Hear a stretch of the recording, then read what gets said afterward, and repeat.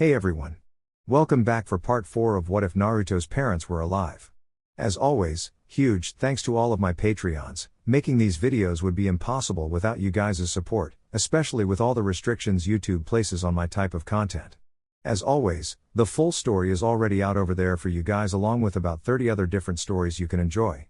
Also, feel free to send me any messages over there if you have any questions or even if you just want to chat. Link to all of that will be in the description.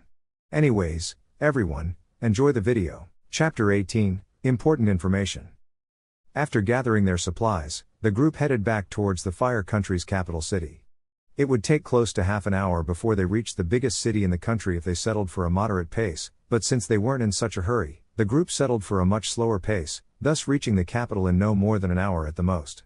During the trip, the two most experienced ninjas were discussing their mission. The information gathering part of the mission wasn't discussed as much as the specifics would have to be addressed once they arrived at the capital, but Naruto and Kurenai were discussing about the possible identity of the Kumo missing nin that the group would probably have to face soon. Naruto, my team isn't ready to face any kind of missing nin on their own and I doubt that the enemy is any less than A-ranked. We have to think of a way of conducting this mission without relying too much on the Genins, said Kurenai earning a nod from Naruto. I didn't have time to address to you regarding their abilities, but I imagine that as a team, they'd able to carry the infiltration mission quite nicely. However, I'm afraid we have to be together at all times. At the worst possible scenario, we'll split up where I go alone while you go with them or vice versa. Either way, if the man is as smart as the Hokage said, he will surely hire someone worthy of at least facing a Jounin in battle, if the information the man handles is any indication, stated Naruto, to which Kurenai turned to think for a while. If the missing nin was Jounin level, neither she nor Naruto could afford to protect the Genins and fight the man at the same time, so one would have to fight and the other would be responsible for protecting the Genin. Kurenai wondered if Naruto's level was enough for such a foe, even if he acquired a B-level ninja status in Iwa. For a Chunin, Naruto was almost unbeatable in battle, but Kurenai couldn't say the same against a Jounin level ninja. Hell, if the guy is immune to her genjutsu, she doubted if her abilities were enough as well. Naruto, I have a responsibility towards my team and that is to protect them at all costs. I'm sorry but I'll have to place you against the missing nin. Don't worry, though, I'll be right behind you serving as backup for long-range attacks. Said Kurenai, having no choice in the end, because of her students. Naruto, though, smiled at her and nodded at what she told. Don't worry, I'll face the man when the time comes. One of the things I learned from my father is to always protect the next generation no matter what the costs are. I can see, though, how attached to them you are, smiled Naruto to Kurenai, who smiled, before looking at her team traveling in front of them. Naruto was right, she did grow attached to them in ways that she never thought she would be. Hinata was like a little sister of her while Kiba and Shino were the little brothers. I guess you're right on the spot, Naruto, but do you think you'll be able to take on the man? Asked Kurenai, to which Naruto nodded, also thinking about his opponent. I was thinking about it as well, Kurenai. Considering the fact that he's a Kumo missing nin, it's very likely that he'll attack us with Raiten ninjutsu, which in turn is weak against Fuuten ninjutsu. I don't know about his other abilities, but in case he's either a taijutsu or genjutsu specialist, I have to watch out for him. My taijutsu is okay, but if he's a genjutsu specialist, I guess you'll have to step in my behalf, stated Naruto, earning a devious smile from Kurenai, who in turn remembered about those awful times when the blonde would focus everything on ninjutsu and taijutsu, forgetting everything about the illusion arts. At last you recognize the superiority of genjutsu, huh?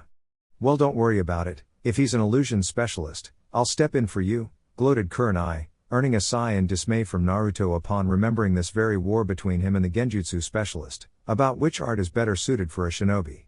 He actually wanted to reply, saying that genjutsu is a supplementary art, but he was afraid that this discussion would go on until they reached the capital city, so he just agreed with the brunette Kunoichi. You're right, Kurenai, genjutsu is way better than ninjutsu. Now, let's focus on the task at hand, said Naruto, earning quite a snicker from Kurenai, who won this fight, before the group increased the pace towards the capital city. While this interaction was going on, the Genins were listening intently and getting exclusive rights to seeing their sensei at ease with someone and not act like the responsible one. They enjoyed seeing Kurenai gloat about genjutsu and Naruto choosing not to say the same thing about ninjutsu, preferring to stop the subject right there, thus giving Kurenai victory in battle. As to the whole discussion, Hinata was more favored to taijutsu, while both Shino and Kiba relied more on their family's ninjutsu. A few minutes passed and the group could see the outskirts of the capital city as it kept growing each step of the way, earning 3 gasps from the Genins as they landed near a tree only half a mile apart from the first building. Naruto and Kurenai were already used to the city from previous missions. Still, they remembered what it was to see the size of the city for the first time, so they understood what the Genins were thinking. Kurenai, being the leader, issued her team to do some recon throughout the city and told them to meet both her and Naruto at the city and located near the Daimayu's castle in the middle of the city. The Genins nodded and scattered towards the big city in front of them. Afterwards, both Naruto and Kurenai remained walking the rest of the trip while Naruto asked Kurenai if letting them wandering around the city wouldn't arouse suspicion. Kurenai, however, dismissed the chances of that occurring since for one, they were Genins whose only suspicion was towards a D-level mission throughout the capital city. Naruto thought for a while and agreed with Kurenai on the whole matter. Now if either he or she was caught, then the target would perhaps know that something was wrong. So Naruto, while they were doing some recon throughout the city, "It will be up to us to watch the target's residence in order to see what we will be up against," ordered Kurenai, earning a nod from Naruto. "We'd have to use henges, though, since if either one of us were to be seen, then the mission would certainly fail and Orochimaru would, then, be informed of our activities," stated Naruto, to which Kurenai agreed and began to think of an alibi for their presence inside the capital city since Hito happens to be close to the Daimayu, so it wouldn't come as a surprise if the man kept tabs with the capital's police to ensure that he would know when a ninja was around. After a little bit of discussing, Naruto and Kurenai came up with a perfect alibi which consisted of them being a couple from Lightning Country taking in the sights. Of course, both Naruto and Kurenai didn't want to do this, but hell, it was for the sake of the mission, not that they would use this argument for a more intimate alibi in the future. "Okay Naruto, we'll do this, but if you so much as try to improve our alibi's relationship, I'll swear to God I'll neuter you for life, understood?" threatened Kurenai. However, what she didn't expect was the rather angry look from the blonde. "You can't possible thing that I'd do such a thing to both Yugao-chan and yourself, aren't you Kurenai? I thought you knew me better than that?" Stated Naruto with a disappointed look on his face, before seeing Kurenai wave her hand in apology. "Sorry Naruto, it's just that the last person who I did this with thought that touching me from time to time in front of everyone would convince them that we were a couple. Asuma-kun and I weren't together yet, so I didn't like it when he touched me, but now we're happy together and I don't want to take any chances. I know that you feel the same way for Yugao-chan, but I, somehow, remembered that very moment," explained Kurenai, before seeing Naruto turn his neck to face her, this time with an impassive face. "Well, you don't have to worry about me doing anything like Asuma-sensei did, so let's try our henges to see if we'd pass as tourists," said Naruto, earning a nod from Kurenai, who in turn made the hand sign for the henge no jutsu, transformation technique. Instantly, she was wearing a gray kimono, her black hair became blonde and her eyes transformed to black. Naruto smiled at the now unrecognizable once brunette, before also performing the henge. His transformation was more refined, since he has similar looks with the yondame. His hair was now longer and he had a ponytail, not to mention that instead of blonde, he was now black. The blue eyes were now green and he chooses to wear a suit of all clothes, earning questioned looks from Kurenai. As seeing the imminent question, Naruto explained that this disguise was used a lot and not a soul would think of checking for henges from a man using a suit. The suit represents some powerful businessman. Also, this is the capital of Fire Country, there will be more men with suits than ninjas with vests in Konoha, explained Naruto, earning a nod followed by a compliment on Naruto's wise thinking. After that, the new couple approached the city, presenting their fake documents that Chunin and above must possess at all times. It consisted of a special seal that managed to copy the henge transformation as the picture, and the ninja would be responsible for a low-level Fuuin jutsu in order to write the important data. After entering, the couple took their map of the city and found Hito's residence as well as the path leading to it. On the way, both Naruto and Kurenai, while appearing to be normal citizens taking a look at the sights, while actually studying the city's landscape and building sizes to know their course of action for the next 2 weeks. While the buildings were at least twice the size of Konoha's, it wasn't something they couldn't handle by pushing a little bit of chakra to their feet. Also, the couple looked at how the population minded their own businesses so that they could mingle easily with the crowd if they were in need of escaping the enemy's grasp. "This place is twice as crowded as Konoha during the day. We need to see how guarded the man's house is and establish a safe point near it for us to begin our investigation," whispered Kurenai, to which Naruto nodded as he continued to walk towards their target's residence. "It's strange, though, that we're still due to see a single shadow of this city's police. Hito is close to the Daimayu, we must assume he would use the Daimayu's trained samurai to guard the place, said Naruto, to which Kurenai acknowledged as the couple now saw the house on the horizon. As expected, Hito's residence was better described as a mansion with 3 floors. The house was surrounded by streets and samurai as Naruto and Kurenai saw. After arriving near the residence, the couple began to search for the mansion's security program. From outside, both Naruto and Kurenai managed to spot samurais doing what appeared to be a scout around the perimeter. Naruto counted 4 of them and Kurenai spotted the remaining 2 that were together at the back of the residence. All they have to do now is to observe the samurai's pattern to decide the appropriate time to invade the house. That being said, the couple went to a local restaurant and asked for a place near Hito's residence. As Naruto continued to observe the house, Kurenai poured some sugar in her coffee and drank it slowly, savoring the taste of the black substance. When she looked back at Naruto, she remembered his resolve towards Yugao and her feminine and inquisitive mind began to work. No matter how Naruto could act mature at times, she couldn't help but wonder about his future with a much older woman. Kurenai felt strange that Yugao could be so comfortable to be with someone to whom she had to babysit when he was 4. It was a strange concept to say the least, and she wanted to see for herself. First of all, why don't we establish fake names for ourselves for our conversations, considered Kurenai, calling Naruto's attention before he began to think of Kurenai's question. Well, you could call me Kenshin, I happen to use this name for my undercover missions, how about you? Asked Naruto, earning a snicker from Kurenai, who wondered about how many undercover missions one ninja does before he or she feels inclined to use the same fake identity for other missions. Misao is my name, so Kenshin, I was wondering if I could, perhaps, ask a personal question, asked Kurenai, earning a nod from Naruto, who in time wondered what Kurenai's intentions were by asking something personal in the middle of the mission. Tell me about your relationship? Asked Kurenai, earning a snicker from Naruto, who in turn, decided to play a little bit with his coworker. What do you mean, Misao-chan, you're asking about my relationship to you? I don't follow. Smiled Naruto as he heard a snort coming from Kurenai, followed by a serious look on her face, thus indicating that she wasn't so much into the little playtime. Naruto apologized and asked Kurenai what she wanted to know about his relationship with Yugao. Kurenai nodded and turned to ask questions. So the conversation went on with Kurenai asking about their relationship more in terms of their interaction with one another.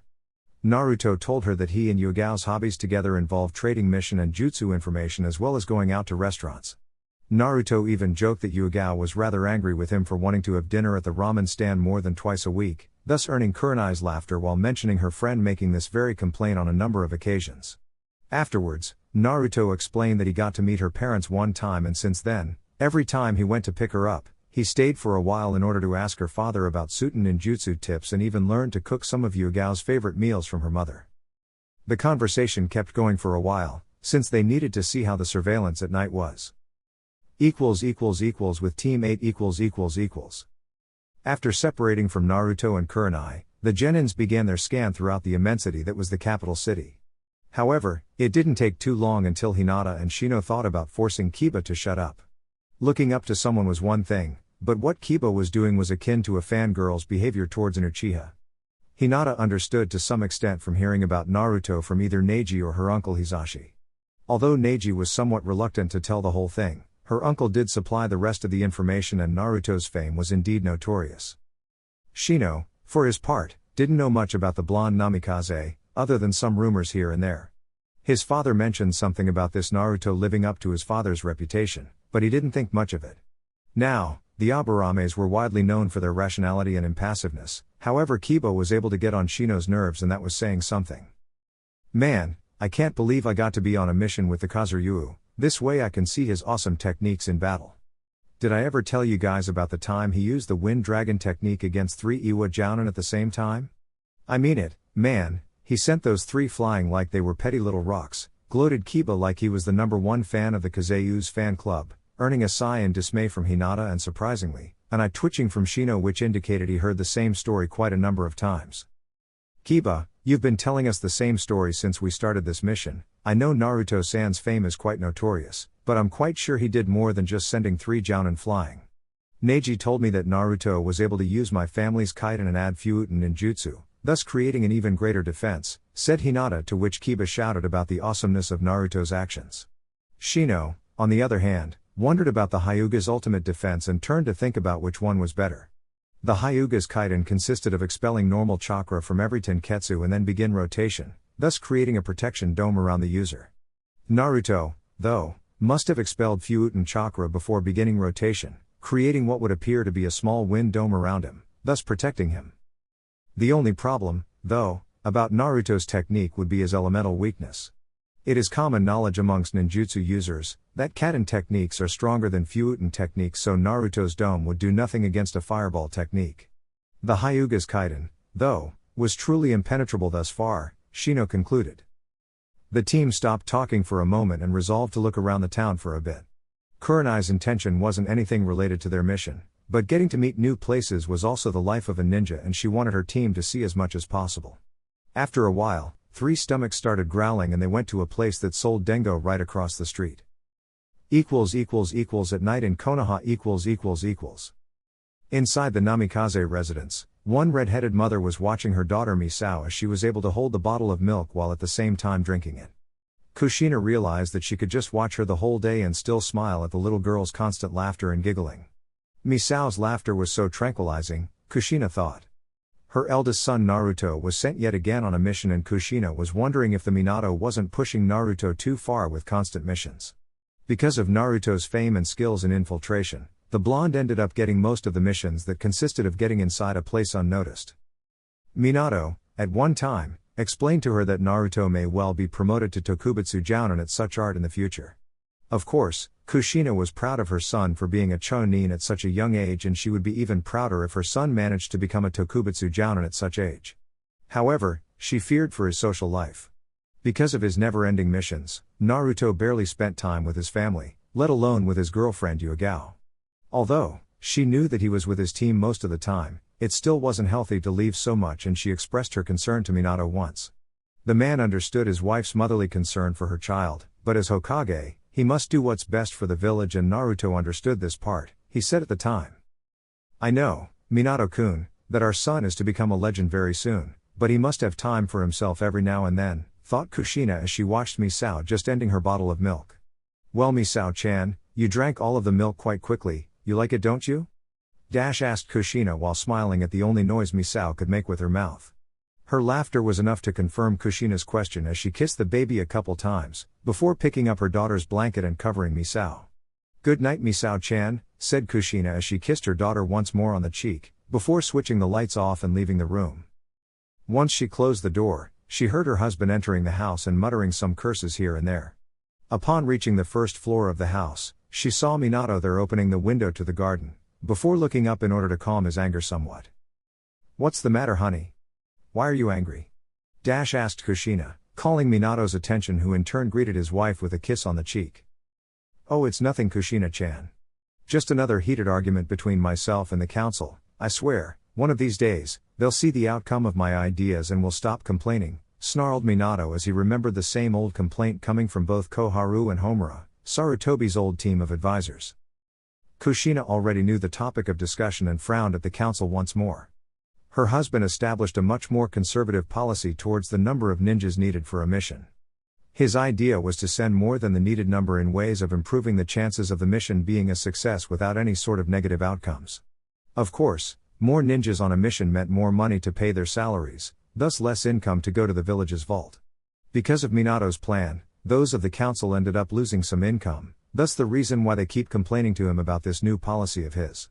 Those old fools had yet to realize that with a higher number of missions being completed, more mission requests would be filled, thus filling the needed gap. They don't even respect their own teammate anymore.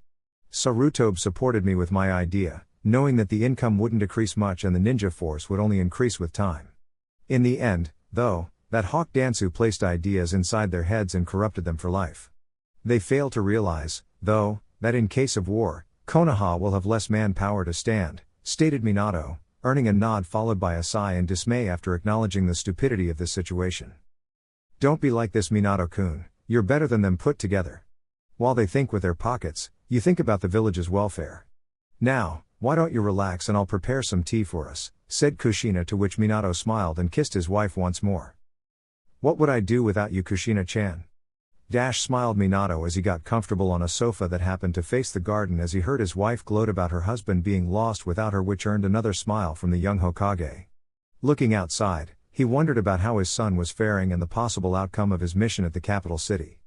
The thought of Orochimaru wanting information about Konoha sent shiver to his spine, and he wondered about the snake's intentions. Whatever his intentions were, Minato knew the whole village would be affected as a whole. His new village Otogakur doesn't have the resources needed for a full-scale war, if that ever happens, so chances are that the snake would lure others to his cause.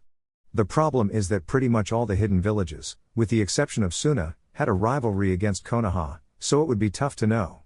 Iwa, no doubt, wants revenge against me because of the Third Shinobi War, and my son's reputation surely increased their anger. Kumo is on the same foot as Iwa, from also participating in the war. Kiri was rather neutral and is currently trapped in a civil war between the Mizukage and the Seven Swordsmen, so I guess it's safe to exclude them for now. Nevertheless, we should get ready for the worst, thought Minato as he saw Kushina come with a cup of tea and handed it to him. With Naruto and company . After a while apart, the group now gathered inside the hotel they were supposed to meet. Naruto and Kurenai explained their reconnaissance mission towards the target's house. According to Naruto, the house was indeed heavily guarded by highly trained samurais. Kurenai also explained that inside, cameras were installed in key parts of the house, so getting inside would be extremely difficult. Excuse me Kurenai-sensei, Naruto-san, how can we fool a camera before getting in? Genjutsu wouldn't work, so what leave us? Asked Shino, earning nods from Naruto and Kurenai, followed by a smile from the latter. Quite observant Shino, indeed no genjutsu can fool a camera for obvious reasons. However, you all know how the image is captured by the camera. For it to capture an image, said image must be provided with enough light so that the camera can process it. That's where Konoha's best infiltrator acts. Naruto here has a jutsu that can control his shadow, thus expanding it and covering his entire body. The camera will mostly see all black and won't spot him. However, that will be for later. Now our target works inside the Daimayu's castle, so we must do some recon there as well. Our group will use Henjin mingle with the tourists that will be taking a tour inside the castle. While inside, Hinata will use her Byakugan to spot our target and try focusing on any material regarding Konoha. Now, we'll get to rest for the night. Since each room has only 2 beds, Hinata and I will take one while Shino and Kiba will take another. Naruto will have to settle for a single room, reported Kurenai, earning a nod from those present before the Genins went to their respective rooms, thus leaving Kurenai and Naruto alone again. How developed is Hinata's Byakugan? I know Neji's eyes could read said documents from a distance, but I don't know about her, asked Naruto, to which Kurenai smiled. Her Byakugan is just as developed as Neji's. Both Neji and Hisashi taught Hinata some exercises to expand the Byakugan's reach. I thought about using Shino's bugs to procure some information, but anyone with some ninja training would detect the Kikaiku bugs, thus endangering the mission's success. We'll have 1 week to scout the entire building, though, so we're not in rush to get the information, said Kurenai, to which Naruto nodded and went to his room, before wishing Kurenai a good night's sleep. Naruto, I was thinking of doing some training for my team, would you be interested in helping me? There is a certain amount of time before we need to infiltrate the castle, so we can use the rest of the day to teach them something useful in the future, asked Kurenai, to which Naruto accepted, before asking Kurenai about their training so far. Their chakra control is already advanced since both tree and water walking was already mastered. They're already proficient in their family abilities, so I tend to test them more in genjutsu countering nowadays. We could create some stamina exercises and chakra increasing ones. Elemental ninjutsu, I'm sorry to say, is off limits since their respective clans didn't allow me.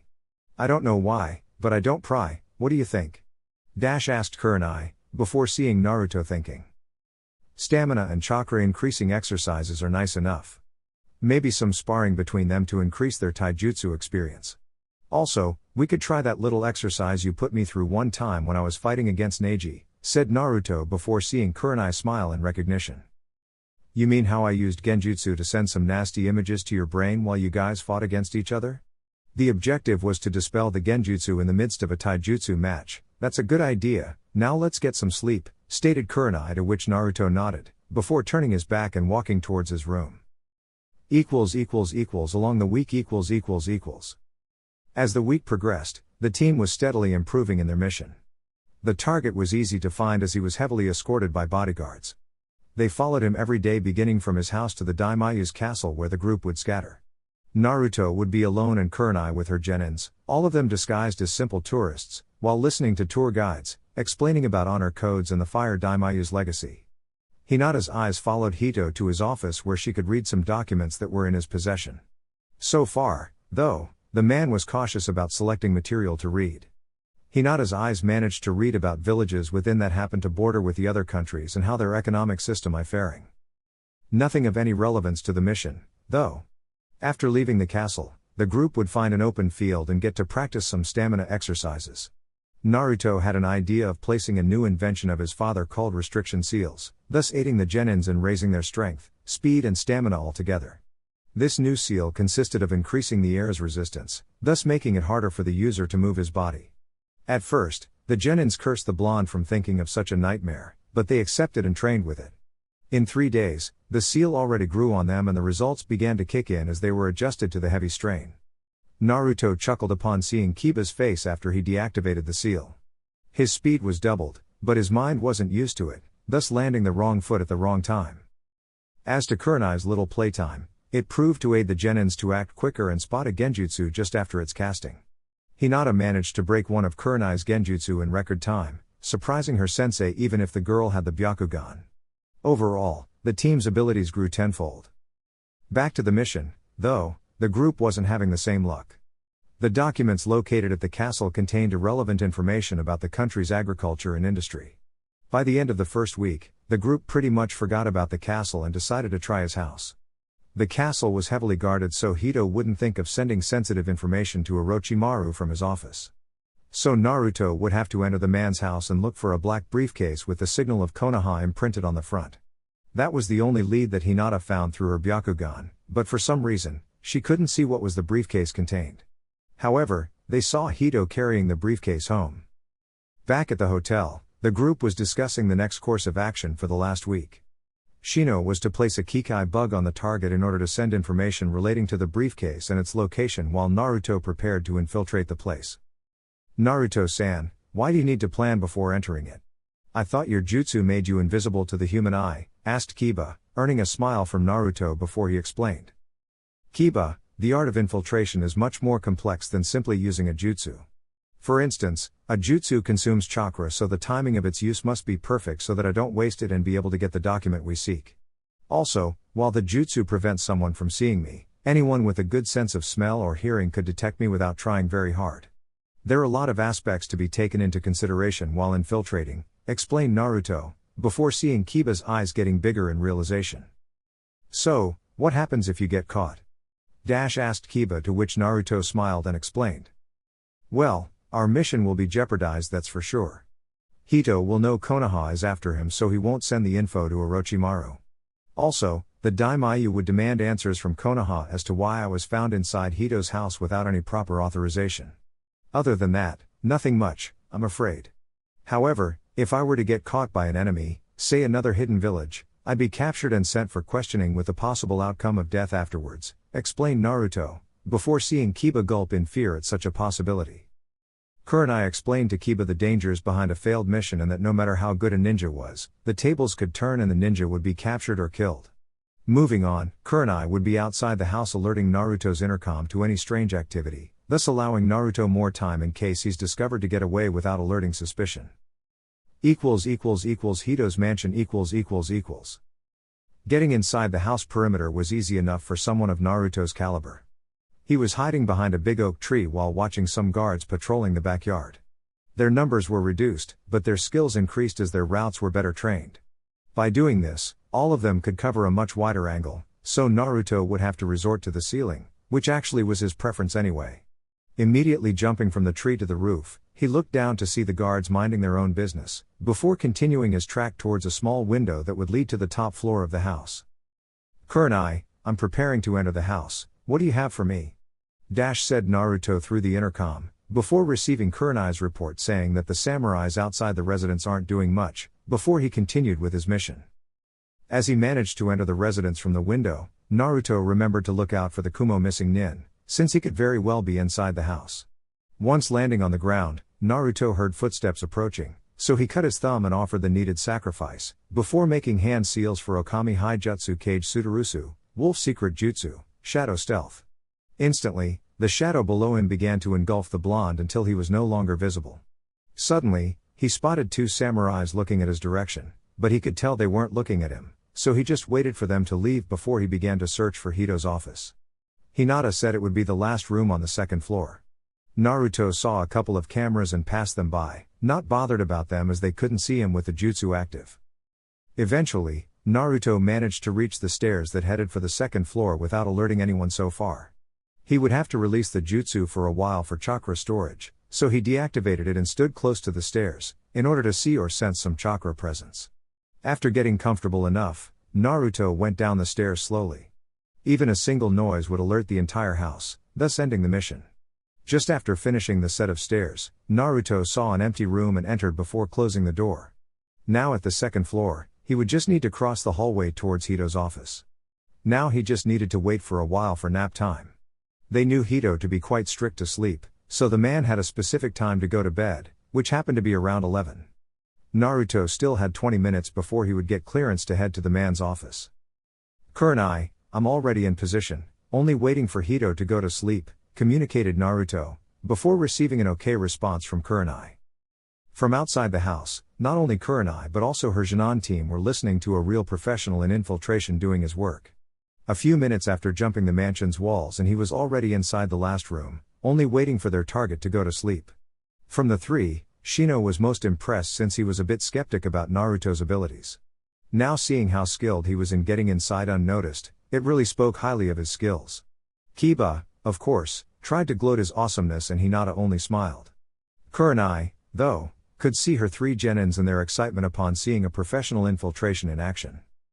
In about 10 minutes, Hito will go to sleep and he will be able to walk inside the office. "We shall wait until he communicates with us again," said Kurenai, earning nods from the genins. Back to Naruto, he was focusing some chakra to his ears while closing his eyes, in order to hear as much as possible for any steps along the hallway. So far, the man was still inside his office since he couldn't hear any steps. "Well, I guess the only thing now is wait for a while," thought Naruto. After 10 minutes, faint sound of steps could be heard and it was getting louder, which meant that the target was walking towards his room to rest for the night. Naruto's signal for leaving the room would begin once he heard the man climbing the stairs to his room that happened to be on the third floor, with a little surprise that Kurenai thought about. You see, before Naruto went down to the second floor, he went inside the main bedroom and placed some time sleeping gas, just waiting to be activated upon his arrival. That left Naruto with plenty of time inside the man's office to dig for information relating to Konoha and if said information was already sent to Orochimaru. Once the noises were heard, Naruto once again did the jutsu and left the room towards the office. Now inside the office, Naruto deactivated the jutsu and began to look through the documentation on top of the table. A lot of them were irrelevant and didn't tell much. Well, scratch that, it was all irrelevant. The blonde searched the room for a while and couldn't find the briefcase that Hinata found with her Byakugan. Something was wrong, though, as they saw Hito carrying it after leaving the office, so it meant that either he hid it in another room or it's locked inside a secret compartment. "Kurenai, could you ask Hinata to use her Byakugan? I need to know if there is a hidden compartment inside this office," asked Naruto. Naruto, she managed to find a vault behind the frame containing the Daimayu's picture. She couldn't look inside because it's made with a material that prevents the Byakugan from seeing. "Can you open it without destroying it?" asked Kurenai, through the intercom, but she didn't get the answer right away. "I admit it's not something I'm proud of doing, but I have quite the experience with opening vaults. Ah man, I'm a thief," whined Naruto through the intercom. Kurenai heard it and tried to suppress a giggle. "Don't worry Naruto, this will be a secret between us, now open it and see what's inside," said Kurenai, before breaking the intercom connection for a while. Back to Naruto, he took a few tools from his holster and began to work on breaking the safe. This one, while not unbreakable, proved to be quite challenging, since it took nearly 20 minutes for Naruto to open it. Once he got it open, he saw said briefcase, before taking it away and closing the vault. Upon opening, his eyes almost left his sockets and he, now, became rather angry. The damn fool had everything about Konoha's defensive systems, including route patrols for the whole year and its patterns. Naruto also saw that Hito had the security measures in case of an invasion. Naruto learned as he was promoted to Chunin, that upon an invasion, the first concern is with the civilians' evacuation and then attack the enemies with everything the village has at its disposal. If Orochimaru gets a hold of this information, he could target the civilians and force the shinobi force towards a trap. This information is fit for someone who wishes to invade Konoha's village. Oh Kami, I have to warn Kurenai. Kurenai, I managed to encounter the briefcase and the news aren't good. They have info containing our entire defensive structure and the route patrols for the whole year. I don't know if this information was already sent to Orochimaru, but in case he already know of this info, we can prepare ahead, said Naruto through the intercom. I'm afraid that this will be enough for our mission, Naruto. Nice job. Bring the briefcase and we'll go talk to the daimyo and arrest him for treason, said Kurenai, earning an acknowledgement reply from Naruto. Outside the mansion . Once outside, Naruto handed the briefcase to Kurenai before smiling at the blonde. However, when Naruto didn't smile back, she was serious in a second. Naruto was narrowing his eyes and she could see a shadow appearing on his left shoulder line. I wasn't sure who Konoha would send, but clearly sending the famous Kazuryu here was something I didn't expect. The sleeping gas was a nice trick, I managed to find it, but I couldn't stop Hito from falling asleep because of it, said the mystery man, before Naruto turned to meet him. The man was wearing an Anbu-type gray coat, only exposing his face, however Naruto couldn't figure out who the missing nin was. You seem to know about me, but I'm afraid I don't know much about you. I happen to memorize the bingo book and I don't see you in it. Care to explain why? Asked Naruto, earning laughter from the missing nin. There is a valid reason to that, I'm sure of it. So far, no one who tried to track me down managed to survive the night, that's why there isn't any information relating to my abilities. You on the other hand let them live, hence why I have lots of information about you, said the man, earning a snarl in return from Naruto. He gestured for Kurenai to leave with the information and reach the daimyo in order to explain this mess. The woman was reluctant at first of leaving Naruto alone to fight, unfortunately, she had her genins to protect. She landed a hand on his shoulders as in asking him to be careful. Naruto nodded and waited for them to leave. Naruto was surprised the man let them escape with the information and asked him why he let them go so easily. Hito hired me for his protection, I don't care about his documents getting stolen. Actually, I was hoping of fighting you alone. It's a rare thing to have someone so young holding such a fearsome reputation throughout the elemental nations. I find myself intrigued to see your abilities, said the man, pretty much wanting a challenge against Naruto. At least tell me your name before we engage in combat. You know mine, but I don't know yours, asked Naruto, earning a nod from the man. I guess it's only fair, since you'll die today. My name is Higurashi Akira, now shall we engage in fight or you want to talk some more? Laughed Akira, before seeing Naruto smile. Never was one for talking anyway, said Naruto, before grabbing some shurikens and threw them at Akira. Smiling at the incoming projectiles, Akira just stood there waiting. When the shurikens were about to hit him, Naruto managed to see the static shield appearing in front of the man, thus defending him. Akira didn't waste time talking and focused chakra to his legs, thus charging straight at Naruto. The blonde, seeing the incoming attack, grabbed his new trench knives and charged against Akira with the intent of stabbing the man. When Naruto was about to land the first cut, Akira suddenly dodged it and flipped his body before aiming an upper kick to Naruto's face. The blonde managed to evade, but barely, and did a backflip while making some hand seals for Fuut and Reposo, wind release, gale wind palm jutsu. When Naruto landed his feet on the ground, he expelled a concentrated wind beam towards Akira. The man was surprised at first, but managed to dodge before beginning his own series of hand seals. Raiden-Jan, lightning release, false darkness jutsu. The lightning shot was fast, so Naruto used his wind defense in order to divert the lightning from him. Now it was time to attack as Naruto charged with his trench knives and attacked Akira with a series of slices. As Naruto attacked, he was seeing the advantage with his new trench knives. Since the new ones resembled little kodashis, Naruto could extend his attacks and link it in a sequence. Akira was at disadvantage, simply because he had to resort to taijutsu against Naruto's two swords. The man was having a tough time dodging, so he jumped backwards after the last attack. You're good Kazuryu, I'll admit, but you're far from being at an advantage here, said Akira, before he began a large series of hand seals. Raiten Ryudan, lightning release, lightning dragon jutsu, whispered the missing nin, before seeing Naruto's face contort in worry. The lightning dragon was recently stolen from Kumo's vault nearly a year ago. The technique was declared a kinjutsu because no one had the chakra capacity to use the technique and not die from lack of chakra. Naruto realized the danger he was in. As the dragon began its formation, Naruto's mind began to process his alternatives. The technique caused a lot of damage, and should Naruto get hit, he would be lucky if he escaped alive. "Prepare to die, Kazuryu," shouted Akira, before sending the lightning dragon straight at Naruto, hitting him dead on. An explosion soon followed and several houses were destroyed. The man was grinning madly at being able to destroy the famous Kazuryu and son of the Yellow Flash of Konoha. "I wouldn't do the victory lap just yet if I were you, Akira," said Naruto as he got out of a darkened corner. Akira snarled at the blonde surviving a kinjutsu and asked him how he did it. "One downside about your technique is that it takes too long to prepare, thus giving the enemy plenty of time to prepare a counterattack. The one you destroyed was actually one of my Kage Bunshine. Now that you used a lot of chakra, I guess you can't use any more jutsu. It's time to end this," said Naruto as he charged towards Akira, while throwing his trench knives in front of him before making hand seals. Fuuten Hisho no Taka, Wind Release, Flight of the Falcon Jutsu. What happened next was that Naruto pretty much vanished in thin air, and 1 second later, he was already in front of Akira, shoving his trench knives through the man's chest, killing him instantly. The technique consisted of 2 parts. First, Naruto used his wind chakra to eliminate the air resistance in front of him, thus gaining faster movements. Second, he expels a huge burst of wind chakra from his back, thus earning an incredible speed. Since the air in front of him wouldn't interfere with his movement, Naruto's speed would quadruple, thus attacking the enemy before he had a chance of dodging or evading the blow. While it was similar to the Hiraishin, it certainly was slower, so it wasn't as deadly as his father's technique. That didn't mean, though, that it would be less feared.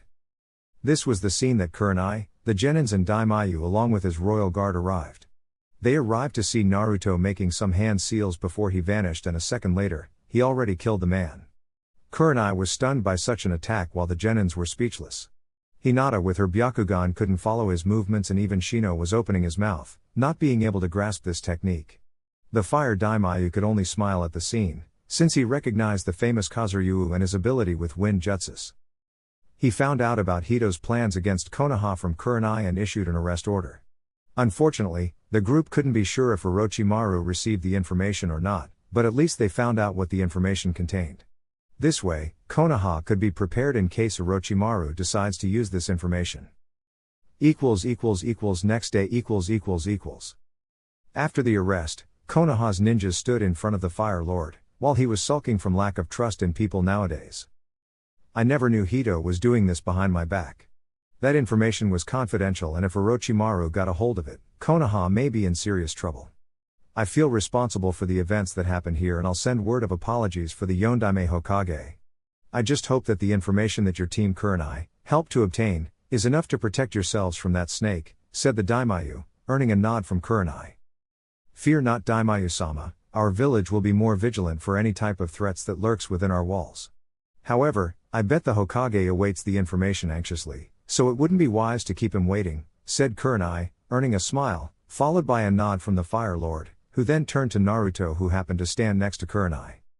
"Well, my boy, I guess your reputation precedes you. I've never saw such a technique before, and it looks similar to your father's Hiraishin technique. You're very interesting, and I'll be sure to follow your shinobi career with interest.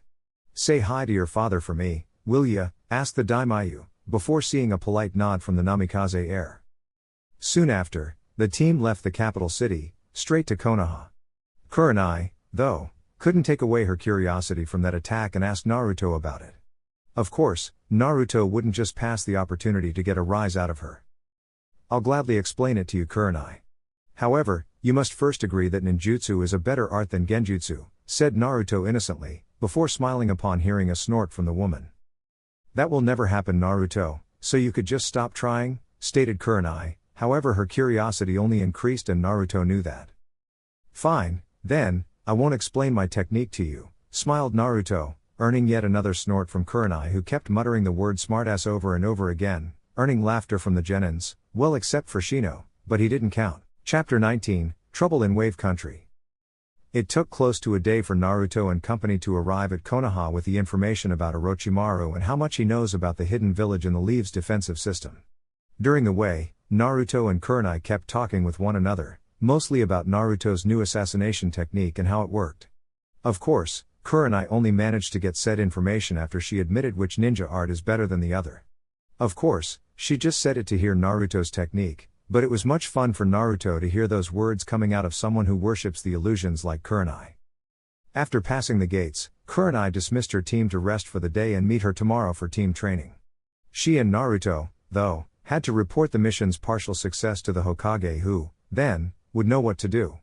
Along the way, Naruto asked Kurenai about the repercussions of Orochimaru having that much information about the village's defenses, to which the woman simply responded that she didn't like to think about it, saying that the snake would have better advantage of striking Konoha where it truly hurts. Anko shared some stories of Orochimaru that send shivers up my spine. Naruto. In the beginning of the last Shinobi War, for instance, Orochimaru was responsible for brutal acts towards enemies. Of course, we were at war and surely the enemy would do worse to any one of us, but the things he did at the time was like anything I've seen in my career, and I've seen a lot of bad things, trust me, said Kurenai, earning a nod from Naruto, who then looked forward. Hokage Same once told me about this man. He said that Orochimaru's nature was what made the Sandaime Hokage change his decision from nominating the snake as successor.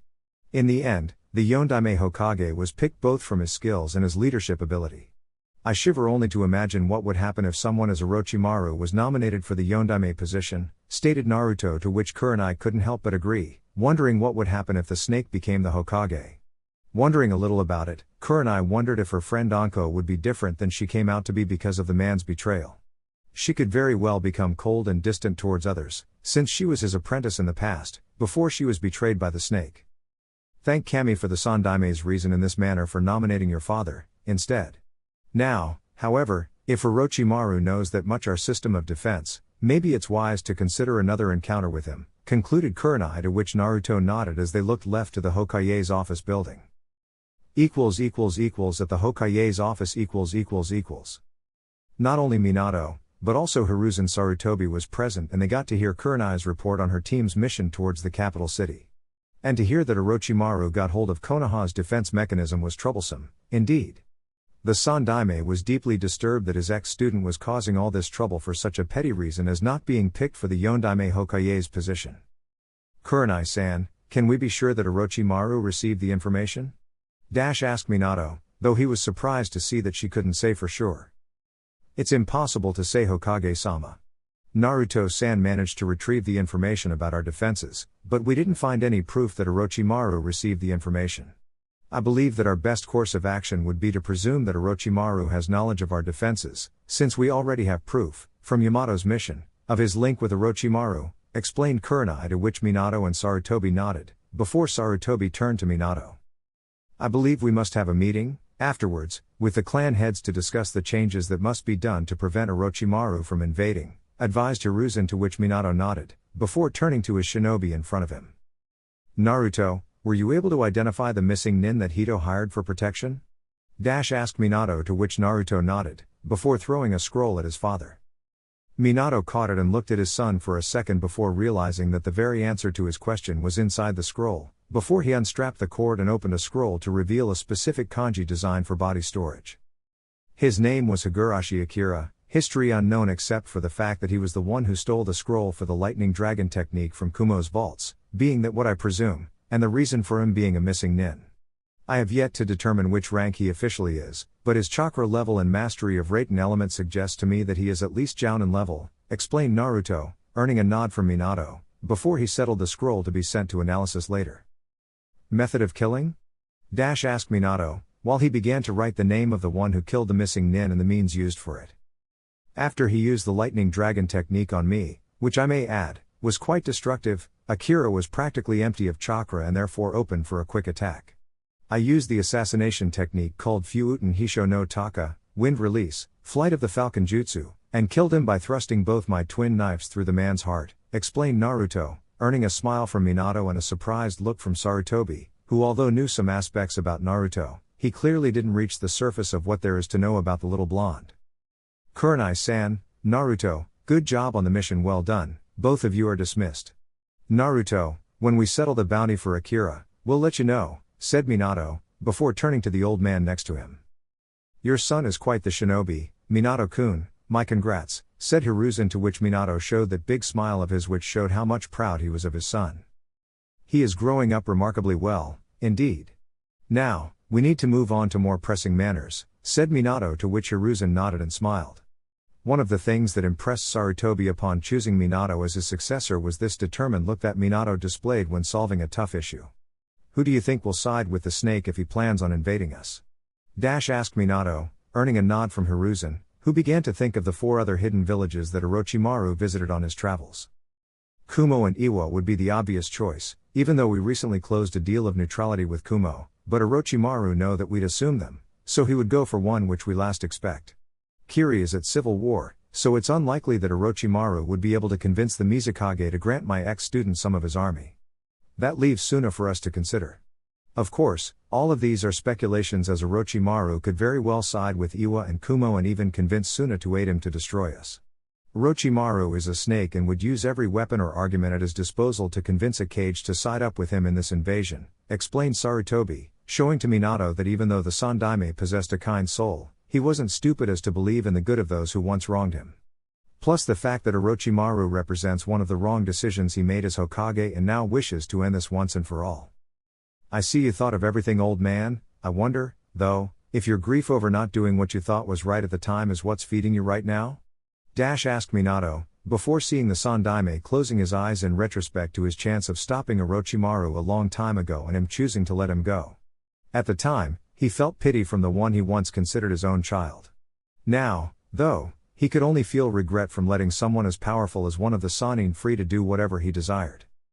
As he opened his eyes, Minato could very well see the heavy burden placed by Orochimaru upon betraying not only the village, but the trust of someone who didn't ask for much in return, only loyalty. It's true that not doing what was the right thing to do haunts me to this very day, Minato-kun. From all the wrong decisions I've made in the past, this was definitely the worst. However, with age you learn that no matter what you do now or in the future, you cannot change what happened in the past. I have to be ready in case he comes here.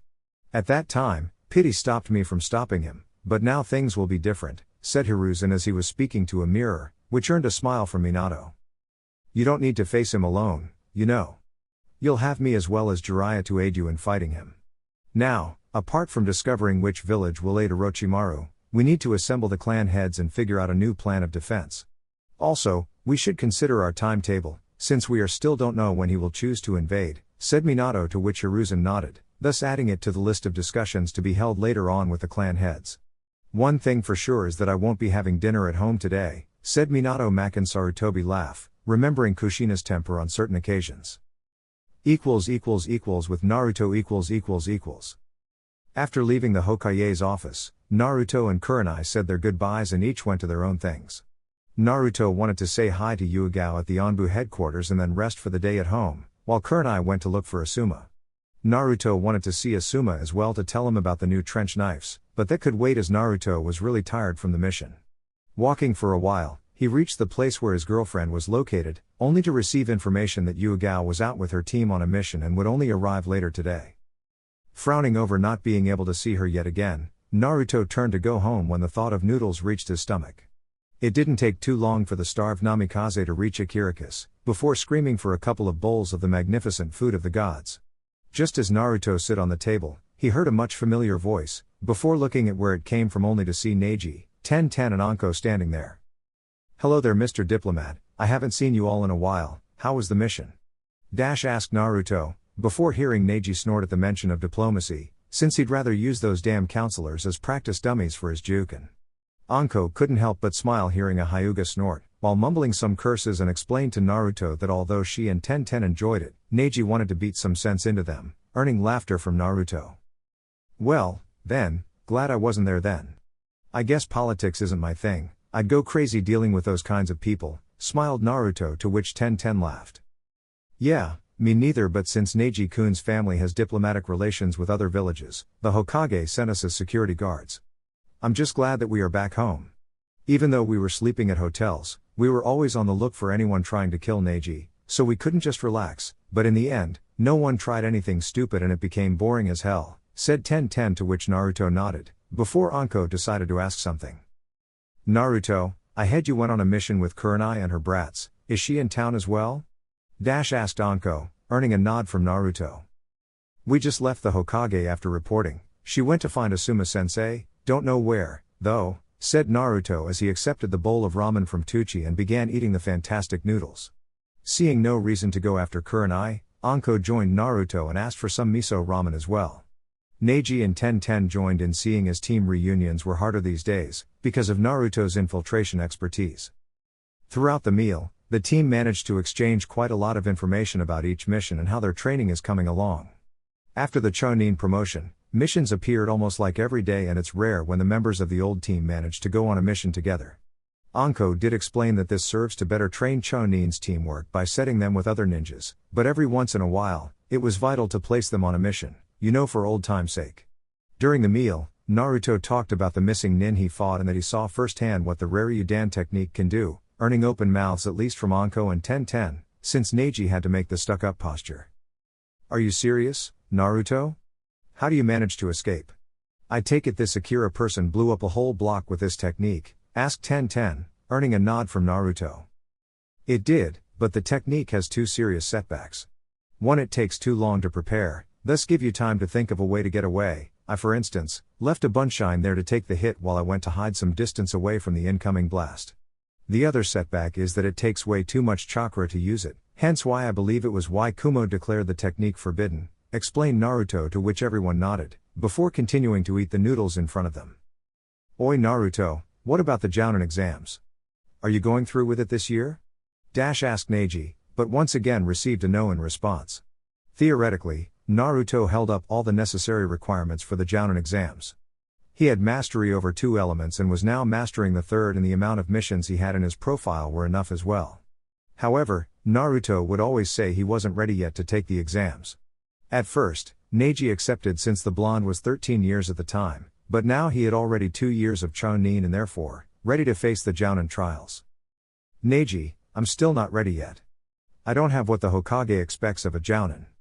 I'm too hot-headed at times and I wouldn't know the first thing about being a Jounin sensei. Either way, there is plenty of time for me to learn what's needed, before attempting the trials. What about you Neji? Being a Hyuga, the rule about the elements doesn't apply, but still you have mastery in Doton Ninjutsu, plus your mission record is the same as mine, if not bigger. Why don't you take the Jounin exams?" asked Naruto. "I plan to take it next year.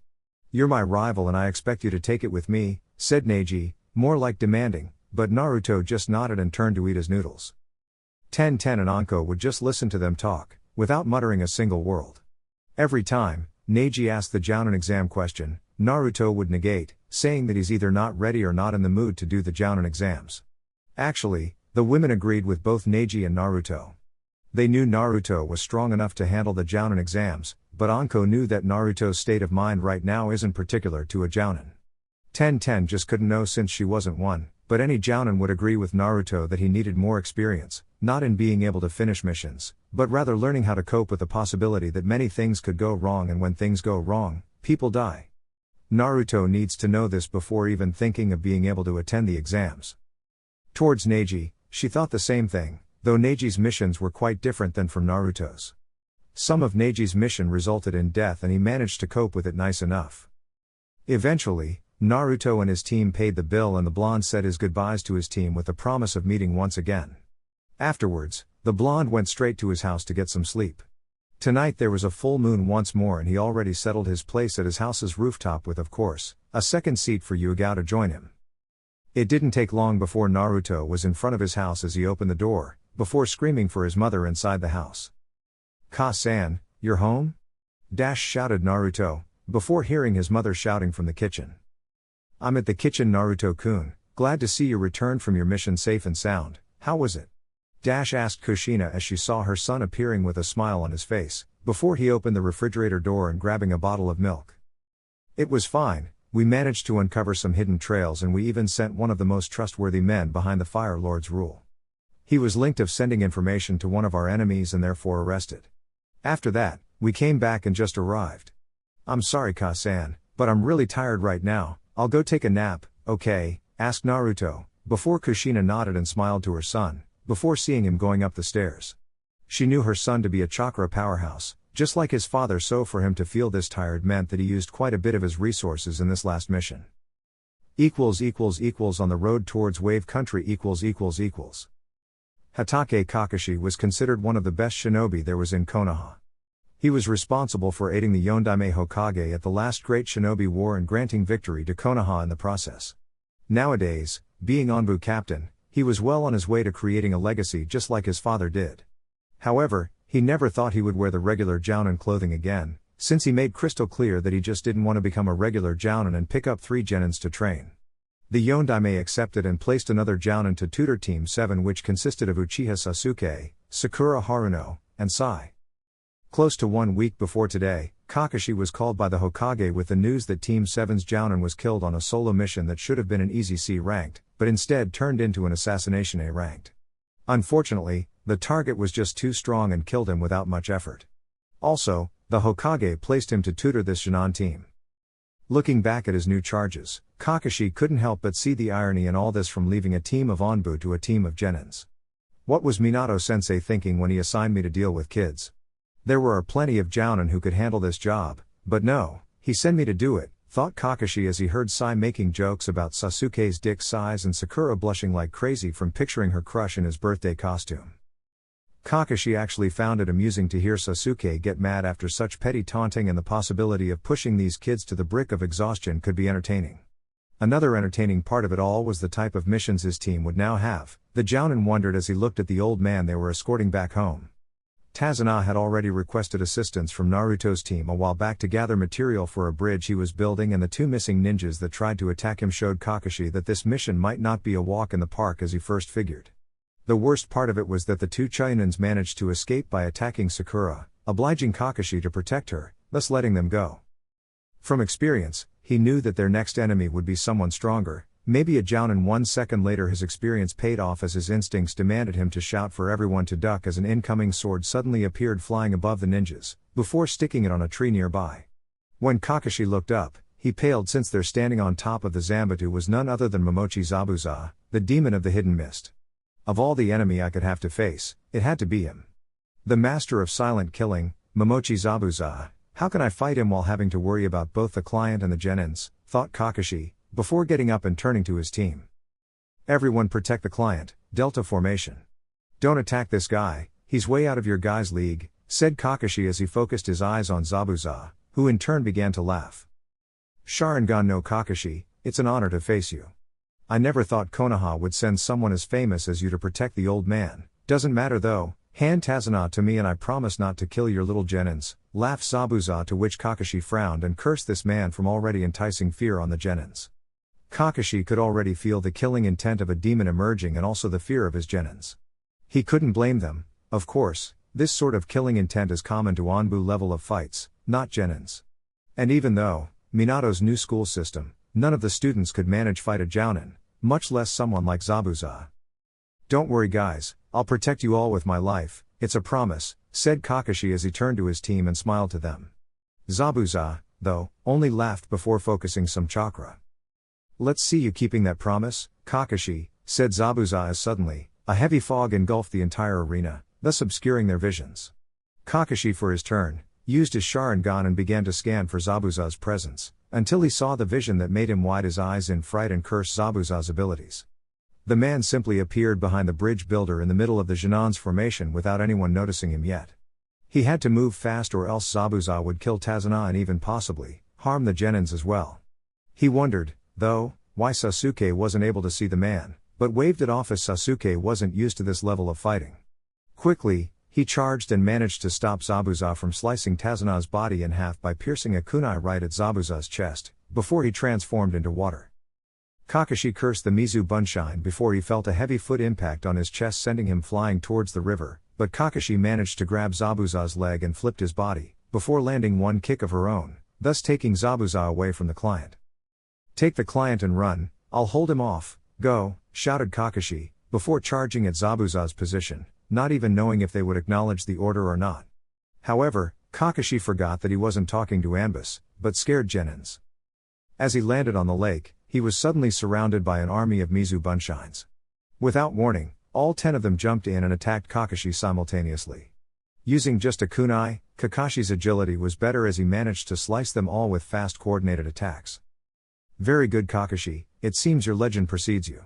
Let's see if you handle to fight me in my territory, said Zabuza as he suddenly emerged from within the lake and charged Kakashi with his Zanbatsu, managing to cut a few of Kakashi's hair in the process.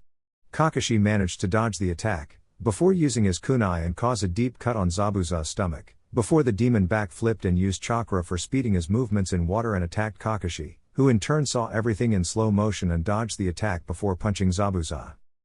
"It's useless, Zabuza, I can see all your movements with the Sharingan," said Kakashi as he suddenly saw Zabuza making hand seals. "We'll see about that, Kakashi. Suten Sweryu Udan no Jutsu, Water Release, Water Dragon Jutsu," said Zabuza as the water dragon suddenly charged Kakashi, who in turn jumped out of the way, before making a few hand seals of his own. "Katengu Kakyu no Jutsu, Fire Release, Great Fireball Jutsu." The fireball charged Zabuza, who in turn just stopped his chakra flow and dived to escape the technique, which upon contact with the water, it condensed to steam. Zabuza appeared on top of the water once more and charged Kakashi once more. However, he wasn't alone as two Mizu Bunshines attacked Kakashi from behind.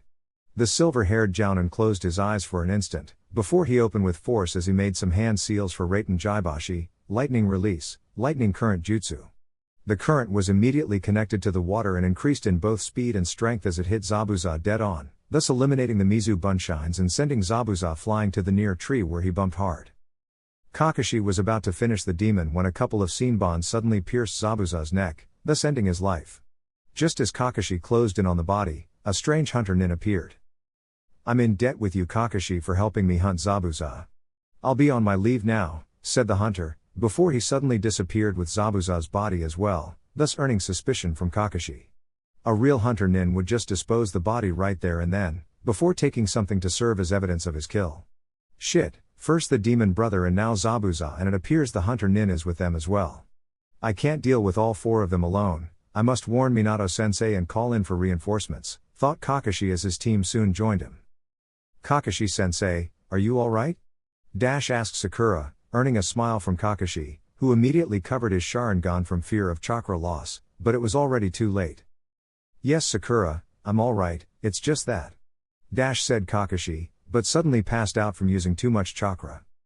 After consecutive screams coming from Sakura from thinking that Kakashi was dead, Sai explained that he was suffering from chakra depletion and turned to Tazuna for a place for Kakashi to rest. The old man told them to follow him to his house, which wasn't so far away. The next day. Slowly opening his eyes, Kakashi looked at what appeared to be a white ceiling, wondering if he was inside a hospital before turning his head to see a beautiful brunette lady preparing some medicine for him. "Ah, good to see you're up there. Your group was worried sick about you, how are you feeling?" asked the woman, to which Kakashi nodded while explaining that he was feeling much better now. "Excuse me, but do you know where my team is? I need to discuss certain things with them," asked Kakashi. "They are downstairs, I'll call them right away," said the woman, to which Kakashi would later know that her name was Tsunami, before she screamed for the Genins to appear before their teacher. Some minutes later, Sasuke, Sakura and Sai appeared greeting their sensei, before seating next to him forming a circle.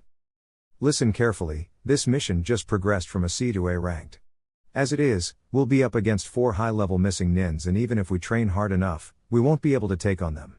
I'll be calling for reinforcements," explained Kakashi, before Sasuke snarled. "Why you need reinforcements for?" "We can take them," said Sasuke, but Kakashi nodded his head, before looking at the Uchiha. "I barely managed to win against Zabuza, and there are 3 more of them against you guys. For Genins, you are certainly strong, but not against Chunins and Jounins. Also, I can't fight Zabuza and worry about protecting you at the same time. I'll be sending a note to the Yondaime Hokage to send in some reinforcements to aid us in this mission," said Kakashi, before seeing Sasuke look down in shame, probably because of his so-called Uchiha pride or something else, but Kakashi didn't bother to know what. "Don't worry, Sasuke, I'll be training all of you for the fight. We still don't know how many will appear next time, and we should be ready by the time they appear. For now, let's focus on increasing your skills and wait for reinforcements to arrive." In Konoha . After having some breakfast with Yugao, Naruto was now searching for Asuma to talk about the trench knives. His girlfriend arrived in time to spend some time with Naruto below the full moon. It was nice, and they managed to share a nice picnic. Also, Yugao slept with Naruto, since the girl was quite tired from her mission. The couple woke up together and decided to have breakfast at a bakery next to the Namikaze compound. All in all, life was good for the blonde. Now, he was searching for Asuma about the new knives. He went to the training ground that he used to train the Genin team and found him overseeing Shikamaru, Ino and Kuji's training on taijutsu. "Good morning, Asuma-sensei," shouted Naruto, drawing Asuma's attention away from the Genins, before hearing silent prayers for a little break. Upon hearing it, Asuma smiled and then looked at Naruto once more. "Hello there, Naruto, back from the mission I see? So, how were the new knives?" asked Asuma, before seeing Naruto pick them from his holster and showing it to the bearded shinobi. "They are very dependable, be sure of it. They feel like two nadachis instead of knives. However, it's bigger than the old ones, it's less served for attacking and more for defending from the attacks. It was quite difficult to maneuver them accordingly, but in the end I managed quite nicely and managed to defeat an enemy with it. Tell me, Asuma-sensei, what were your intentions for changing them?" asked Naruto, earning a smile from Asuma. "For the very reason you said, Naruto. The old ones were mostly used for attacking. You knew how hard it was to defend against bigger weapons, you had to know exactly where the attack would hit, but now you can position either one of the new knives on a certain position and be able to cover more parts of your body. Besides, the little offensive setback is easily fixed with experience," explained Asuma, earning a nod from Naruto. "Also, I found out we can extend the wind chakra even further from the weapon, thus transforming into a bigger sword," stated Naruto, to which Asuma smiled, before seeing his three Genins on the ground sleeping. "Excuse me, Naruto, but I have to wake my Genins up. If they are tired now, let's see how they'll be when I'm really through with them," said Asuma as he walked towards the Genins while laughing a little bit, to which Naruto smiled and turned to leave towards a training ground to practice his third element. Naruto never thought he would enjoy learning Suiten, water, since he practically grew up with Raiten, lightning, and Fuuten, wind. But then again, it was new and he enjoyed the feeling of getting strong enough to overcome his father in time. Arriving at the training ground that happened to be located near a small river, Naruto stepped on the water and closed his eyes for a second, while initiating the usage of Suiten chakra inside his coils. This procedure regarding the other two elements happened in a blink of an eye, but since the third one wasn't his affinity, he had to practice to make it to where he takes less time to prepare as possible. A couple of minutes later, Naruto was already able to move the water using chakra, being this an introduction exercise for Suiten practice. Naruto would start moving the water slowly, until he managed to form a whirlpool. After that, he would use more chakra to expand the whirlpool and keep the entire lake spinning. Of course, this was a high-level exercise and usually only those with the appropriate affinity can attempt to do it, but after a lot of hard work, Naruto managed to overcome the affinity deficiency.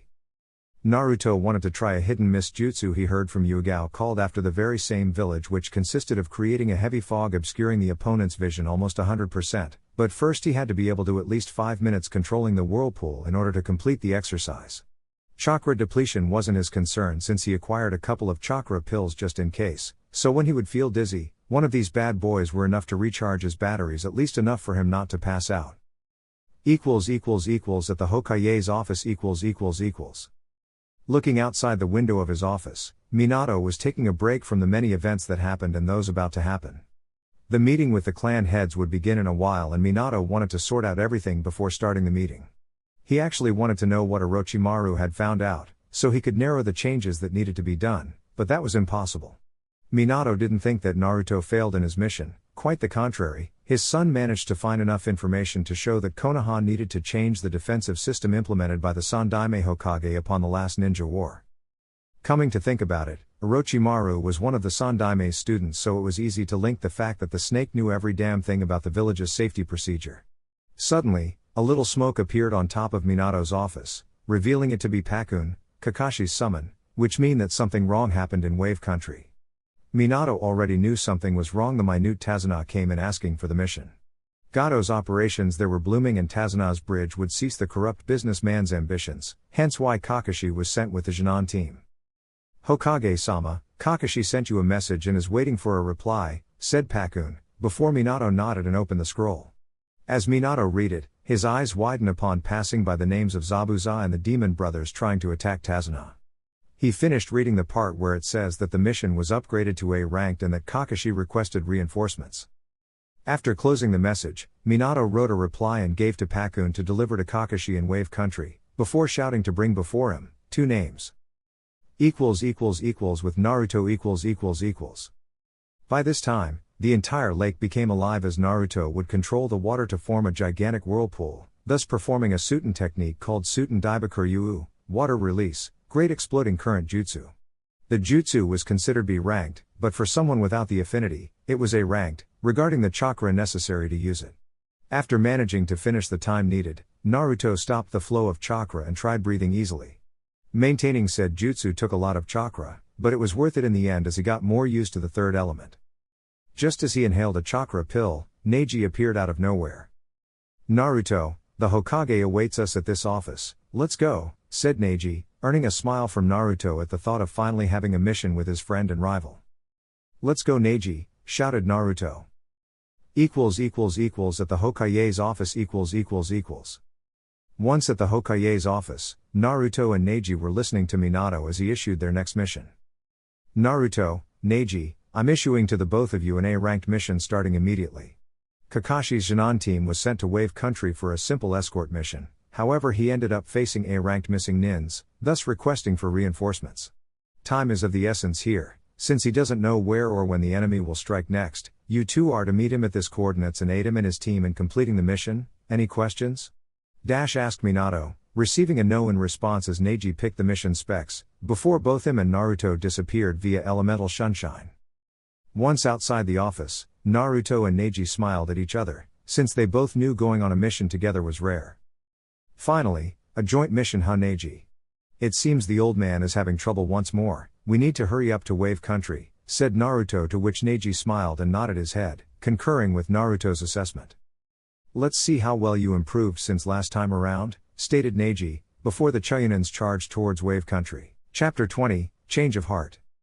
After sending reinforcement to Wave Country, Minato now found himself standing in front of 14 highly influential individuals, each representing Konoha's shinobi clans. Most of those present in the dark meeting room grew up with Minato, but the blonde admitted only befriending a handful of them in the past. Shikaku Nara, Yamanaka Inoiki, Akimichi Kuza and Hyuga Hiashi were among those friendly to the Hokage. Others, though, Minato became more acquainted after his promotion to village leader, like Inuzuka Tsume and Uchiha Itachi, who was nominated clan heir after the death of his father Fugaku. The rest of the clan heads were strangers to the blonde Hokage, but he could with all honesty say that none of them have anything against him. However, there was one man amongst those presents that unnerved Minato to his very core and was considered by the Sandaime Hokage a threat. Dansu gained a seat at the council because of political demands, since he didn't belong to any of the clans in Konoha. He was, though, rival with Sarutobi Hiruzen for the Sandaime Hokage's position and a very powerful shinobi, even if his methods of doing things is highly controversial. Clearing his throat and also calling the attention of the clan heads, Minato began to explain the reason for the meeting to happen. "Greetings everyone, first of all, I would like to appreciate everyone's presence and apologize for holding all of you here when you all could be at home spending some time with your families," said Minato with a smile on his face as he saw everyone showing signs of dismissing the apologies, before he began the introduction. Ever since the foundation of Otogakur, Konoha has been monitoring Orochimaru's footsteps with caution, and with 6 months of close surveillance, we discovered that he came in contact with all the other Kages from the 4 hidden villages, for reasons we can only speculate. However, Orochimaru also kept close contact with a man called Takagashi Hito, who was one of the Fire Lord's most trusted advisors. Last week, I sent Kurenai's Genin team and Chunin ninja Namikaze Naruto to the capital city in order to investigate whatever information Hito possesses about our village and the possibility of these information be handed to Orochimaru, said Minato, waiting for the information to sink in, before a few began to converse quietly, demonstrating a feeling of repulsion to the traitor. The mission report was very disturbing, as Namikaze Naruto managed to retrieve inside the man's house documentation regarding our entire defensive system in case of an invasion and information about our guard route missions until next year, said Minato, dropping the bomb as everyone demonstrated their shocked state. "As you can see, ladies and gentlemen, we have a situation that must be dealt with immediately, but first I now ask that you place your hands on the seal in front of you," asked Hokage, until one of the clan heads asked what for. "This seal acts as a pact of confidentiality, meaning that whatever we decide here today will be considered an S-class secret, and as such, if one of you share any of this meeting's contents with anyone else, I'll be informed immediately and take action. Please note that this is not an act of mistrust, but rather necessary precautions in order to better prepare ourselves in case the Snake Sanin ever decides to invade Konoha," explained Minato, earning nods from those present, who accepted the explanation and placed their hands on the seal in front of them. All but one, though, was reluctant to do so, but Dansu didn't betray his thoughts and placed his hand on the seals. The Sandaime frowned upon seeing Konoha's war hawk and wondered what the man was thinking. Seeing that everyone placed their hands on the seal, the Hokage nodded and began a series of hand seals, before slamming his right hand on a bigger seal, before all the seals started glowing. Within seconds, the seal was engraved in each of the people's hand, before disappearing from view. Now that's done, I'll reveal the topic of discussion of this meeting. As it stands, our defensive system must be changed, since we are presuming that Orochimaru already possesses the current one. By changing it, the enemy's plan will backfire and we can emerge victorious. Now as it stands, our defensive system is the following, said Minato as he began explaining it to those present. With Naruto and Neji . After traveling a bit, Neji's Byakugan found traces of chakra usage and issued a quick stop, which received a nod from Naruto as the two landed in front of what appeared to be an empty lagoon covered by deep vegetation. I sense heavy concentration of Suiten level chakra within the area. Whoever fought here must be Jounin level at least, said Neji as he began to scan the area for any signs of the number of presences. In Kakashi's message, he encountered one of 7 swordsmen called Momochi Zabuza, so this may be the place of the confrontation, concluded Naruto, earning a nod from Neji as this was the most possible conclusion. For further scanning, Neji activated what appeared to be a second stage of the Byakugan and saw traces of a third chakra close to a tree on the left. The Hyuga prodigy managed to reach a state with his Byakugan that he can track the smallest trace of chakra usage, however this third chakra was different from the regular ones he felt at the lake. I sense a third chakra Naruto, close to the trees on the left. However, I can't figure out this person's chakra. I can feel both wind and water chakra usage, but what's strange is that it was used at the same time, said Neji, while thinking about it. A bloodline, then? Asked Naruto, earning a nod from Neji as he was focusing his Byakugan. Afterwards, he went close to where he felt and landed his hand on the tree long, before narrowing his eyebrows. Naruto, come here for a second, shouted Neji while on top of the tree, before Naruto landed next to him. Place your hands on this side of the tree and tell me what you feel, asked Neji, before Naruto nodded and did exactly what he was told. Upon touching, Naruto could feel how cold it was to the touch and looked at Neji for confirmation.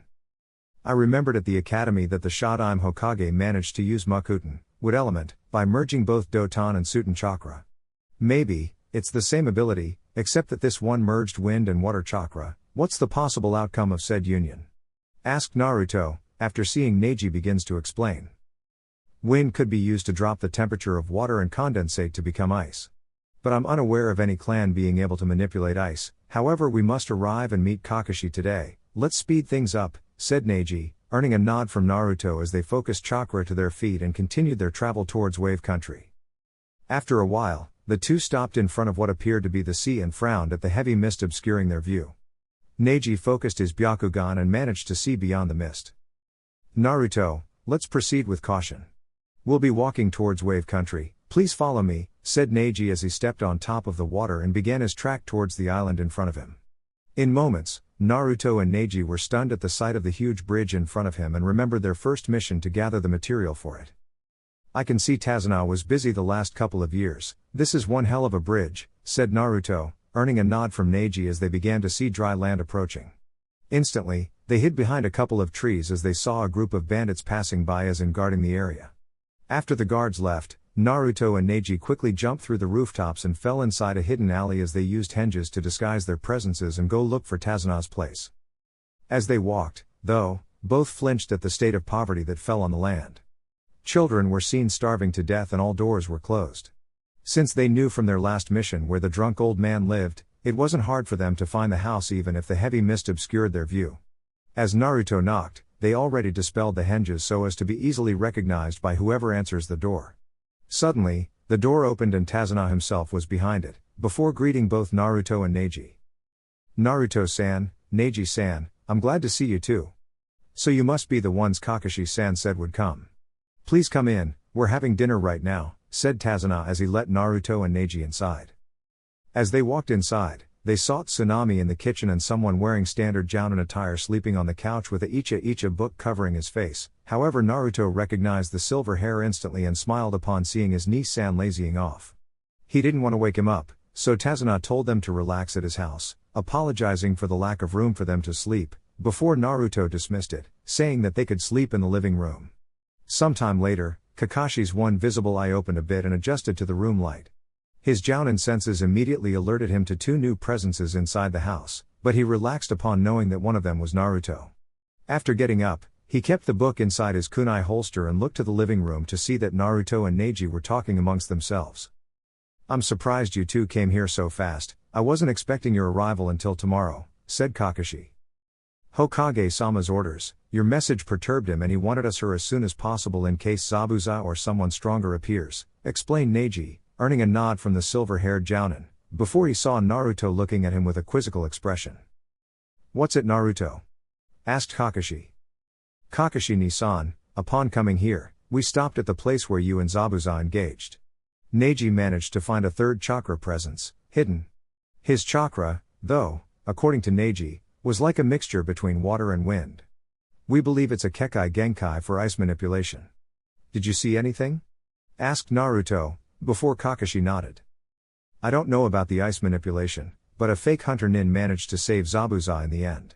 If this is true, though, this mission will be tougher than I thought. As it stands, we have 4 enemies to fight. Momochi Zabuza, one of the 7 swordsmen of the mist, the fake hunter nin and Kirigakura's demon brothers. I don't know if Gato has other missing ninjas under his paycheck," explained Kakashi, earning a nod from both Neji and Naruto. "So where are the Genin right now? I'd imagine they would be in here as well," asked Naruto, earning Kakashi's attention. "They are training in a forest a couple of miles away from here. I placed 2 exercises for them to cover, which was tree walking and water walking. Their control is pretty decent by now, but I'm worried for their chakra reserves against our enemies. Haruno Sakura is the worst of them all, so I placed her exclusively for the tree walking exercise. By going up and down multiple times, she will raise both her stamina and chakra. Uchiha Sasuke and Sai are on the same level, where chakra is concerned, so chakra control is their top priority," explained Kakashi as he joined the two at the table. "Are you considering placing them to fight the demon brothers, Kakashi-san? From what I've concluded so far, Zabuza is on the same level as you are, so you would be facing him once more. The hunter nin is the second concern, so Naruto and I would fight him. That would leave the demon brothers against those of the Genins, when one of them would be protecting Tazuna," explained Neji, earning an amused look from Kakashi since he was planning the exact same thing, but Naruto found a loophole and explained why. "Placing Genins against the demon brothers is a major risk, Kakashi-ni-san. The demon brothers are known for their nearly perfect synchronization. Plus, it's evident that if you weren't near to save them, the demon brothers would have killed everyone including the client. I know the numbers are even, but we can't forget that the enemy group is far more skilled than us. They have a Jounin, 2 Chunins and a ninja who possess the ability of manipulating ice. We have 1 Jounin, 2 Chunins and 2 Genins," explained Naruto, earning a nod from both Neji and Kakashi. "You're right, Naruto, unfortunately, there isn't much space for us to work on. You said it yourself, the fake hunter nin can manipulate ice, so it's better to presume he's Jounin level. It would be best to place you 2 against him." "Well, tell me your idea so we can figure something out," said Kakashi, to which Naruto nodded and explained his theory. "Instead of forming doubles, we can fight all together against both the demon brothers and the fake hunter nin. This way, we can both engage the hunter nin and become a backup for the Genins against the demon brothers," advised Naruto, before seeing both Kakashi and Neji fall into thinking positions, but Naruto didn't stop. "This way, the Genins are better protected if the demon brothers overcome them. I guess this is the best course of action we have. However, this will place a greater load of responsibility to you guys to handle together.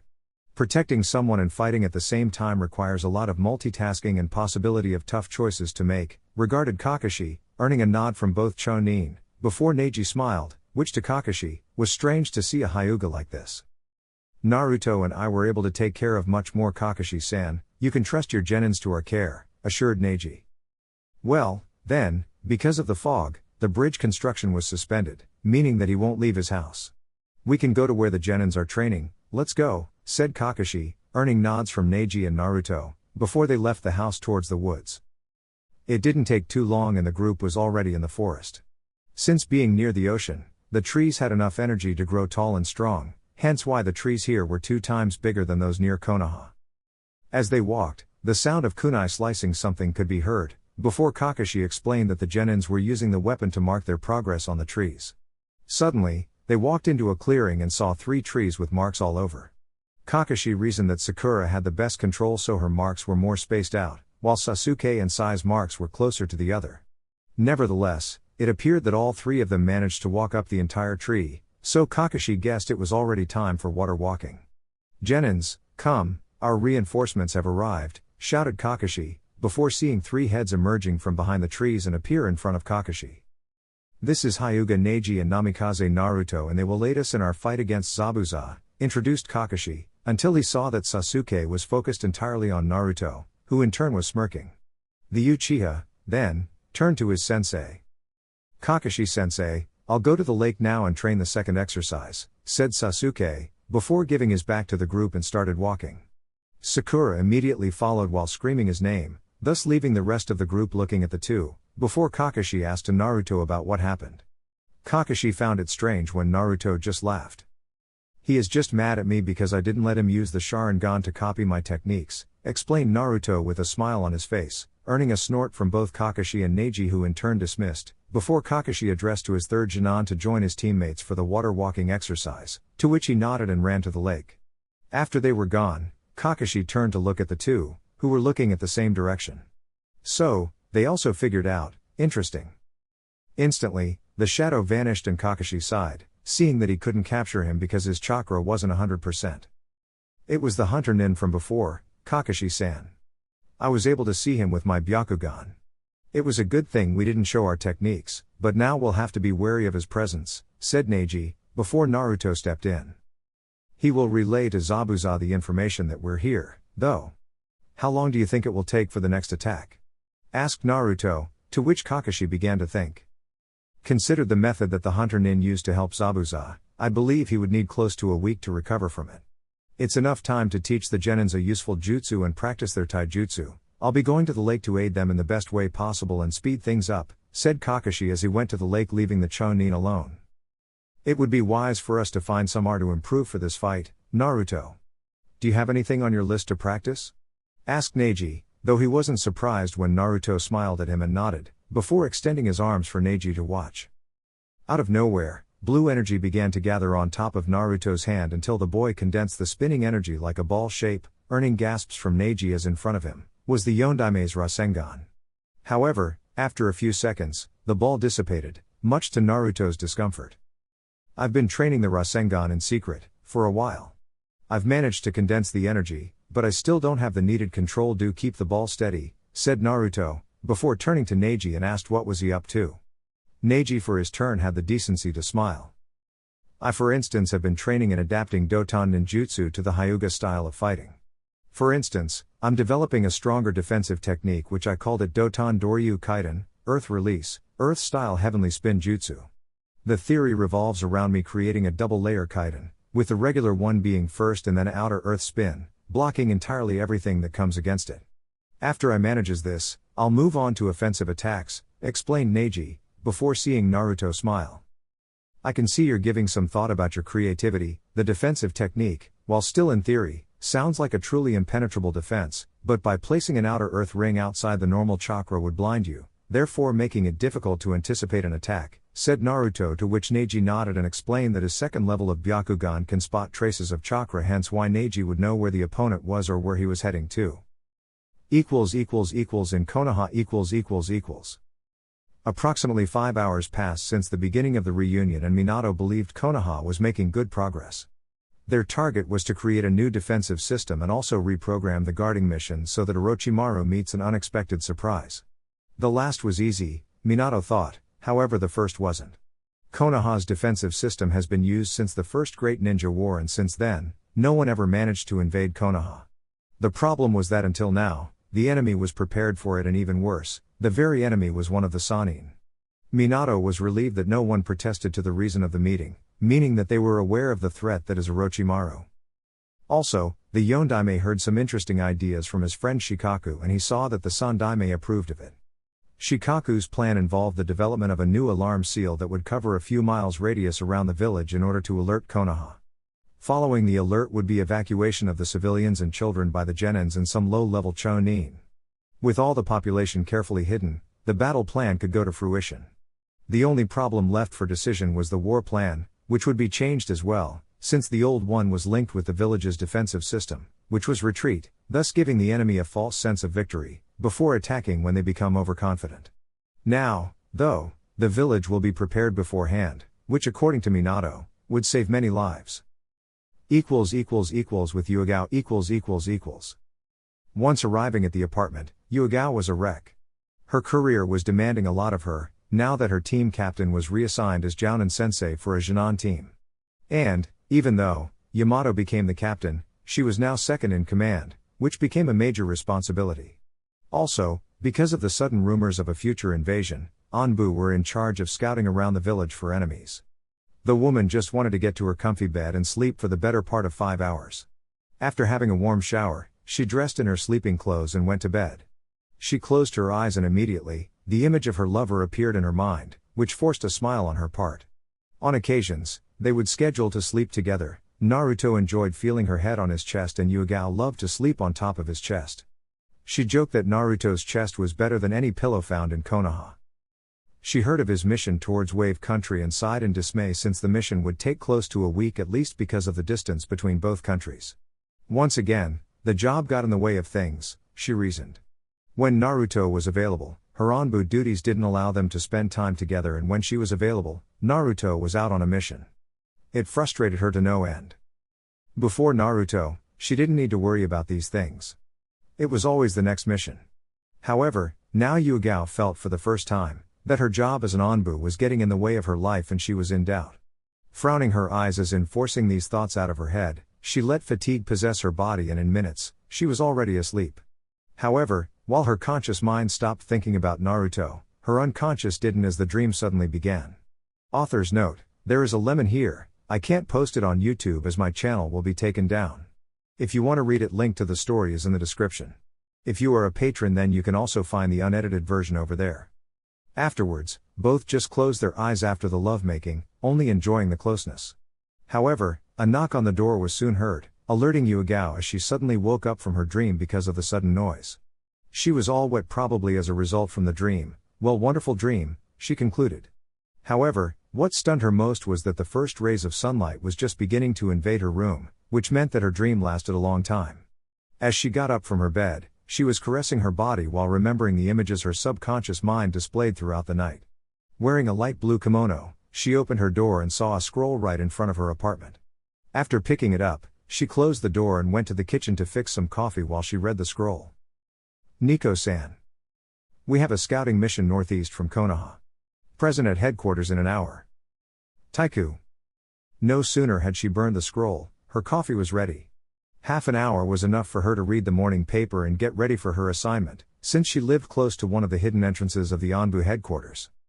Passing quickly through the contents of today's newspaper, Yugao was bored at the immense repercussion that occurs after a single mishap from the daimyo's daughter, who in turn, only tripped on her dress in the middle of a dance with the son of a high lord from Lightning Country. After leaving the paper on her kitchen table, she went to take a quick shower in order to clean the sweat from her body, because of the naughty dream she had about Naruto. After undressing, she reached her hand downstairs and was amazed that she was wet down there. She didn't know if while sleeping, she unconsciously began to pleasure herself. In moments, she placed her Nico mask and went to work. A week later. Slowly opening his eyes to adjust the sunlight, he heard noise coming from the kitchen, so he assumed it was tsunami, but apart from that, no noise was heard whatsoever. He looked around and noticed Neji still sleeping on the sofa. Getting off his so-called bed, which in actuality, consisted of sheets sprayed over the hard floor, he went to the kitchen in order to greet the hard-working mother. "Morning, Naruto-san, you woke up early," said Tsunami as she was cleaning the dishes from last night. "I guess the sun woke me up, you could say. I went to sleep early because I overexerted myself in my training," said Naruto as he picked up the coffee jar and fixed himself some, before dragging the chair backwards. Upon sitting, he saw Tsunami extending a cup, before he nodded and filled her cup. Appreciating it, she took a seat, starting a conversation with the blonde. "So Naruto-san, why do you train so hard? I mean, what drives you to always seek improvement?" asked Tsunami as she took a slight sip of the hot coffee. Naruto smiled at the sudden interest.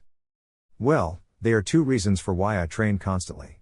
One is the obvious fact that without it, we are pretty much doomed out there," said Naruto, to which Tsunami giggled, and the other is, this being a more personal reason, which is to be better able to protect those I care about. I train hard so that when the time comes, I'm better able to save the ones precious to me, explained Naruto, as he took a sip of his coffee, while seeing Tsunami's reaction as his explanation. Interesting, I've never met a shinobi before, so I'm very curious about your lifestyle. What more can you tell me about it? Asked Tsunami, before seeing Naruto thinking for a while. Nothing out of the ordinary, I guess. We train and do missions, sure, but once we return, there isn't much difference to what a civilian would do.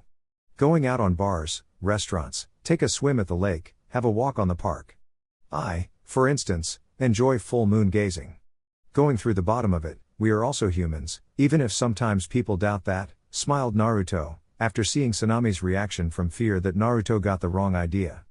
I'm just kidding, Tsunami-san. No worries, there, said Naruto, to which Tsunami nodded. So, would you like some bagels, just out of the oven? Said Tsunami as she got up from the table, before Naruto said yes. Within minutes, the rest of the house habitants awoke and gathered at the table for what would presumably the last breakfast before the fight. A full week already passed since Zabuza and Kakashi's battle, so the entire team would accompany Tazuna to the bridge. After everyone was ready to depart, Tsunami wished her father good luck on the bridge and for the shinobi as well. Since the week was now over, Zabuza could come out any time. So, in order to prevent the client from being attacked, Kakashi issued a full squad protection mission. However, before issuing everyone to leave, Kakashi turned to Tazuna for a more pressing manner. Tazuna-san, it would be wise to consider the possibility of your family being targeted as well. Do you know of a place where Tsunami-san and little Inari can hide from Gato's thugs? Asked Kakashi, which shocked Tazuna first, but he frowned and then looked at her daughter. The bridge may be important to the land's survival, but the old man had a family to look out for. Honey, grab your stuff, call Inari, we're going to somewhere safe, I can't leave you here unprotected, said Tazuna, earning a nod and assurance from her daughter, before she yelled for Inari come out and meet them in the living room. Where are we going, To-san? Asked Tsunami. Before Wave Country existed, this land served as a port for water country's caravans. As such, there is an old lighthouse a few miles away from here. We can go there before we reach the bridge, explained Tazuna, earning a nod from Tsunami as Inari arrived. It didn't take too long for the group to arrive at the old lighthouse, and the group dropped Tsunami and Inari inside a hidden room with 2 beds and a bathroom to use. As Tazuna was instructing his daughter, Naruto summoned a cage bunshine, before imprinting a seal near the door. He made some hand signs and then slammed his hand on the seal, activating it. He, then, sealed the cage bunshine inside the scroll and, then, turned to see that Kakashi was watching him. A little insurance of mine if they ever find this place, smiled Naruto, which Kakashi nodded and then turned to the others. Now that everything was done, the group now headed for the bridge.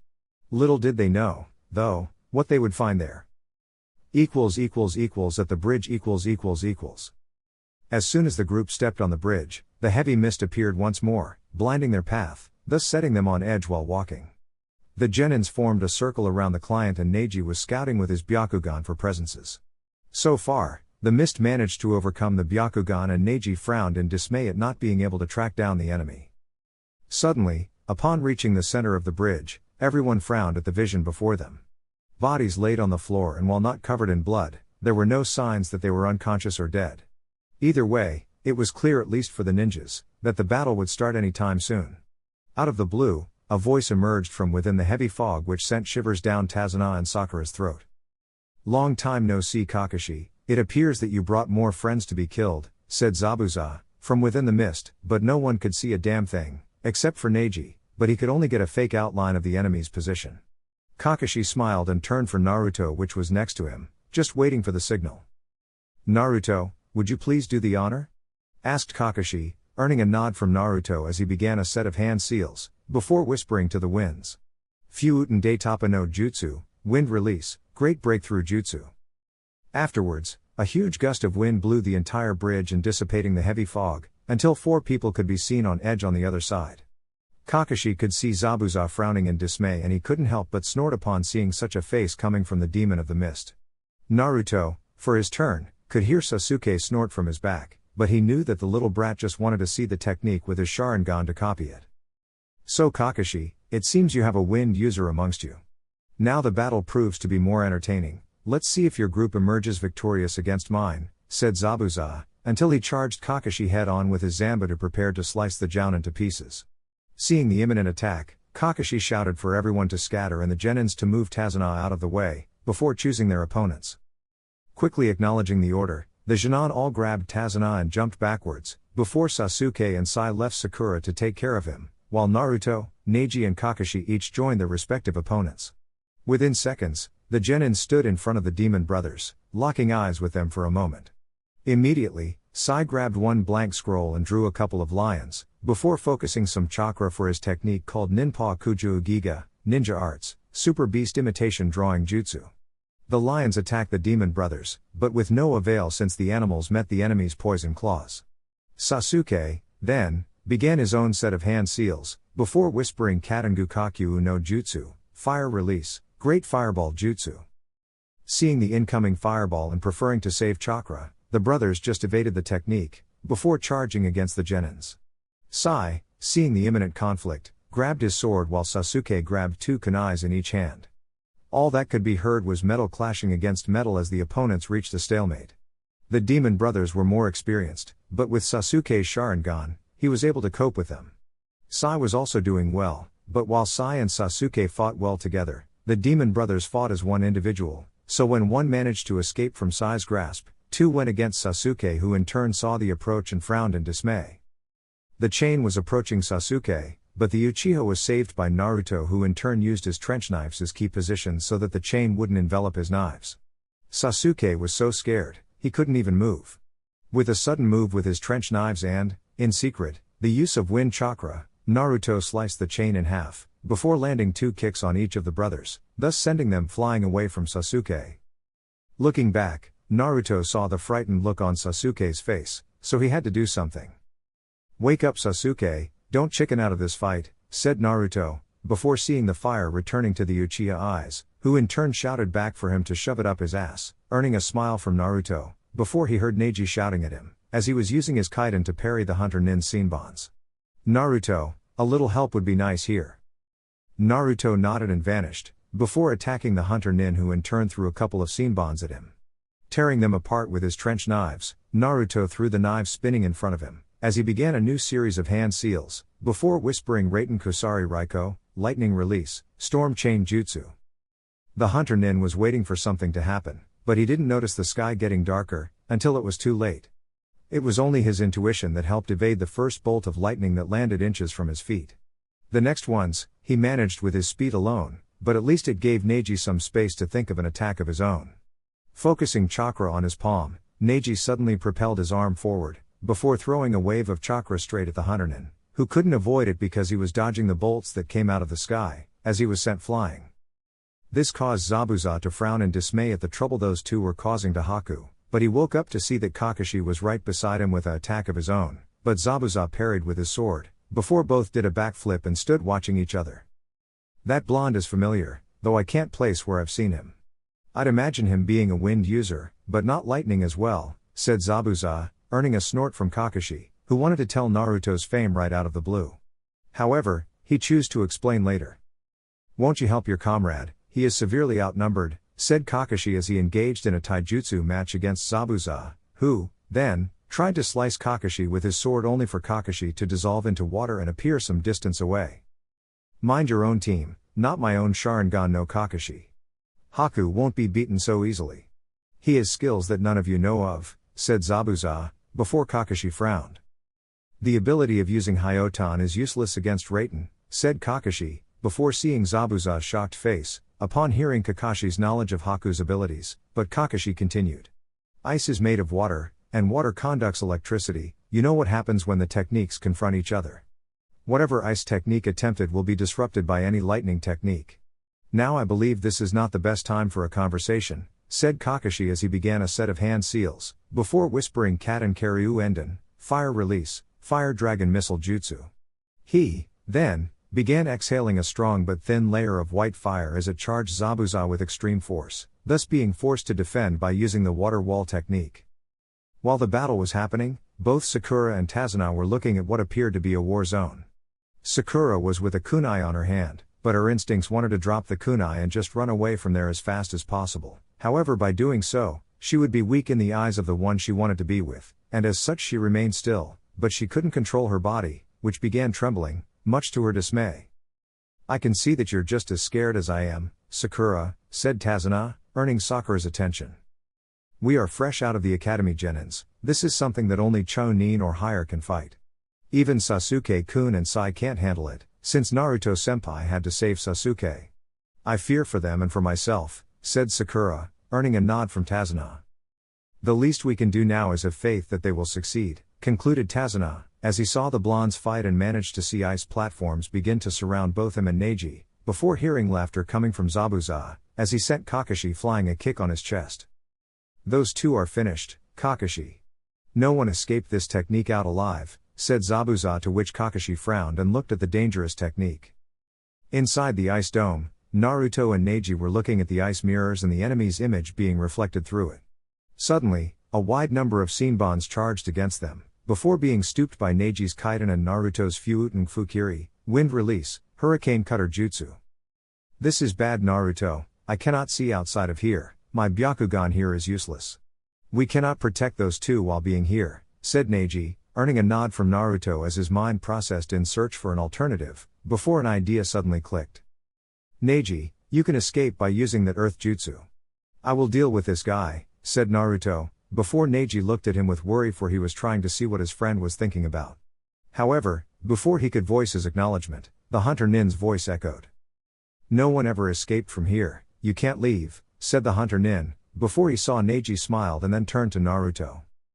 "Don't you dare die in here, Naruto, or I will get you from the dead and beat the shit out of you," stated Neji, earning laughter from Naruto, who decided to joke about the situation in hand.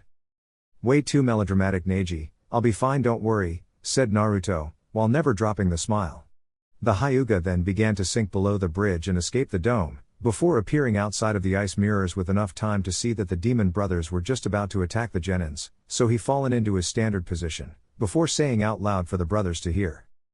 "You are both on my field of divination," said Neji as the demon brothers looked at him for 1 second, before Neji charged at them with speeds that would match a Jounin and began closing all of their tenketsus instantly.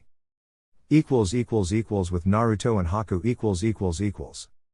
After parrying another set of Shinbans, Naruto turned to face the Hunter Nin in front of him. "It was very admirable of you, risking your life to save your friend. It's a shame, though, that you'll die here," said Haku, but Naruto snorted. "I can tell that you don't wish to kill me, Hunter Nin. You do possess the skills to be an assassin, but you don't possess the heart to do so. I can hear regret in your voice," stated Naruto, before silence reigned the two. The Hunter Nin, for instance, looked at the blonde. "What I feel or think is irrelevant. I serve Zabuza-sama's command, I'm a nothing but a tool," said Haku. "It's sad to know that you think this way. Although a shinobi lives to serve the cage, there are boundaries to be accounted for. Without it, we go from humans with intuition to robots with a program. You say you are Zabuza's tool, but I can say for sure that should he choose to abandon you, you wouldn't like it, am I right?" asked Naruto, though by the silence, he knew he hit the spot, so he continued. "If you saw Zabuza suffering, you'd cling to your heart in hopes for the pain to subside. Without him, you lose your purpose in life, right?" concluded Naruto, but once again silence. Haku was getting angry, but he knew since he began his training that an emotional tool is a weak tool, so he pushed this new feeling away and gathered all the Shinbans he had for one last attack. "You're right, I don't like to kill, but Zabuza-sama's orders are to kill you, so prepare yourself," said Haku, before seeing Naruto sigh in dismay. "Just as this is your duty, I have one of my own," said Naruto, as he summoned 4 cage bunshines which positioned themselves like a square with the real Naruto on the center, as all 5 of them began the same hand seals. Outside the mirrors . Kakashi and Zabuza were watching the whole thing, and Zabuza snorted upon seeing the demon brothers' defeat. "It seems that I'm in a disadvantage, Kakashi.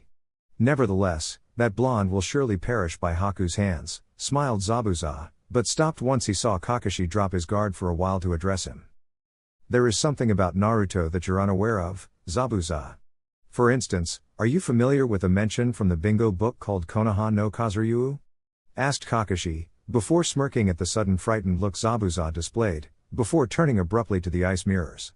It looked normal from a distance, but if one would look closely, each one of them was breaking. Suddenly, all of the mirrors shattered as 4 huge hurricanes appeared dancing around one bigger one in the center. Fuuten Arashi no Mei, Wind Release, Tempest Dance Jutsu. The sight itself earned gasps from those present, and everyone had to use chakra to stick their feet to the ground from fear of being somersaulted to the air. The force of the wind was so strong that Zabuza was covering his eyes. However, he saw someone flying straight at him and realized with horror that it was Haku. After a couple of seconds, the hurricanes subsided and the cage bunshine were dispelled because of the strain in their chakra. Naruto, though, received 5 memories instead of 4 and smiled since the one he left to protect Tsunami managed to take care of 2 low-level samurai. He, then, looked at his opponent, who in turn was sprawled on the floor exposing a large set of bruises and cuts on his body, but the strangest thing was that Zabuza was looking at him with sadness in his eyes. Needless to say, the fight was over as Zabuza placed his sword on his back and went to attend the hunter Nin, whose mask broke because of the attack. Upon placing his hands on the boy's forehead, Zabuza was surprised to see reaction to the touch and looked at Naruto. Said blonde smiled and approached the two. I chose not to end his life, Zabuza-san, even though he tried ending mine. He has talent in the field, but he doesn't possess the emotional skills necessary to face the burden. I can see that you take care of him, even though you're harsh on his training, explained Naruto, before seeing Zabuza look at him for a moment with a frown, before looking back at Haku. I found him abandoned in Kirigakure and adopted him as my son. Because of my condition as missing nin, I had to train him to be a weapon, devoted of emotions. Kakashi, I won't fight anymore, we do need the money Gato offered us, but my son's life is on the line here, I need to take care of him, said Zabuza, as he saw the silver-haired Jounin approach with caution, before kneeling to see how badly injured Haku was. Seeing Zabuza's face for a moment, Kakashi sighed and nodded, before turning to Tazuna to head back to his home for proper care, which the old man nodded. When the group was about to leave, they heard a voice that irritated Zabuza. So, the demon of the mist, Kirigakure's best, was beat by mere children. I guess, you all did me a favor, since now I won't need to pay you, Zabuza, said Gato, a midget wearing a black suit, in front of a large group of bandits. Gato, you betrayed me, how dare you? Snarled Zabuza, already reaching for Zanbatsu to slaughter every one of them, but he, instead, saw the blonde turning to face the group. Kakashi-ni-san, take Haku and the others to Haku's house, me and Neji will take care of them, don't worry, said Naruto as he focused on the next set of enemies, before Neji arrived at his side. Kakashi, however, objected to the whole idea. Nonsense, Naruto, you used too much chakra with that last attack. Also, they are in much bigger numbers, objected Kakashi, while Zabuza was hearing the whole thing, while wondering why the blonde would do such a thing. It was not their fight. Why are you doing this, kid? I'm their enemy, not you, asked Zabuza. Let's just say I sympathize with Haku. He confessed to me about not wanting to kill, but he did for the sake of keeping his father proud. In a sense, we are very much alike, since we both still live our respective father's shadow, explained Naruto, while still facing his enemies. Zabuza for his part looked at Kakashi as in wondering who the boy's father is. Naruto is the first son of Konoha no Kiroi Senko, aka Yondaime Hokage, said Kakashi, before seeing Zabuza look back at Naruto once more, before finally understanding what the blonde meant. Hell, surpassing the yellow flash was something not even Zabuza wanted to bear. Me and Neji will be fine, Kakashi. Just go, said Naruto, to which Kakashi nodded and gathered everyone before they all left, thus leaving Naruto and Neji alone against a mob of angry bandits. What's with the speech? You know that one single wind technique of this whole mess would be over, asked Neji, while looking at the bandits in front of him. Naruto, though, had the decency to laugh at being caught. True, though the bond I share with Haku is real. Now, stand back Neji, this technique will take almost all of my chakra, so it will be straight taijutsu, in case one of them survives. Said Naruto as he began a long series of hand seals as he began to gather wind around him. Neji already saw this jutsu, so he stood back and just watched the show, which consisted of wind molding, courtesy of Namikaze Naruto. Gato for his part was getting sick of the whole conversation and shouted for his thugs to attack the two. However, their shouts unified didn't even compare to the sudden roar emitted by Naruto's wind dragon, before the beast charged against the group. No one survived. At Tazuna's house. After sedating Haku, Kakashi, Zabuza and the Genins were reunited at the living room, until the door opened to reveal Neji carrying Naruto on his shoulders. Kakashi immediately came to the rescue and picked Naruto before landing him on the sofa, before Neji came and explained what happened after they left. The silver-haired Jounin nodded and got up, thus letting Naruto rest and recover his chakra. He and Zabuza left the house for a little conversation. So what now? Now that Gato is killed, what will you and Haku do? Asked Kakashi as he grabbed a rock and threw at the sea, before looking at the demon of the mist.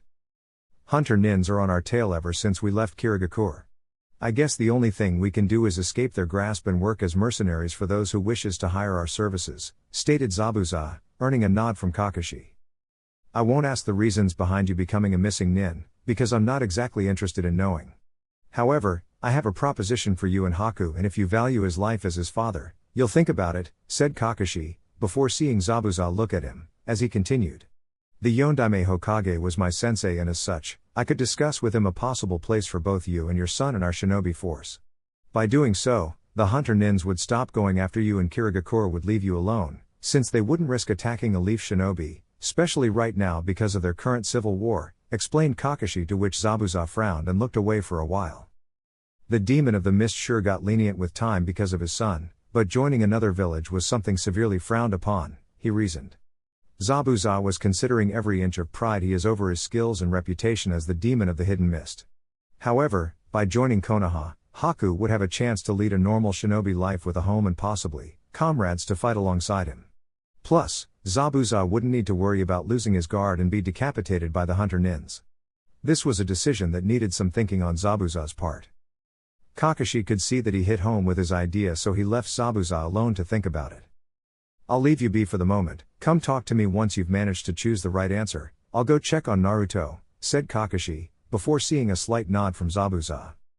Once inside, Kakashi was surprised to see Naruto already up sitting on the sofa, but his eyes were closed and his position indicated that Naruto was meditating. Deciding not to disturb the blonde, Kakashi went to the kitchen as he heard Tazuna and his daughter talking about the fact that she was found by two samurais, but Naruto appeared out of nowhere and saved them from being kidnapped. The silver-haired Jounin smiled and looked backwards in admiration at the man his Itoto was becoming. Little did he know, though, that Naruto wasn't meditating. Inside Naruto's mind The full moon in front of him indicated the place he was, and Naruto looked to his side and smiled once he saw Fenrir standing there. I can see you've been busy, Naruto. This is good. The one who bears the wolf mark has to carry it with dignity and pride. All of us are proud of having you as our representative in the ninja world. However, for the prophecy to be complete, there is one more step for you to make, said Fenrir, earning a nod from Naruto, motioning the wolf to continue. The mark lets you perform our jutsus, however, for you to fully grasp the abilities of the wolf clan, you must drink what we call Yurufu Chizio, wolf blood. It is just as the name, Naruto. By drinking it, our blood will mingle with yours and as such, create a new being, more powerful, faster and of course, more chakra than you possess right now, explained Fenrir, before watching the chosen one to manifest. What will happen once I drink it? My appearance will change? Asked Naruto, but Fenrir negated with his head. No physical change will occur, just inside your body. However, you'll have the ability to transform into a werewolf upon seeing the full moon. When in this state, you will be able to perform our strongest jutsus called Okami Hai Jutsu, wolf secret techniques. If you're thinking that some downsize is going to happen, rest assured that no such thing will happen. We wolves care for our pack and we wouldn't think of harming one another. However, the process will be painful. Once our blood collides with your own and begin the process, the pain will start, so it's imperative that you tell your father about this, since you'll need close to 72 hours for the entire process to take place. We'll talk once you reach Konoha, said Fenrir, before Naruto suddenly opened his eyes before wondering about what Fenrir said to him. Chapter 21, Transformation. Namikaze Minato could say he spent much time in the field, and as such, he saw all kinds of events that would have shocked anyone to the core. Of course, just the thought of escaping the last shinobi war alive was proof enough that the fourth Hokage has been through a lot. However, he had the decency to be surprised once he saw the ninjas that were sent to Wave Country return from their successful mission, though it wasn't because of the report that Kakashi engaged against one of the 7 swordsmen of the Mist Momochi Zabuza and won, but rather because the very man to whom they fought was standing in front of the Yondaime pledging for asylum in Konoha. Such a thing just wasn't possible in the shinobi world, especially not Momochi Zabuza of all people. Minato knew Kakashi's intentions, though, as just like any jounin, he knew about a possible invasion occurring. And because of that, having Zabuza on Konoha's side was safe to say a huge advantage. Plus, the man's son, according to Naruto, had a special ability towards ice manipulation which could further increase Konoha's chances of success in case of an invasion. Nevertheless, the problem was how Konoha would be viewed by other hidden villages. Kirigakure wouldn't be a problem, since they are more worried with their own civil war to care that Zabuza just joined the Leaf. However, others like Kumo, Iwa and Suna might prove to be troublesome. This decision will have to be first discussed with both Kakashi and the Sandaime, Minato's advisor on shinobi-related matters. Well, Zabuza-san, Haku-san, I'll take your request into consideration. Remember that while your skills will certainly improve Konoha's shinobi force, I must take how other villages will view this into consideration. Don't worry, though, you're free to remain here in Konoha as long as you need, and I'll give my word that no harm will befall either to you and your son Haku. However, I only ask that your presence in Konoha remain a secret at least until I reach the decision. Naruto-kun, would you be so kind to take Zabuza and his son to our house? We happen to have some rooms available where you two can stay, said Minato, to which Zabuza, Haku and Naruto nodded, before they vanished towards the Namikaze household. Kakashi, your team is dismissed. You too, Neji, send my regards to your father and uncle, said Minato, before Neji and the Genins left, and so would Kakashi, but Minato called him just before he was reaching for the door. Kakashi, you're dismissed as well, but you must be present here in my office 2 hours from now. I'll be discussing some matters with Sarutobi, and Zabuza's request will be discussed as well, stated Minato, to which Kakashi nodded. Sensei, motion Kakashi, but Minato interrupted his student. You don't have to explain your reasons, Kakashi. I know you're taking into account the possible invasion, and as such you felt that having Zabuza with us will improve our chances. While your intentions were just, we must think about this matter in a larger perspective than simply drafting strong shinobi for our cause, explained Minato, to which Kakashi nodded, before leaving the man's office. At the Namikaze compound. Namikaze Kushina was quietly doing laundry while watching some birds cooling off on the river next to their property.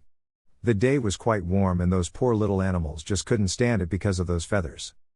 Kushina's days as a housewife was pretty boring, at least for a kunoichi, as her friend Mikoto commented on occasions, but that was only because the woman now have returned to active duty.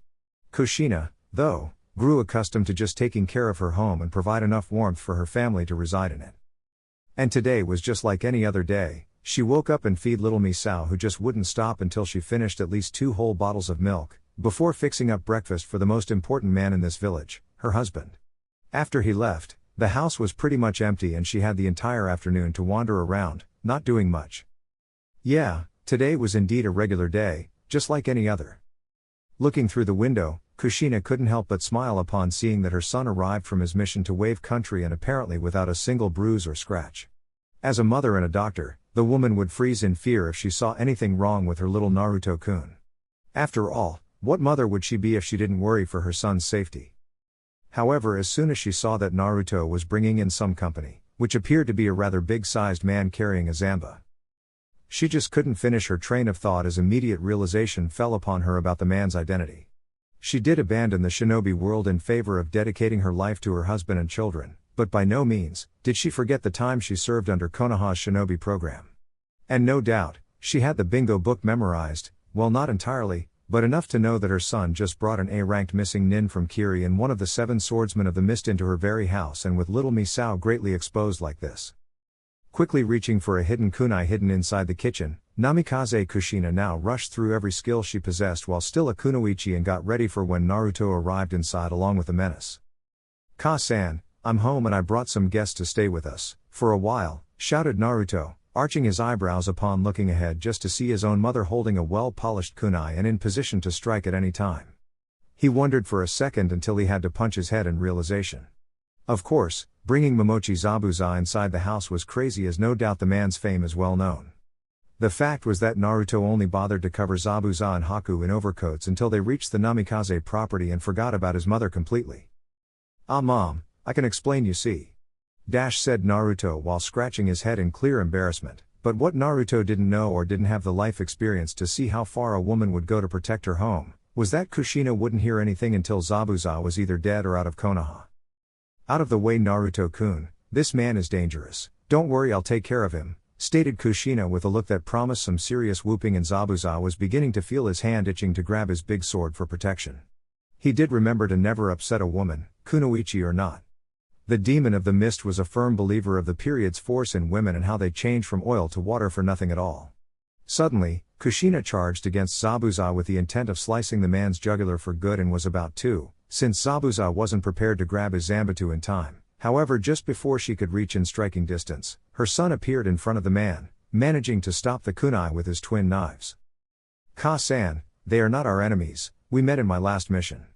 Zabuza here and his son came asking to join our forces. They are not our enemies, reasoned Naruto, before seeing Kushina's eyes alter for a moment. Kushina eyed her son for a moment to see any lie coming from Naruto, before eyeing Zabuza, who was freaked out by this woman. She could have very well killed him if it wasn't for her son. Man, she could send chills even on Kisame. Note to self, try not to piss her off during our stay, thought Zabuza, while watching Kushina while prepared for the next attack if it comes.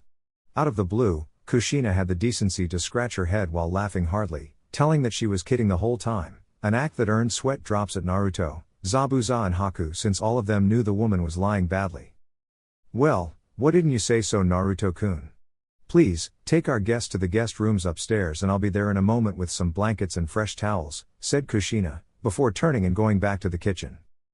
Naruto was smiling at her mother's antics while Zabuza and Haku were displaying faces of utter shock at the immediate change in attitude coming from the redhead. You have to forgive Ka-san, she can be way overprotective at times, and the fact that my little sister is just 2 years old, the feeling increases. I'm sorry about not telling her about you beforehand, Zabuza-san, said Naruto while walking towards the stairs with the Mamakas in tow. No problem, but I must say that I never saw such a scary woman before, and some Konoikas back in Kiri were highly controlled by their hormones. Haku, it's in our best interest not to piss her off, okay? I don't know if I would be able to save myself, let alone save you as well, said Zabuza, earning a sweat drop from Haku, who was watching the demon of the mist scared of a woman, even though the fake hunter Nin was pretty scared himself. Naruto, though, had to hold his stomach from laughing so hard, realizing the same thing as Haku did. She can be scary like that, yeah. Even my father was scared from her one time, but that's a story for another time, and I already use it for blackmailing him. Now, Haku, you can stay in the furthest room on the end of the hallway, since it's smaller, and Zabuza-san take this one with the big bed. If you want to rest, I can show the rest of the house later at night, asked Naruto. I'm pretty tired, To-san, may I take some rest first? Asked Haku, earning a nod from Zabuza, who vouched for his son's idea and said to Naruto that they would rest for a while, to which Naruto smiled and nodded. Suit yourself, my room is the one next to you, Zabuza-san. My father and mother's room is on the other side of the hallway, and next to it is my little sister's room. If you need anything, I'll be in my room, said Naruto, before he opened his door and closed, before taking his book on advanced Raten manipulation that he earned from his father. Further improving his second element was a must because of the technique Raten in Kugun, lightning release, lightning force jutsu. Kakashi said that in order for him to better use this jutsu without worrying about it backfiring on him was to focus on pure lightning manipulation. One great exercise to practice was to focus on manipulation lightning through various parts of the body like he does in his meditation procedures, as well as focus on molding the chakra outside the body like his lightning ball technique. According to the book, Naruto would have to learn also how to control the lightning's intensity, by either raising or diminishing it. By doing this, Naruto would learn how much it's really needed to perform the technique in hand, not only saving his chakra, but also decreasing the chances of backfiring. He would need some time to replenish his reserves, though, as he used quite a lot on his last mission. So, taking that into consideration, the blonde simply closed his eyes and let eternal bliss take over his body. A couple minutes later, Naruto already fell asleep, but inside his mind was another manner altogether. Naruto opened his eyes to see the moon glowing like a white sun, illuminating everything and everyone, before he looked at Fenrir, who was also mesmerized by such a hypnotizing sight. I take it you're home already, Naruto, how soon can we begin? Asked the white wolf. I'd have to wait until my father arrives home to talk to him about it, I didn't have a chance to do that yet. Said Naruto, earning a nod from the wolf. Well, there is no hurry, I guess, stated Fenrir. Let me ask you something, Fenrir-sama, said Naruto, before he saw the wolf turn to face him. This procedure I'll be undertaking, how painful is it going to be? Asked Naruto, earning a smile from the wolf. The merger of your blood to ours is quite gruesome procedure, and there will be times when you'll beg for me to stop it just for the pain to stop. The last one who went through with it took whole 2 days for it to end, and he screamed the whole time in pain. What, don't tell me you're scared? Taunted Fenrir, earning a snort from Naruto. After you drink it, the pain will be immediate. This procedure doesn't have a time limit, though. It all depends on how your body and chakra can withstand the pain and control it, explained Fenrir, earning a sigh in preparation from the blonde, before he opened his eyes to find that he was back in his room, after a quick little nap. Actually, he was awakened by a knock on his door, before he got up to see who it was. Oh Zabuza, I thought you'd want to sleep some more. Are you feeling well rested? Asked Naruto, earning a nod from the demon of the mist. I'm accustomed to resting only the necessary amount of time. When you escape from the Hunter Nin's grasp, you simply cannot let your defenses drop, so you're saying to show us the rest of the house, said Zabuza, earning a nod from Naruto, who in turn closed the door and went for the stairs as Zabuza and Haku followed him suit. Our compound is rather small compared to the more notorious clan like Uchiha and Hyuga, but we compensate for our extensive gardens which can be used as a training ground, but we have to be careful otherwise my mother, well, you know how she can be, right? Asked Naruto, to which Zabuza nodded while flinching at the sight. Naruto opened the window that led to the garden and showed both Zabuza and Haku the Namikaze's extensive garden, and the Mist Nins were impressed that they have a small lake in their property. My family's property goes all the way until that big tree in the horizon. Afterwards, it's the Nara clan's property. You two will be staying with us until my father agrees with both of you joining our forces. Don't worry, though, I'm sure he'll agree to it, he just needs to consider the exterior circumstances. Well, it's due time for me to go visit someone special to me. You two will be all right on your own. If you want anything, my mother will be glad to help, said Naruto, before he waved his hand and then vanished within a small tornado, surprising both Zabuza and Haku at the usage of wind technique. With Naruto . Appearing outside his compound, Naruto went towards the place he knew his girlfriend would be training the junior Onbu division. After a while, he arrived at the place only to see a great number of blurs going through an advanced field. He looked around and smiled when he spotted the one with the long purple hair and casually walked towards the woman who, until seeing him, was with her arms crossed while inspecting the Onbu's work. It's nice seeing you again, Nico-san. I see you're as busy as ever with the Onbu tutoring thing, said Naruto, once he stood side by side with Yugao, who in turn was smiling from ear to ear at seeing her boyfriend, but she was wearing a mask, so Naruto couldn't see it. What a pleasant surprise, Naruto-sama, so you returned from your mission safe and sound, I presume, manifested Yugao, not wanting to lose the game they enjoyed playing. Naruto smiled and just nodded, while looking at the Anbus moving through the course while evading numerous traps and exploding tags. I came by just this morning with Kakashi-sensei and his team along with Neji. Now, either you're going easy on them or they're getting better, said Naruto as he saw one of the Onbu trainees dodge one trap which would have hurt a lot, considering that he would have to escape a bunch of rubber kunais. It wouldn't kill him, but surely it would hurt. Yugao thought about Naruto's commentary and decided to pass it, well, not until they were alone and she could give him the proper punishment.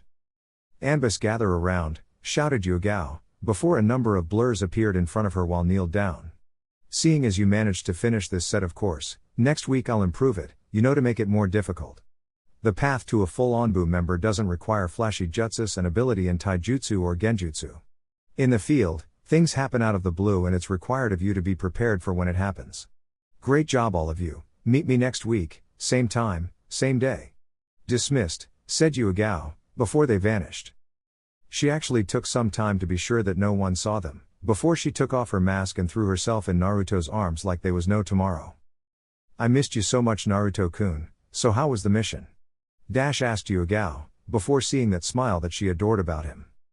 I missed you too, Yugao-chan. The mission was fine, we did meet some strong adversaries, but in the end nothing bad happened. Kakashi-sensei faced Momochi Zabuza in battle and me and Neji faced a man by the name of Haku who can control Hyoton techniques. The battle was hard, but in the end, Zabuza was betrayed by a man named Gato who hired him to kill the man we're protecting, so the enemy became our ally, reported Naruto, to which Yugao nodded, before he continued. Say, since you don't have any other duties with Onbu for the day, what you say we get some lunch together, invited Naruto, to which Yugao smiled, only saying that she needed to change her clothes a bit and then meet him at the sushi place they both go. At the Hokage's office. Once Sarutobi and Kakashi arrived, they and the Hokage started to discuss certain events and what would the best decision. Sarutobi heard Minato and Kakashi's story about approving the concession of a place in Konoha's forces for both Momochi Zabuza and his son. He knew about a lot of advantages these two could bring to Konoha, as Zabuza is a master in Kenjutsu and his son Haku knows how to use Hyoton techniques, which by itself would be a valid reason for his entrance in Konoha. The problem was, and Minato agreed with, was that the political issue of it all. Sure, the man was a missing nin and as such, he severed all ties with his home village. However, Sarutobi wasn't concerned with Kirigakure, but rather the other influential villages throughout the elemental nations. The act of recruiting Zabuza into their forces will definitely sound like some preparation for war, and either Iwa or Kumo could retaliate, and Konoha has enough problems with Orochimaru lurking around. However, in case an invasion occurs, Zabuza and Haku could add to Konoha's victory. Minato-kun, Kakashi-kun, this is indeed a sensitive issue for reasons that I'm sure both of you are aware of. The fact still remains that Orochimaru will try to invade this village, and we are certain he'll drag another village for his purposes. However, which village we still don't know. Now, even though having someone as Zabuza with us could turn out to anger either Iwa or Kumo, his skills may prove to be the key to saving more of our citizens' lives, explained Sarutobi, earning a nod from Minato. Zabuza is a missing nin. Sarutobi, would you think they would come to us because of it? Asked Minato, while seeing him drinking a cup of tea. Normally no, but because of Zabuza's fame, him joining our forces will be interpreted as arming for battle. So, I'm assuming you'll give him a jounin position, but what about his son? For what I read on the mission profile, he gave both Neji and Naruto quite the run with his ice needles jutsu, asked Sarutobi, earning a nod from Minato. Indeed, Zabuza is on terms with Kakashi here, so jounin will be his position. I was considering Anbu, but first we have to test where his loyalties are. Haku will receive a Chunin position, though he will be able to attend the jounin exams in a couple of months. Kakashi, who do you think would works well with someone like Zabuza? As I understand, he has quite a temper? Asked Minato, earning his student's attention, who until now was actually feeling left over.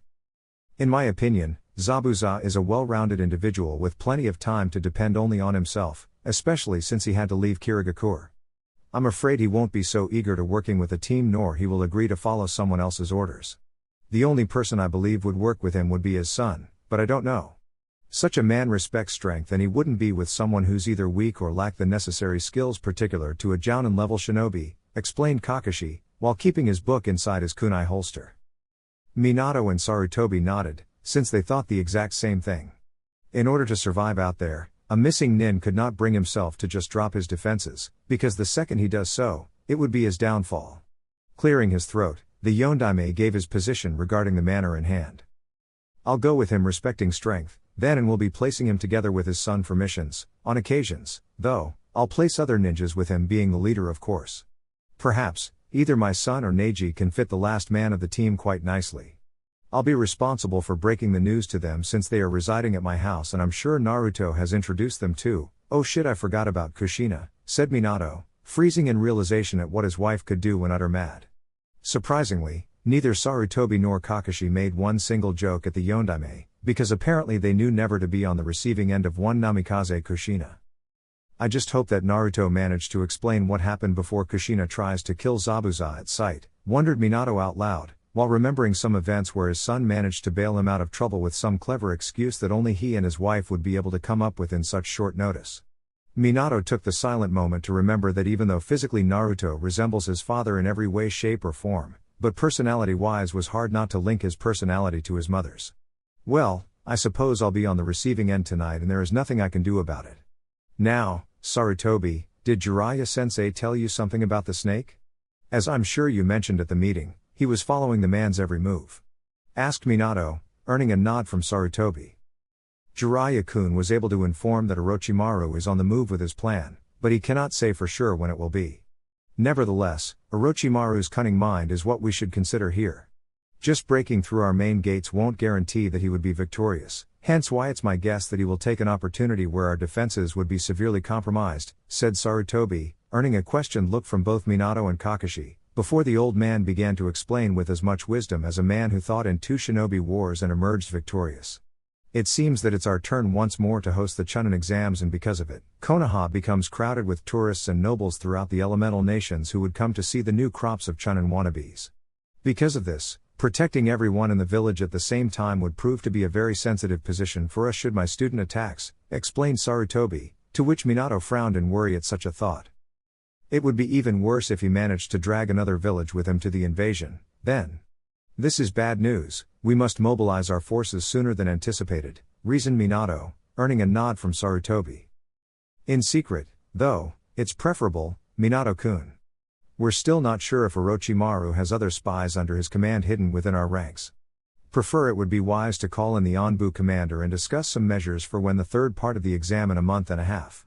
Kakashi, would you do the honors for us, said Sarutobi, to which Kakashi nodded and left the room instantly.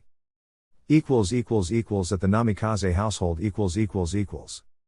After Naruto went out with Yugao for some lunch, he dropped her home, but not after having to assure her regarding some events that would occur in the future. Flashback on. Naruto and Yugao were just sharing a sushi special while Naruto reported to the woman about their mission and the fact that Konoha may have 2 new reinforcements. Okay, let me hear this straight, you fought against a foe that uses Hyoton techniques and Kakashi-senpai fought with Zabuza.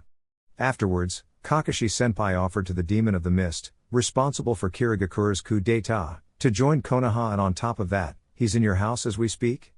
Asked Yugao, to which Naruto nodded, though he wondered if the woman would behave just like his mother did and tried to kill Zabuza, before she offered another question. What did your mother do when she saw him?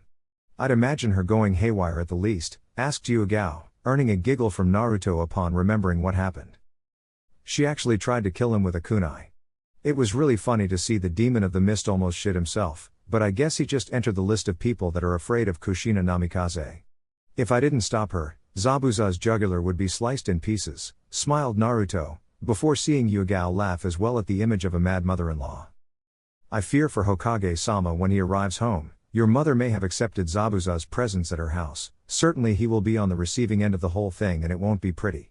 And this time, you won't be around to free your father out of trouble, Naruto-kun, smiled Yugao, to which Naruto smiled as well. Guess not. Smiled Naruto, while seeing Yugao laughing, but suddenly he got serious and Yugao noticed it, hence she stopped laughing and eyed her boyfriend with uncertainty. Yugao-chan, I have some news regarding the wolf mark on my arm, said Naruto, before seeing Yugao stiffen in sudden fear of something happening to him. Fenrir-sama communicated with me once more, saying that for me to complete the next step was necessary for me to undergo a very demanding ritual, said Naruto. What kind of ritual and it would demand of you? Asked Yugao, but she already knew the answer wouldn't be a pleasant one. According to him, my blood would be mixing to that of the wolf clan and as a result, I'll be faster, stronger and with at least double the chakra that I already possess, explained Naruto, to which Yugao sighed in relief, but he wasn't finished. The demanding part of it, though, it's the procedure itself. According to Fenrir-sama, the time the wolf blood gets in contact with my own, the pain will be immediate and it won't settle until my body gets accustomed to it, said Naruto with a somber look on his face as in getting ready for it. How long it will take for it to stop? Asked Yugao. The last one that went through this procedure took close to 48 hours to complete, said Naruto, before seeing the knowing look of shock from his girlfriend. Flashback off. It took a while for him to convince her about his resolve in this matter, but in the end he managed. Once he entered his house, he noticed that everything was in its rightful place, which meant that no confrontation occurred. Wandering around, he saw his mother fixing some sandwiches for her guests, but neither Zabuza nor Haku were anywhere to be seen. After asking his mother about, she pointed that they were at the garden. Once outside, he saw Zabuza watching as Haku was sitting on top of the water, presumably training some sort of chakra control exercise. What is he doing? Asked Naruto, earning Zabuza's attention as he then turned to see his son. Haku is improving his Hyoton skills while freezing the water of the lake and unfreezing it right afterwards. We do this every day we see water, explained Zabuza, earning a nod from Naruto, before he turned to see Naruto once more. I was meaning to ask you something. During your fight with my son, you used Fuuten ninjutsu, but I'm able to sense different chakra inside of you and I'm quite certain that I felt some traces of Suten, asked Zabuza, before seeing a nod coming from the blonde, even though a part of him was glad that Zabuza didn't sense his Raiden manifestation. Zabuza may become a Konoha ninja, but it wouldn't do any good to expose his abilities to a man that could easily kill him. Fyuuten is my prime affinity, but I managed to use Suiten manipulation for defensive purposes, said Naruto, earning a nod from Zabuza. I see, well Haku is the same, though he has a second affinity for Suiten. By mixing Fyuuten and Suiten, he can use Hyoton techniques, explained Zabuza, before he saw Haku suddenly open his eyes and the whole lake froze in an instant, before returning to normal. Getting up from where he was sitting, he looked at his father. Haku, you're getting better, but until you can freeze the lake instantly, there is still ground for improvement. Now, we'll practice some physical exercises. Naruto, would you assist us in training Haku? Asked Zabuza, earning a nod from Naruto. Sure, what should I do? Asked Naruto. I happen to know that a Fyuuten user can increase the air resistance around a certain place, thus making it hard for the opponent to move. Can you do it? Asked Zabuza, earning a nod from Naruto, before he continued explaining the exercise. Haku will have to dodge some projectiles that I'll be throwing while you use your skills to hold his movements with Fyuuten chakra. Don't worry, he is used to this exercise. Shall we begin? Haku, get ready, said Zabuza, earning a nod from his son and Naruto, before the three vanished within a blur, thus initiating the exercise. At night. After Minato arrived at his house, he greeted his wife who was at the kitchen fixing tonight's dinner with a knife on his hand. He remembered the Zabuza incident and found that going anywhere near his wife while holding that knife of hers wasn't such a prudent action. At first, she just greeted him back and he first thought that Naruto did take him out of trouble, however he flinched when she turned and addressed him. Don't you think you'll walk out of this, Minato-kun, but for the sake of our guests, I'll refrain from making a scene. Now, go call them for dinner, I believe they are at the garden, said Kushina, to which Minato gulped and then went towards the garden only to see Zabuza and Naruto in a stalemate while holding their weapons in the middle. Minato was quite surprised that Naruto was able to hold his own against one of the 7 swordsmen of the mist, even if he somehow knew Zabuza was holding something back. Oi Naruto, Zabuza, and Haku, dinner is ready, shouted Minato, earning an okay in acknowledgement from his son who looked at his opponent and then let go of the stalemate position while thanking Zabuza for the spar. Dinner was uneventful with less conversation than ordinary, because of the type of visit. Zabuza was as talkative as Kakashi while reading his porn novel and wouldn't respond to anything besides the strictly necessary.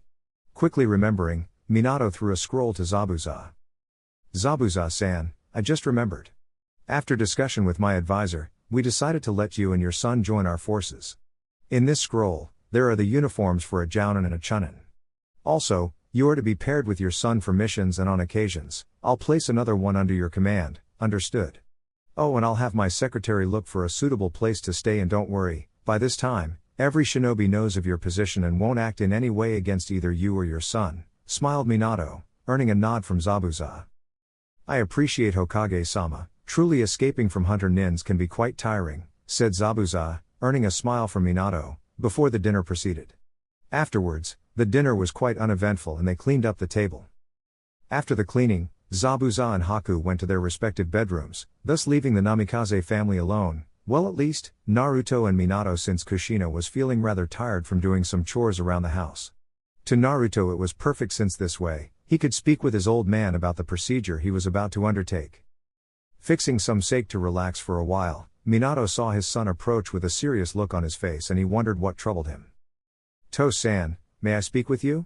It's important, asked Naruto, earning a smile and a nod from his father, before he continued. Well, you remember how I said that Fenrir-sama, the clan head of the Wolf clan, can communicate with me through the mark in my arm, right? Well, while in my last mission, he talked to me once more about a necessary ritual I'm supposed to undertake as the chosen one, said Naruto, before seeing his father's serious look. If I were to interpret from your serious face, Naruto, I'd say that this ritual you're referring to is quite troublesome. May I ask why this is even necessary? From what I recall, you already have the possession of the Wolf Clan contract, asked Minato, earning a nod from Naruto, when suddenly he heard a voice calling him, asking to be summoned to the outside world. Quickly doing some hand seals and biting his thumb, Naruto slammed his hand on the ground, before a white wolf appeared. Greetings Yondaime-sama, it's an honor to finally meet you. I'm Fenrir, the head of the Wolf Clan, said the wolf as he bowed in respect. Greetings Fenrir-sama, the honor is mutual, now I assume you came to explain this ritual my son will be undertaking, asked Minato, earning a nod from the wolf as he explained. I guess so. This procedure as Naruto so puts it is called Yurufu Chizio, wolf blood, and Naruto here will be required to drink our blood. Once the blood enters his system, it will mix with his own, thus beginning the ritual. It will only end until his body adjusts to the mixture. The only problem with it and the very reason why Naruto and I agreed to seek your approval is that Naruto will suffer an excruciating amount of pain unlike none before, and I can't tell you for sure how long it will take for the ritual to be complete, explained Fenrir, to which Minato frowned in dismay at the explanation. Okay, you explained what the ritual entails, but you didn't explain the reason for my son to withstand such a thing. Withstanding pain for a long time can cause damage to both body and brain, it's too risky, asked Minato. As the chosen one, your son will carry the blood of our clan to where he goes. Such was the path of those before him. As for the ritual's results, Naruto will increase his power, speed and chakra. Also, he will then possess skills particular to our clan. Now, I agree that enduring pain can very well damages the body, but I also understand the concern a father has for his son, as I happen to have offspring as well. And I'll give my word, Yondaime-sama, that no harm shall occur with your son, nor he will appear differently than he is right now, except maybe a few inches taller and more muscular, explained Fenrir, earning a contemplative nod from Minato, before he looked at his son in order to see his resolve in this. What do you think, Naruto? Are you up for whatever will happen? Asked Minato, while still studying any sort of doubt in his son's face. I am, father, I am. By doing this, I'll be of more service to you and more able to protect both the village and those I care for deeply in my heart, said Naruto with great resolve in this, before he saw his father smile at him. I see, it takes courage to accept something without knowing the full extent, and I can very well see your resolve in this, my son. Your reasons for doing this are just and not selfish. You don't want to do this for power, but rather to better protect those close to you, and as a father, I'm proud of you, my son, as I have been since you first initiated your shinobi training. Well, if it's my approval you seek, and then you have it, however, for this ritual to occur, someone will have to watch my son, Fenrir-sama, said Minato, earning a nod from the wolf. As I said before, Yondaime-sama, no harm shall happen to your son. I'll personally be overseeing the procedure, and you can very well point someone to be there with me to assist Naruto in anything he needs, said Fenrir, earning a nod from Minato. Okay, it's better to do this where no one can see him or try anything while he's in the middle of the ritual. Tomorrow morning, Naruto, take Fenrir-sama here to the caves inside the Hokage monument. No one will know you're there, and I'll send Kakashi there as well. Now, please rest, my son. I have a feeling you'll have a busy day tomorrow, said Minato, earning a nod from Naruto and Fenrir, before the wolf disappeared. Naruto bid his father farewell and was about to go upstairs when his father called him once more. Naruto, after the ritual is done, I want you to increase your training, my son. I fear troubled times lies ahead of us, and as such, we should be ready just in case, advised Minato, before seeing his son watch him for a moment in contemplation at his father's words. To this day, Naruto never saw that look on his father, and it certainly meant that something really bad was about to happen soon, and as such, his new powers will come in hand. Don't worry, father, I'll train harder than always, smiled Naruto, earning a nod from his father. I'll be keeping you inside the village for you to train my son and your team as well, at least until the Chunin exams that will happen in a month and a half, said Minato, earning a nod from Naruto before he once again said goodnight to his father. The next day. Unlike normal mornings, today the sun didn't find the strength to overcome the number of clouds that closed the sky, and suddenly lightning appeared one by one.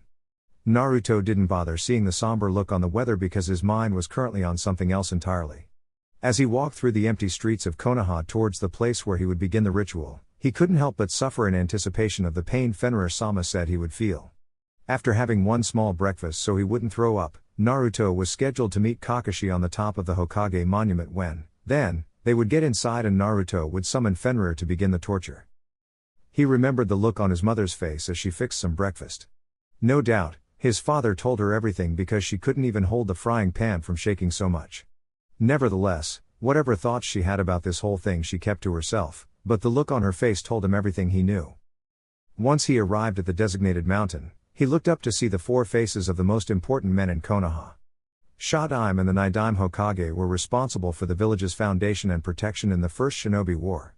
The Sandaime Hokage was their student and the decision-maker that led Konoha to victory at the last Shinobi War with his father, the Yondaime Hokage, under his command.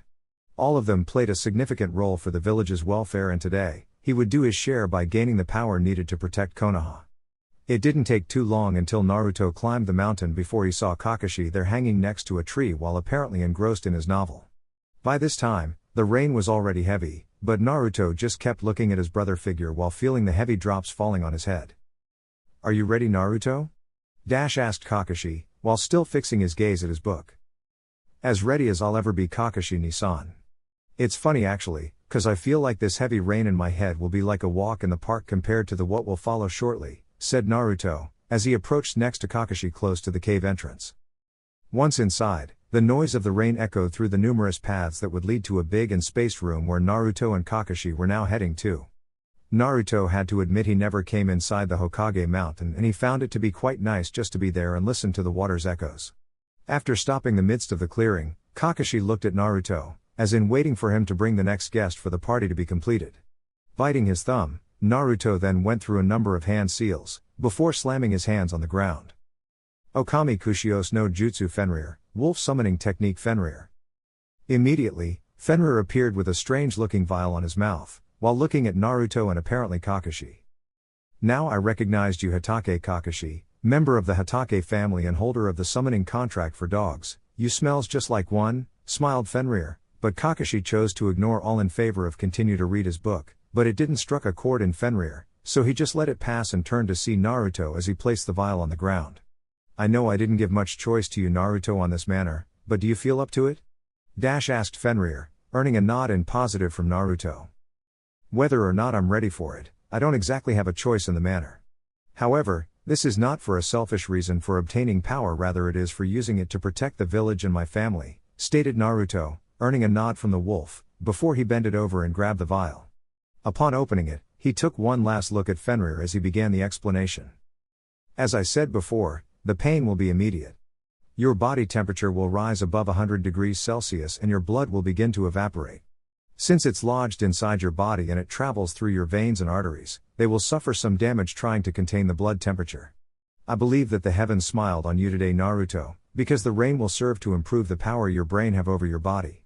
By thinking about the cool rain outside, you can further control the body temperature, not letting it rise to unbearable heat. Also, when the ritual starts, your body will be using its chakra to control the situation, and here comes the tough part. I'm not saying that you shouldn't use chakra, it's just that your chakra capacity must not falter until the end of the procedure, from risk of severe chakra exhaustion and even death, so be careful," alerted Fenrir, earning a nod from Naruto as he positioned the vial close to his mouth, before ingesting all at once. At first, he didn't feel a thing except that it tasted funny. However, close to 5 seconds later, his eyes became blurry and his body began to tremble. Instantly, he dropped on the ground while holding his body with his arms as in trying to stop the pain that now covered his whole body. Naruto wondered at first if the pain would be unbearable, but he never guessed it would be like this. In an instant, he ripped the Chunin vest from his body with force as his body was entirely wet from the hot temperature. Soon, not only he had to worry about the temperature, but the wolf blood traveling through his veins with force. He felt like the veins and arteries would explode, if it wasn't for his chakra subduing the wolf chakra for now. Watching from afar, Kakashi and Fenrir were discussing Naruto's pain with a heavy heart, at least on Kakashi's part, as he wondered why Naruto chose to do such a gruesome task. "I can tell you're feeling his pain, Kakashi-san, as I have the power of reading minds. Don't worry, though, Naruto is tough and he'll overcome this. After all, he is one of us and we are a proud species," said Fenrir. "I know that he's strong, perhaps already too strong for his age. He doesn't need to go through with this. It has been only 10 minutes and he isn't showing signs of coping with the pain," stated Kakashi, earning a nod from Fenrir. "The reason he'll succeed is his drive to protect those he care for, and that happens to be the reason why Tsukiyomi, Moon God, chose him as our representative in this world. Remember, Kakashi, one's true strength only appears when you're protecting someone. There will be a time when Naruto will scream and perhaps even try to rip his skin just for the pain to stop, but the thought of losing his precious one will drive him to overcome this obstacle. Just you wait and see," smiled Fenrir as he saw with ease that Naruto looked like he just got out of the shower as he suddenly began to roll on the ground, not even bothering to feel the pain of skin's heavy contact against the dirt and even some rocks. At the Namikaze household . It was already night and her husband had returned from his office, but the look on his face told Kushina that he was just as bit as worried as she was for Naruto. Naruto was a couple miles away from the house, but she could very well hear his screams of pain echoing through the caves. She wished she could be with her son, taking the pain from him and giving it to her instead, as it would be less painful than seeing her son suffering so much. Suddenly, someone knocked at the door and Minato went to open, revealing Naruto's girlfriend Yugao panting from apparently crossing the entire village just to get home. Kushina-san, Yondaime-sama, is Naruto alright? Has he come back? Asked Yugao, but Minato just nodded in the negative before looking at his fiancée's watery eyes. No, he's not here yet. According to Fenrir-sama, the procedure could take longer than a day since the last one took 2 days to finish. I know my son to be stubborn about quitting, but I fear the pain might be too much for him to handle, said Minato, but everyone could feel that he spoke with a heavy heart. Suddenly, Kushina sighed in dismay and went to the kitchen to grab a glass of water, before turning to her family and Yugao. We must believe he'll get over this situation and come back stronger to face the danger in the future. It's his future and he chose it this way. I hope that everything is okay, said Kushina, while trying to contain her tears, but she couldn't help as they fell freely from her eyes. Yugao went by her side the second it started, while whispering words of confidence about their special blonde. At the cave . 1 day passed and Naruto's body was filled with bruises and blood. At one point during the night, he just couldn't take the pain anymore and decided to beat himself severely in hopes of replacing a bigger pain for a small one and compensate every once in a while. Nevertheless, the pain just wouldn't leave him alone, no matter how much he screamed to the heavens and pretty much cursed every single Iwa shinobi in existence. He could feel his chakra capacity slowly draining and he feared that it wouldn't be enough by the end of the procedure. Watching from afar, Kakashi was now shaking his body just by watching Naruto contorting his whole body because of the pain. His chest was covered by blood and every 10 minutes, Naruto would spill blood. It was unnerving how the wolf could just stand there and watch like he didn't care what happened to the kid. However, what Kakashi didn't know was that Fenrir could very well sense the wolf blood on the verge of mingling with Naruto's. However, Naruto must realize the last step on his own as it's necessary for the ritual to be complete. Turning back to Naruto, he was beginning to lose focus on his surroundings as fatigue was beginning to take over his body, which was a sign of low chakra capacity. The pain, it's too much, I can't breathe, my body is so hot right now, I can't even think straight, thought Naruto as he punched the ground numbers of times. Suddenly, though, a memory clicked inside his mind and he regained focus once more. It was the same image that plagued his sleeps in the forms of nightmares as he watched his family being slaughtered in front of him by Iwa nins. I can't give up right now, I can feel it's getting close, I can't give up, damn it. I can't let all this go to nothing, what will happen to those precious to me if I die here? To-san, Ka-san, Yugao-chan, Misao-ni-chan, Kakashi-ni-san, Neji, Anko-sensei, Tenten, I just can't give up. I won't give up, screamed Naruto inside his mind as a sudden new source of chakra just appeared out of nowhere, before a bright light engulfed the cave where they stood, thus blinding Kakashi and Fenrir momentarily. After they managed to see, there he was in the middle of the clearing on his foot. Approaching the blonde, he suddenly saw the boy fall limp on the ground, before he dashed quickly to grab Naruto in fear of losing him for the pain. But Kakashi was relieved once he managed to felt a strong pulse on his neck. Geez, he took it all in record time no less, truly a most surprising ninja you are, Naruto. Thought Kakashi as he looked at Fenrir, who was smiling. I told you he would succeed, Kakashi, take him home to rest. He won't be waking up for at least 2 days and in this period, the new blood will be improving his attributes. No doubt, the boy is special. He managed to finish in just 1 day while the last one needed close to 2 days to do so. I will report his success to my clan, so long Kakashi, said Fenrir, earning a nod from Kakashi, before he looked at Naruto once more with a proud smile on his face. Chapter 22, Re-education. After Fenrir left the place, Kakashi was left with an unconscious Naruto on the ground. Just by looking at his beaten body, made Kakashi wonder just how much Naruto had to endure since the beginning of the ritual. Hearing his screams, seeing him rolling on the hard ground made the silver-haired Jounin shiver, and he was on the verge of stopping the exam right there and then. In the end, though, the procedure was successful and the blonde was soundly asleep, and would remain as such, for at least 2 days if Fenrir's information was any indication. Now, as he kneeled on the ground as in trying to take the little Naruto on his arms, Kakashi had the decency to smile sheepishly since the blonde wasn't so little and light anymore. Being that said, He positioned Naruto on his back as he left the cave, going straight to the Hokage's house where Naruto's family would be expecting him. The sun was already up in Konoha and the village's population had already filled the streets with laughter and joy. So, Kakashi headed for the rooftops in hopes of not calling any sort of attention to either him or the unconscious blonde on his back. Who knows how many answers he would have to give if someone saw him carrying a presumably beaten Naruto on his back. The man even thought of increasing his pace so as not to catch any wandering shinobis jumping on rooftops, but since he already spotted the Namikaze household on the horizon, he figured that no one would catch him. Sad mistake. Although it wasn't someone Kakashi dreaded to encounter, and this person was one of the few who knew about Naruto's ritual with the Wolf Clan. And this person was none other than the blonde's girlfriend Uzuki Yugao.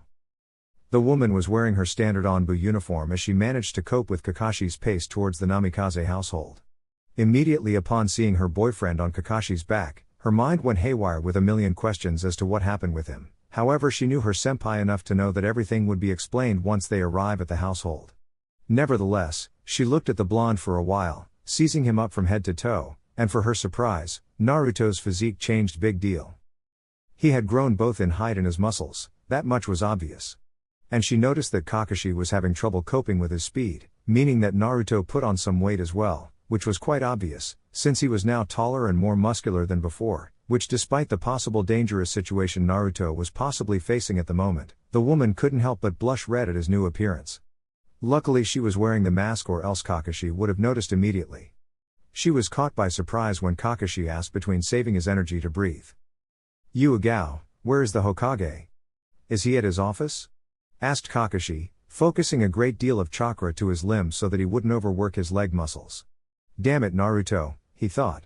The boy, man was easily close to his height now and heavier to carry throughout the village. The man sighed in dismay as he was supposed to meet with his Genin team later on for some training.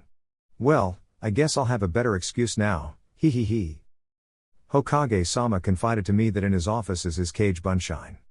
The real him is waiting inside his house for Naruto. Speaking of which, besides the obvious physical change, I don't see much difference between my boyfriend now and before the ritual. Do you know anything about it? Asked Yugao, before seeing him nod in the negative. According to the head of the Wolf Clan, Naruto's change will occur as he sleeps for the next 2 days. The first changes already occurred throughout the travel since I could feel his weight increasing, getting difficult to carry him out of a sudden. It's my fair belief that his chakra capacity and chakra pathways will suffer some changes soon. Being that as it may, we won't know for sure until he awakes in 2 days, explained Kakashi, before they arrived at the compound only to see Kushina and the Yondaime running at him while the frantic mother took a look at her unconscious son. After some brief explanation from Kakashi, they entered the house and positioned Naruto on his bed in order to rest as the rest was in the living room discussing about what happened. Zabuza and Haku were also there, but the difference was that they now wore, respectively, Chunin and Jounin attire from Konoha, meaning that the Hokage managed to enroll them in the village's shinobi force. They would start looking for a house today, until Naruto appeared being carried by the copy nin Kakashi. Once everyone was comfortable, Kakashi started by explaining the procedure, thoroughly, describing each step of the way. It was hard for Kushina, Minato and Yugao to hear every word that came out of Kakashi's mind and not think of curse words to say to the head of the Wolf Clan. Granted, they all knew about the dangerous procedure, but they weren't aware that so much suffering would befall on the blonde. Minato himself wondered if he would be able to handle it, a thought mirrored by everyone present in the room, surprisingly, including Zabuza. The man flinched on the part that Naruto became to beat himself relentlessly in hopes of stopping the pain within his chakra coils.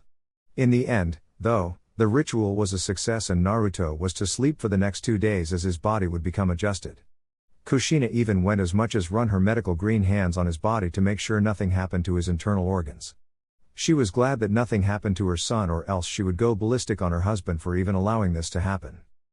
2 days after 2 days passed in a blink as Konoha was making its preparations for the upcoming Chunin exams as well, as in secret of course, preparing their new defense system in order to be prepared for Orochimaru's invasion. Missions were being handled with care, so as not to arouse any suspicion. Minato would slowly, but surely, decreasing the number of missions outside the village and increasing the number of border patrols made by Anbu. Since stealth was their best ability, they would carry the border patrol without the risk of enemy ninjas being suspicious of the village's actions. Because of this, one person wasn't thrilled. Tall, gray-haired and adjusting his glasses, Yakushi Kabuto was positioned behind Konoha's shinobi force for the sole purpose of reporting to his master Orochimaru every bit of information concerning the village's activities. Somehow, deep within his gut, he knew that something out of the ordinary was going on, yet he couldn't place his finger on it. Those who would relay information to him no longer came, and the usual number of ninjas he saw coming and leaving severely diminished since the time of the Chunin exams were announced. The Chunin exams date was approaching, and Orochimaru was planning on using this to his advantage. It was common knowledge that high-ranked officials and nobles would come to the village in order to watch the last phase of the Chunin exams, and as such, Konoha would be conflicted by taking care of the invasion and at the same time protecting the nobles, which, since they are inside Konoha's territory, the responsibility of a noble's death would fall on them. Looking at the gates, he noticed 2 squads of ambush arriving at the village and immediately heading for the rooftops with speed, as their destination was the Hokage's office. No doubt, in Kabuto's mind, things were starting to become suspicious, and he would find out more about it, from fear of disappointing his master Orochimaru. == At the Namikaze household == Stirring from his bed, Naruto slowly opened his eyes in order to adjust to the sudden sunlight that dared to interrupt his comfortable sleep. The boy was never used to sleeping late, as he was, constantly, the first one to wake up in his house. For some reason, though, he felt like his head was about to explode. Suddenly, memory came back to him, and he remembered how much pain he had to withstand at the cave and wondered where he was. He recognized his room after a few seconds and went to the bathroom to do the same hygienic routine. However, when he looked at the mirror, he was shocked. Before, his head was at the same height of the mirror in front of him. Now, though, the only thing he could see was his neck down, and strangely so, he noticed that his arm muscles were now bigger than before. He didn't know why this happened until he remembered Fenrir-sama's words about his body going through some adjustments because of the ritual. After taking a nice cold shower, Naruto looked at his closet before picking his shinobi clothes. However, he sighed in dismay as the clothes no longer fitted him. Crap, now I have to go shopping once more, Naruto cursed. He was about to close his closet, before he looked at 3 stocks of clothes with a note attached to it. It was from his mother, as she went ahead and bought some new clothes for him to wear. His mother always had a good fashion sense, he reasoned, and this wasn't an exception. The minute he put his clothes on, he had to smile in appraisal at the choice in clothes. His clothes composed of black onbu pants with 3 blue stripes on the thigh region, dark blue fishnet shirt, and a black shirt to go with his light green Chunin vest. The boots were the same black ones that the blonde always favored. Once he was downstairs, he was surprised his little sister sitting on her specialized chair as his mother fed her with a smile on his face. Little Misao was 2 years old, bearing 3, and her red hair was already growing near her tiny shoulders.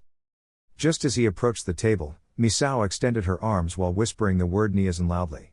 Kushina turned her head to smile to her son, only for her chin to be sent to the ground. It couldn't be. A week ago, Naruto was smaller than she was, but now not only was he taller but way more muscular than before. I didn't know this ritual would change you so much, Naruto-kun. And I see you already tried the clothes I got you, huh? Asked Kushina, earning a nod from Naruto as he was caressing his little sister's face. I was surprised as well, Okawa-san. I woke up this morning and I was like this. I appreciate the clothes, I like them a lot. Can't wait to show it to Yugao-chan, said Naruto as he grabbed some milk from the fridge followed by some cereal. Well, she will definitely love it, after all she helped me purchase at the store yesterday, mentioned Kushina, before seeing Naruto smile as she continued. The blue stripes on your pants were her idea, because of your elemental affinities being wind and lightning. I think it suited you nicely. What will you do today, Naruto-kun? Asked Kushina as she wiped Misao's mouth with a napkin, before smiling at the sound the little girl made just then. I think I'll get adjusted to this new body some. I also want to test my chakra control now that it was tampered because of the ritual. I know that it's now bigger, so maybe I should focus on controlling for now, before testing my techniques. Afterward, I was thinking of testing a couple of jutsus I found in the book. Also, I think I'll look for Yugao-chan and my team to see if they're around, maybe even see Asuma-sensei, explained Naruto, earning a smile from his mother as he took the empty bowl of cereal to the dish and left the house. Once outside, he began a light breathing exercise as he felt his chakra traveling through his chakra pathways, going straight to his legs, before he used it to jump towards a building nearby. He noticed that he jumped higher than the building and cursed the fact that he would have to do chakra control exercises all over again. Certainly, he wouldn't like to overpower his jutsu and it backfires on him.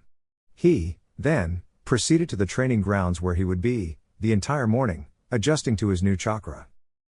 Training ground ===.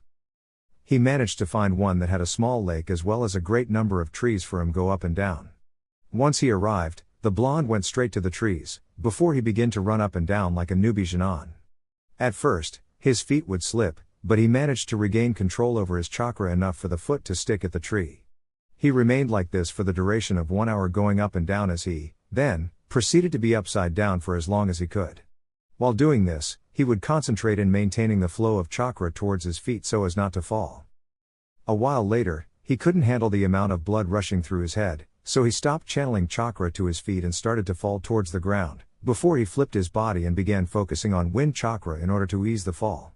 Just as he was about to land on the ground, the wind around him suddenly picked up, severely reducing his speed, thus landing on the ground graciously. He wiped the sweat of his cheeks, since focusing only on chakra control is a very tiring procedure. Deciding to stop using chakra for a while, Naruto started running around the lake in order to test his new agility. He would dash left and dash right on occasions, while doing backflips, barrel rolls as every acrobatic movement he could think of. His legs were now longer and he was having trouble to land right on the ground, but after much practice, he would be accustomed once more. Now deciding that some taijutsu was in order, the blonde started to throw multiple punches and kicks, while imagining opponents trying to fight against him. Beginning with a sequence of 3 punches, each one aiming for a specific part of the body, Naruto then twisted his body to land a powerful reverse kick on the next opponent's face, before back-flipping and landing a powerful roundhouse kick on the other opponent who was coming from behind. Standing in a fighting position, he began to analyze as 3 other opponents came in front of him aiming for a straight attack. He, then, dodged the imaginary kick that would land on his chest and evaded another one's punch aiming for his head. He blocked the third one's jab, before landing 3 punches on their faces. Suddenly grabbing his trench knives, the blonde proceeded through the katas he and Asuma created. Focusing wind chakra through the metal, Naruto began to slash the air consecutive times as he often finished with a spin kick directly to the opponent's head. Right after Naruto finished his katas, he heard some clapping coming from behind as he turned only to greet the smoking Jounin. Sarutobi Asuma was fairly confident about hearing the peculiar sound of his trench knives cutting through the air, so he figured that Naruto would be close by practicing with it. There's been a long time since they met in order to train for Naruto's Chunin exam. Seeing the blonde from a distance, the Jounin smirked and went closer to the blonde in order to greet him. However, as he shortened the distance, Naruto was becoming taller, which was strange considering that it wasn't possible that the Chunin could grow so much in only 2 years. He was surprised though, when Naruto turned to greet him and his height was almost the same as Kakashi, which was no easy feat to be at the age of 14 bearing as 15. "Hello there Asuma-sensei, long time no see huh? I was thinking actually of finding you in order to do some catching up," greeted Naruto, as he showed a smirk to the older shinobi, who were still mouth agape that this was the Naruto he trained long ago. "Wow Naruto, had a growth spurt, I presume. I know it's been a long time, but I wouldn't picture you for a 14-year-old right now. You look as tall as Kakashi already. Care to tell me what happened?" asked Asuma, before he saw Naruto scratching the back of his head in a sheepish attitude. He should have guessed that his appearance would bring questions later on. "It's a long story Asuma-sensei and I want to tell you everything, under the condition of keeping it a secret for now. Can't let the information fall on wrong ears, you know the drill. And you can tell Kurenai as well if you want to, later on," said Naruto, before Asuma nodded. Naruto, then, proceeded to explain everything from the start. He started telling about the Wolf Clan and how he is some chosen one from their prophecy to describing the painful procedure that he had to undertake which resulted in him having a growth spurt. As Asuma processed the information, his mouth was slowly dropping further and further, until Naruto finished the story and he looked at Naruto as in he grew a second head.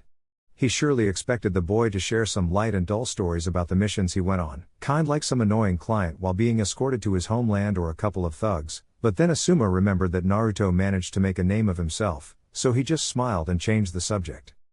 "Sound like you went through a lot, then, I'm rather impressed. How are the knives treating you?" asked Asuma as he placed his hands inside his pockets and grabbed one cigar, before lighting it. "So far so good, actually.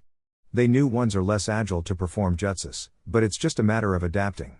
And indeed, it covers more ground for defensive maneuvers just like you said Asuma-sensei.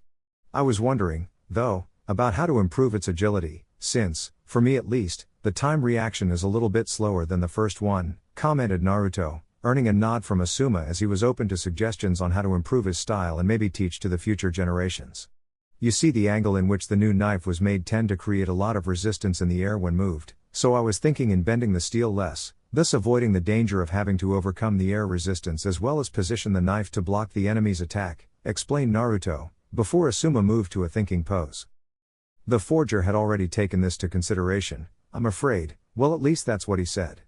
I've never taken into account such a possibility. The next time I see the man, I'll talk to him about it. In the meantime, though, I think I can solve your problem, Naruto-kun.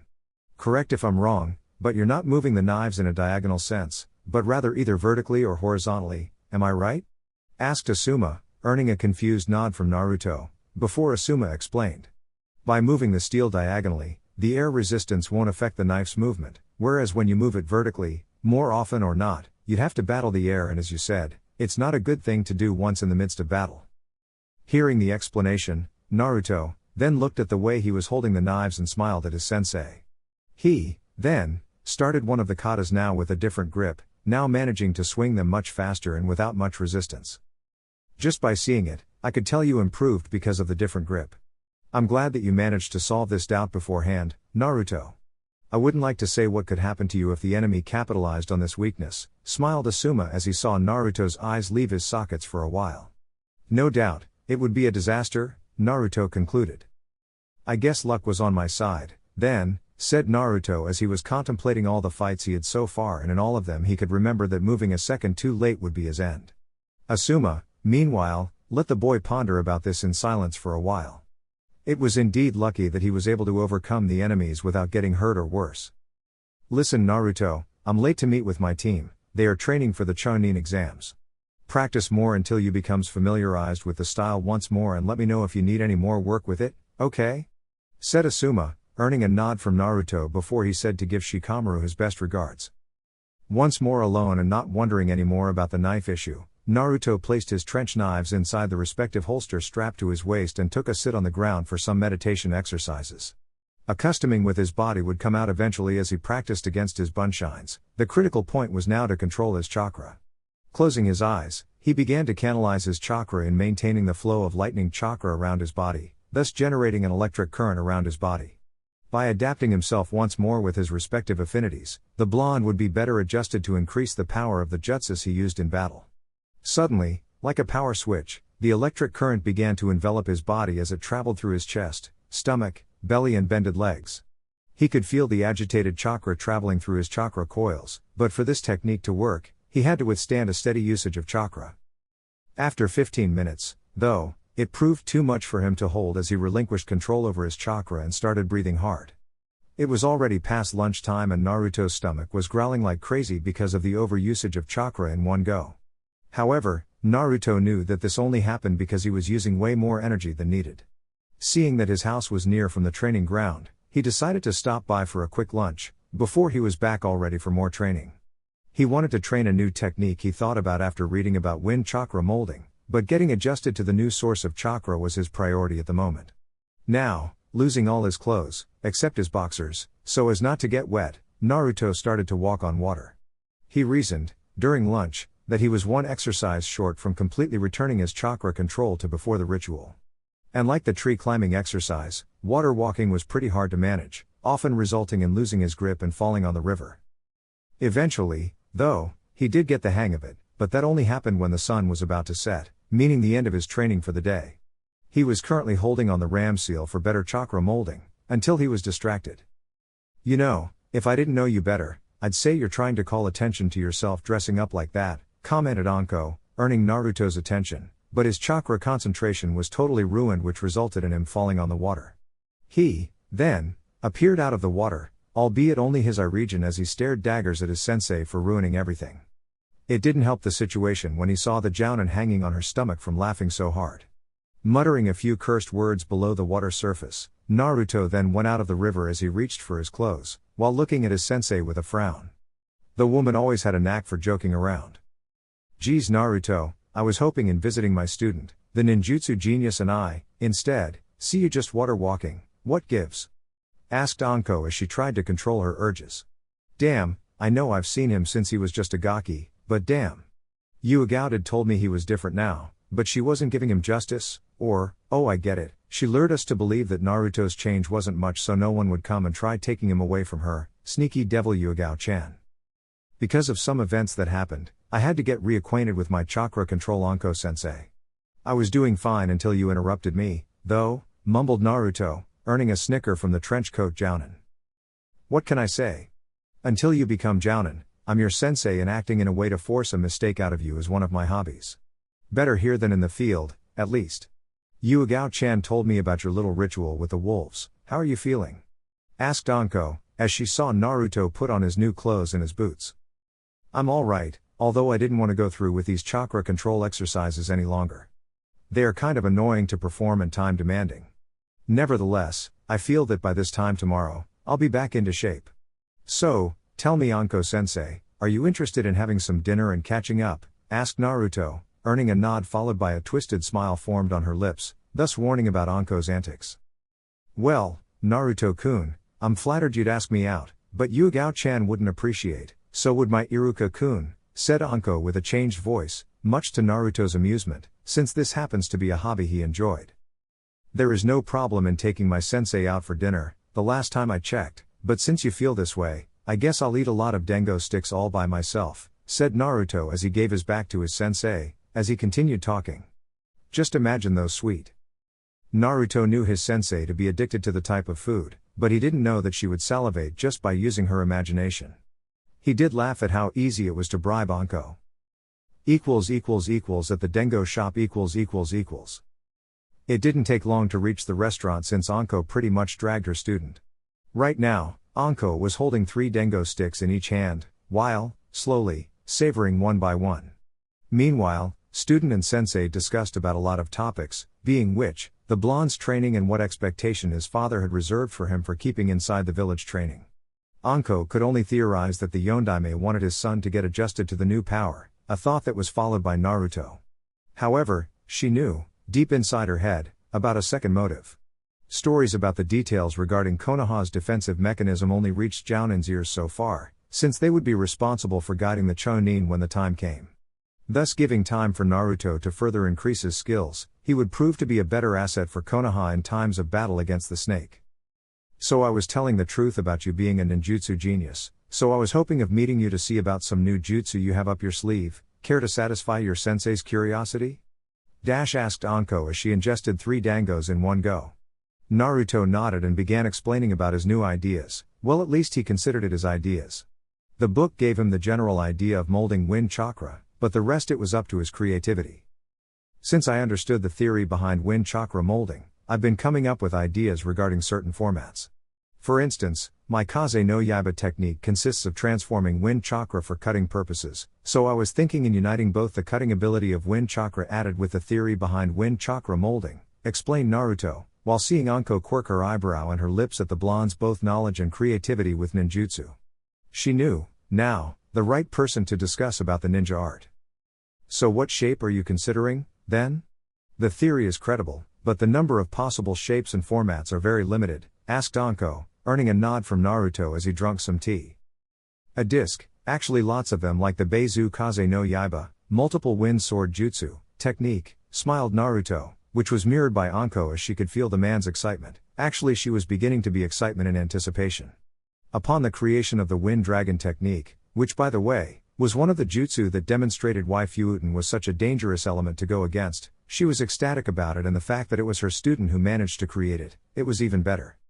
Everyone just couldn't hear any more of the trenchcoat Jounin bragging about being Naruto's Jounin sensei. I just hope you'll show me once you manage to finalize the technique, okay, or I will send my little pet to wake you up the day afterwards. You do remember her, right? Asked Anko with that devious smile as she got up from the counter and was about to leave when she heard Naruto snort, then she turned to see her student. I prefer satisfying your curiosity with my jutsus anytime, it's way better than having to wake up with a snake wanting to crawl up my sleeve.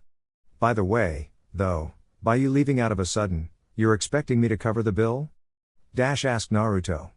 He got his answer as Anko suddenly vanished within a sunshine. Ha, figured, well, I guess this one is on me, then. Thought Naruto as he placed some money on the counter before leaving the dengo stand. Konoha streets were filled with people and the weather was nice, albeit a bit cold considering that they were through spring right now. So, Naruto took some time to just wander around the village his father protects every day. People that knew him greeted him as they passed and Naruto waved at them in an educated manner. Looking up, his shinobi senses caught sight of 4 blurs, which indicated that Ambus were busy scouting around the village. That alone made Naruto smile, but it wasn't because he felt Konoha was safe with the masked individuals flying around. Rather the purple-haired cat masked Anbu that filled his heart with joy every time. Naruto wanted to talk to her a bit, but seeing as she was on duty, the meeting would have to be postponed for the time being. Resting his hands on pockets, Naruto went straight to his house where he believed his father would already be home. At the Namikaze compound . As soon as Naruto entered his house, he saw his family joined on the living room. His mother was feeding little Misao some milk and his father was reading the newspaper. It took little to no time for the older blonde to settle the newspaper down and look at his son, who a couple days ago, had the equivalent height of a teenager. Now he easily bared Kakashi's. Minato liked to keep tabs with the ninja under his care, so he received daily reports of those using the training grounds, therefore he knew firsthand what his son did the whole day. The Yondaime Hokage wondered why Naruto would worry about re-educating his body all over again, but he didn't seek to question the boy's reason. Minato wasn't fully aware of the changes that his son went through. Nevertheless, he was fairly confident in his son's abilities to create techniques that would benefit Konoha in the future. Techniques like the Wind Dragon and the Flight of the Falcon were rather impressive to say the least, and the Hokage was certain that his son was up to something entirely new this time. He could feel it just by looking at him. "Hello there, son, I've heard you had a very productive day today. Why don't you join with your old man and tell me about it?" smiled Minato as he placed the newspaper on the table in front of the couch where he was seating on.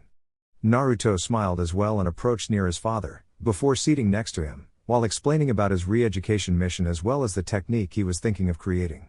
Kushina, in the meantime, took a glance at the 2 blondes chatting about ninja techniques and she couldn't help but wonder how Naruto grew up to be the exact replica of his father. Because of the ritual, Naruto's muscles were more pronounced, but the height, the facial expressions, he was very much alike his father, and the woman couldn't help but wonder if the little bundle of red-head joy currently sleeping inside her crib would grow up to be an exact replica of her mother. Surely, it would be a weird family, Kushina mused. One could imagine confusing the children with the parents and vice versa. Back to Naruto and Minato, the younger one finished explaining about his theory regarding his new technique called Fuuten Tajuu Kazetasuku, wind release, multiple wind disc jutsu, and his father was showing a lot of enthusiasm about the theory behind the technique. Surely, combining the cutting ability of wind chakra with Naruto's ability to mold the wind chakra as well, it could prove to be a troublesome technique for enemies to deal with. And all that combined with Naruto's superior chakra capacity, Minato had no doubt his son could use it as a large-scale attack. At least the theory is already covered, all I have to do now is practice with it, until I am able to shape the wind into multiple discs. Maybe tomorrow or the day after, I'll be able to fully utilize my chakra and then using the technique will be much easier.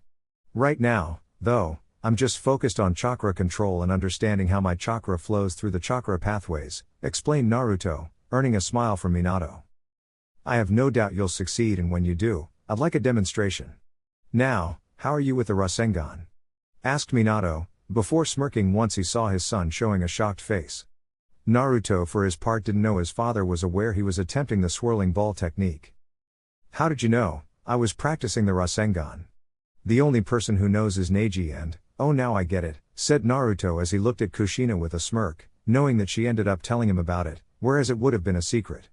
The woman for his part feigned an innocent look, but she was caught nonetheless. I just figured your father would be proud to see his son following his footsteps. Who knows, maybe, you could finish the technique, explained Kushina, earning a nod and appraisal from Minato. Adding elemental manipulation to the swirling ball was a feat he was due to achieve. He already made some attempts by adding lightning chakra to the ball, but he just couldn't maintain the rotation while at the same time adding the element.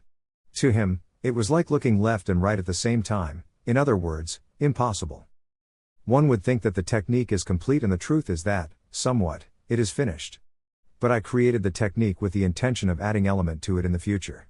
So far, though, I have not succeeded. Maybe you could think of something with that creativity of yours, my son. How far are you with the technique? Asked Minato, before he saw Naruto stretching his arm and opening his palm, before focusing on creating the swirling ball technique. The energy, suddenly, appeared and the ball was formed, however just like before, the ball dissipated after 5 seconds. The third stage is the problem, Otosan. I can't contain the energy for too long. Hopefully, by the end of my training, I'll be able to finalize the technique, explained Naruto, earning a nod from Minato. Surely, the third stage is tough. If I recall, both your godfather and Kakashi took a long while to be able to contain the swirling ball of energy. You're on the right track, though, after a lot of practice, you'll able to complete it. Now, I bet you're hungry, son. I know I do. Kushina-chan, what we have for today? Asked Minato, before they appeared at the kitchen in order to savor some yakisoba served with steamy vegetables. Half an hour later, the entire bowl of the paste soon vanished courtesy of two blondes. After cleaning everything, it was time for everyone to sleep. At Naruto's room . After some quick change in clothes, Naruto was already on his bed, snoring. Out of a sudden, though, he was staring at the moon on top of the mountain with Fenrir by his side. I can see our blood did wonders for your chakra and physique, Naruto. Surely, your chakra-related techniques will be greatly improved as well. How are you feeling? Asked Fenrir as he never took his eyes off the moon. I'm alright, I just had to get adjusted to this new body, though, but nothing that a day or two I can't fix. So, other than ask about my well-being, why did you call me here? Questioned Naruto, not at all happy to be interrupted in his sleep. It seems you're a little impatient since last time. Well, yes, I didn't call you here just to ask how you are, but rather to show you an important aspect that is now linked to your blood. You see, Naruto, now that you have wolf blood stored inside your veins, you could uphold some of our characteristics. When the full moon is up, you'll have the ability to transform into a superior being, increasing speed, strength and chakra, explained Fenrir, as Naruto looked at him while interpreting the wolf's words. Suddenly an image appeared in front of them and Naruto could see a tall individual, black hair, black eyes, wearing what looked to be a primitive outfit made of fur. Out of the blue, the full moon appeared and the man was suddenly enveloped by a strange red substance, before he suddenly transformed into a 6-foot werewolf. This man happened to be the last one to carry our blood almost 2,000 years ago, and the transformation you see before you is actually one of our jutsus called Ukamajutsu Yurufu Henshin, Wolf Clan Jutsu, Wolf Transformation Jutsu. You don't need any hand seals to perform, but rather just focus on your chakra, upon the full moon, and the transformation will manifest. Don't worry about accidentally transforming, because in order to do it, your mind would have to be focused in that regard. If you happen to use chakra for other purposes, it won't happen, explained Fenrir as he watched the last one tearing his enemies apart with his claws and superior speed. Naruto for his part was shocked to see all this. He was even more shocked to know that he could do it as well. The problem was that the power was too grand for him to cope with. How could he use it for the better good? The blonde was at a loss of what to do until he noticed the wolf about to speak. You don't need to worry about coping with this power, after all you're the chosen one, Naruto. You may have the power, but it will be up to you to decide what to do with it. We wolves care deeply for our pack and this sentiment is what drives you to become stronger. When in doubt, think about those you protect. One thing I know is that once you make a decision in regards to those you protect, you're never wrong. Nevertheless, it's somewhat wise to slowly cope with the power granted to you, so for now, this ability will serve for life and death situations, explained Fenrir, as Naruto just stood there eyes fixed on Tsukiyomi. He should have known by now that he couldn't keep anything secret from the wolf, but he understood his words, in the end. 3 days later . The sun decided to send all his might today, hence why few people decided to be on the streets, rather jumping straight on the many river and lakes throughout the village. Because of Minato's plans regarding the future invasion, the shinobis would spend their days training to hone their skills, however because of the weather, the majority of them would simply train near the water. However, one blonde shinobi wasn't bordered by the scorching temperature, and that was Namikaze Naruto. In order to speed his adaptation, the blonde chose to camp near training ground where he trained non-stop, whether it was day or night. The boy would summon Kage Bunshine to practice taijutsu. He would go up and down the tree, walk on water as many times as he could in order to better control his chakra. Right now, Naruto was holding the tiger seal while focusing on wind chakra around him. By manipulating the wind around him, he was creating a little typhoon around him as well, thus not being bothered by the hot temperature. Last night, Naruto noticed that he could withstand the continuous usage of chakra for longer periods, hence why now he was trying to use just the bare necessary to maintain the typhoon. By now, his elemental chakra was already adapted and he was sure that any elemental technique would be effective. Stopping the flow of wind chakra, Naruto now began a different series of hand seals before gathering wind through his lungs. Fuuten Daitapa, wind release, great breakthrough jutsu. Naruto, then, exhaled the gathered air, before he focused some chakra in order to expand the gust of wind, all this taking only seconds to finish. As a result, he managed to see the gust of wind leveling a grass field nearby. Seconds after, the blonde initiated another sequence of hand seals for a different technique in order to fully test his chakra. As he finished the last one, his hands started to sparkle with electricity, before he extended them, thus expelling millions and millions of lightning sparks. Raiden Kugun, lightning release, lightning force jutsu. Once satisfied with his chakra, Naruto now turned to the most important part of his training, his new wind technique. Molding his chakra to the shape of a disc was one thing, and while attainable, it was a different manner to add the slicing capabilities of wind chakra. However, he wasn't keen on giving up so soon, and the wind dragon technique was a testament of it. Little did he know, though, that one person was watching him from afar. One would believe it was Uchiha Itachi from the pair of Sharingan swirling, but the truth was that it was his little brother Sasuke.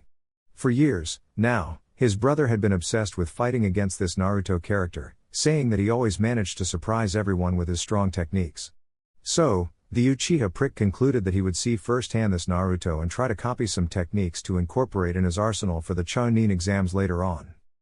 Just like any Uchiha, he had a fire affinity, however with time, he found out a second affinity for lightning as well. And the fact that Naruto has it as well, he hoped to copy some lightning jutsus from him, since Kakashi-sensei wouldn't let him copy his, at least not right now. When the information of Naruto's jutsu was copied by the Sharingan, Sasuke had the decency to gasp at the sheer amount of chakra needed for the technique. The Uchiha saw Naruto doing a new sequence of hand seals and was about to copy them when someone was behind him. "Foolish little brother, what are you doing here?" asked Itachi as he appeared on his Anbu attire. He actually knew about Sasuke's desire to watch Naruto's techniques with the Sharingan, just like any stupid Uchiha who believes that their eyes were their salvation. Just because you possess the Sharingan, doesn't give you the right to steal techniques from allies, scolded Itachi, earning a snort in reply from his little brother. "Stop bothering me, Niazan. I just want some lightning jutsus to incorporate in my arsenal, that's all," said Sasuke, before he took a look at the blonde only to see wind chakra being used this time. "If you aim to beat him in the future, then it won't matter if you copy his lightning techniques, he'll just use wind techniques and it's your end. The only hope you have against him is using Katen ninjutsu, which wins over his Fuuten," explained Itachi, before seeing his little brother frown in dismay. Little did Sasuke know, though, that Naruto had knowledge of a third element and Itachi wouldn't lose the opportunity to see his little brother stepping down from his high heels. Seeing as he wouldn't get anything good out of Naruto, the Uchiha brothers left the vicinity. Back to Naruto, he would dictate the remaining day to focus on his technique. The Hokage's office .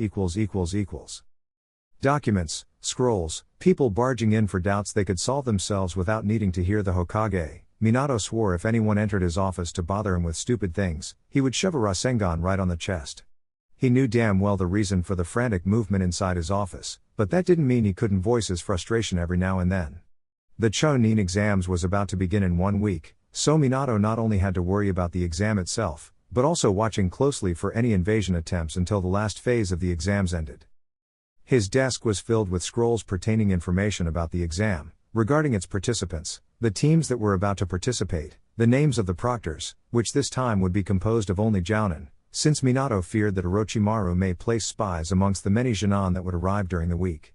He, then, sorted everything out and got up from his chair before looking down the village from the window. "This Chunin exam will attract a lot of influential people, I'm afraid. From Konoha, all of the village's clan's heirs will be participating, meaning that people will want to look at Mikoto's youngest son Uchiha Sasuke and Hyuga Hyashi's daughter Hinata, among others like Nara Shikamaru, Yamanaka Ino, Akimichi Kuji, Inuzuka Kiba, and Aburame Shino. No doubt, this exam won't be like the others," thought Minato as he sensed a major shift in the wind, before a toad appeared on top of his desk. Suddenly, the toad opened his mouth and none other than Jiraiya appeared out of it. "Greetings Jiraiya-sensei, the Chunin exams will start in a week, are the toads ready to begin the operation?" asked Minato, before seeing a satisfying grin on Jiraiya's face. As we speak, the toads are now scouting the further regions from the village walls. Any strange movement will be communicated to me, reported the perverted Sanin, earning a nod from Minato as he turned to the window once more. Things were going just as he planned so far, Minato thought. He just hoped that when the time came, Konoha would emerge victorious once more. Chapter 23, Chunin Exams Arc Part 1. It was just like any other day in Iwagakure as clouds would close the sky, not allowing any ray of sunshine to warm the village citizens. However, the people of Iwagakure were already accustomed to the stifling temperature as they walked throughout the rather large village streets. Approaching the city's hard iron gates, a team from Sunagakure arrived, followed by what appeared to be the Kazekage, judging by the white robes and blue hat. Once they arrived, the two Chunin near the gates bowed in respect for the imposing figure of the Wind Shadow, whose both flanks were covered by Sunagakure's finest jounin available.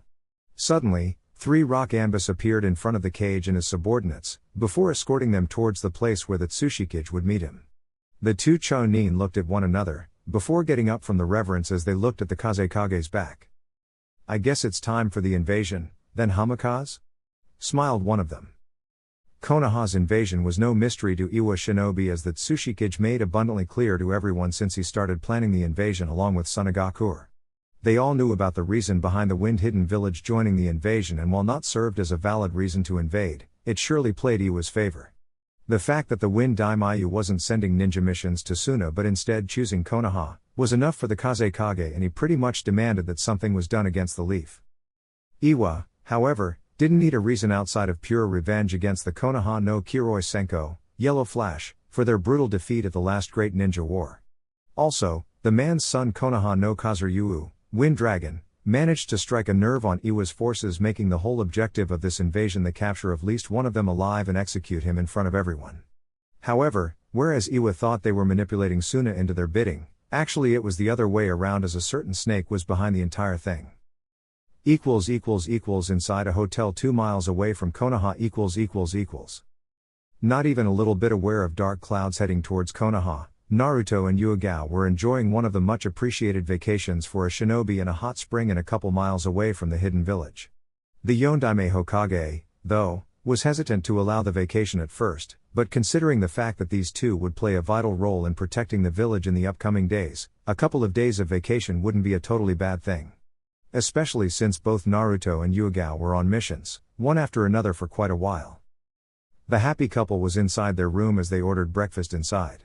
However, the food was left untouched on the room table, as they were more concerned in consuming their love for one another than to fill their stomach. Naruto was on top of Yugao, kissing her madly, while Yugao's arms were massaging the blonde's wide back and shoulders in utmost fascination of his defined body. Both were happy with the tender moment they were sharing, especially because right now no one would bother any of them for a mission or some important errand. "You know, you look even more beautiful when illuminated by the sunlight, Yugao-chan. Not as beautiful as how the sun turns your hair to bright gold, Naruto-kun. Author's note: there is a lemon here, I can't post it on YouTube as my channel will be taken down. If you want to read it, link to the story is in the description. If you are a patron, then you can also find the unedited version over there. Iwagakure . The Suna delegation walked around for a bit until they arrived in front of what appeared to be a door leading to a cave underground. The Kazekage considered the man he was about to meet very carefully, because of this. He knew that the Tsushikage's office was located at least 10 miles away from their position, so for him to meet at a secluded location like this, spoke highly of the man's paranoia regarding possible assassination attempts. After the 2 doors opened, the Anbu entered first along with the Suna delegation. The light inside was almost non-existent, until the doors were closed, when suddenly seals along the walls started glowing, leading the way to the Tsushikage's hidden meeting area. As they calmly proceeded down the stairwell, the Kazekage was considering the meeting at hand. All the previous times he had communicated with the Earth Shadow was via message scroll.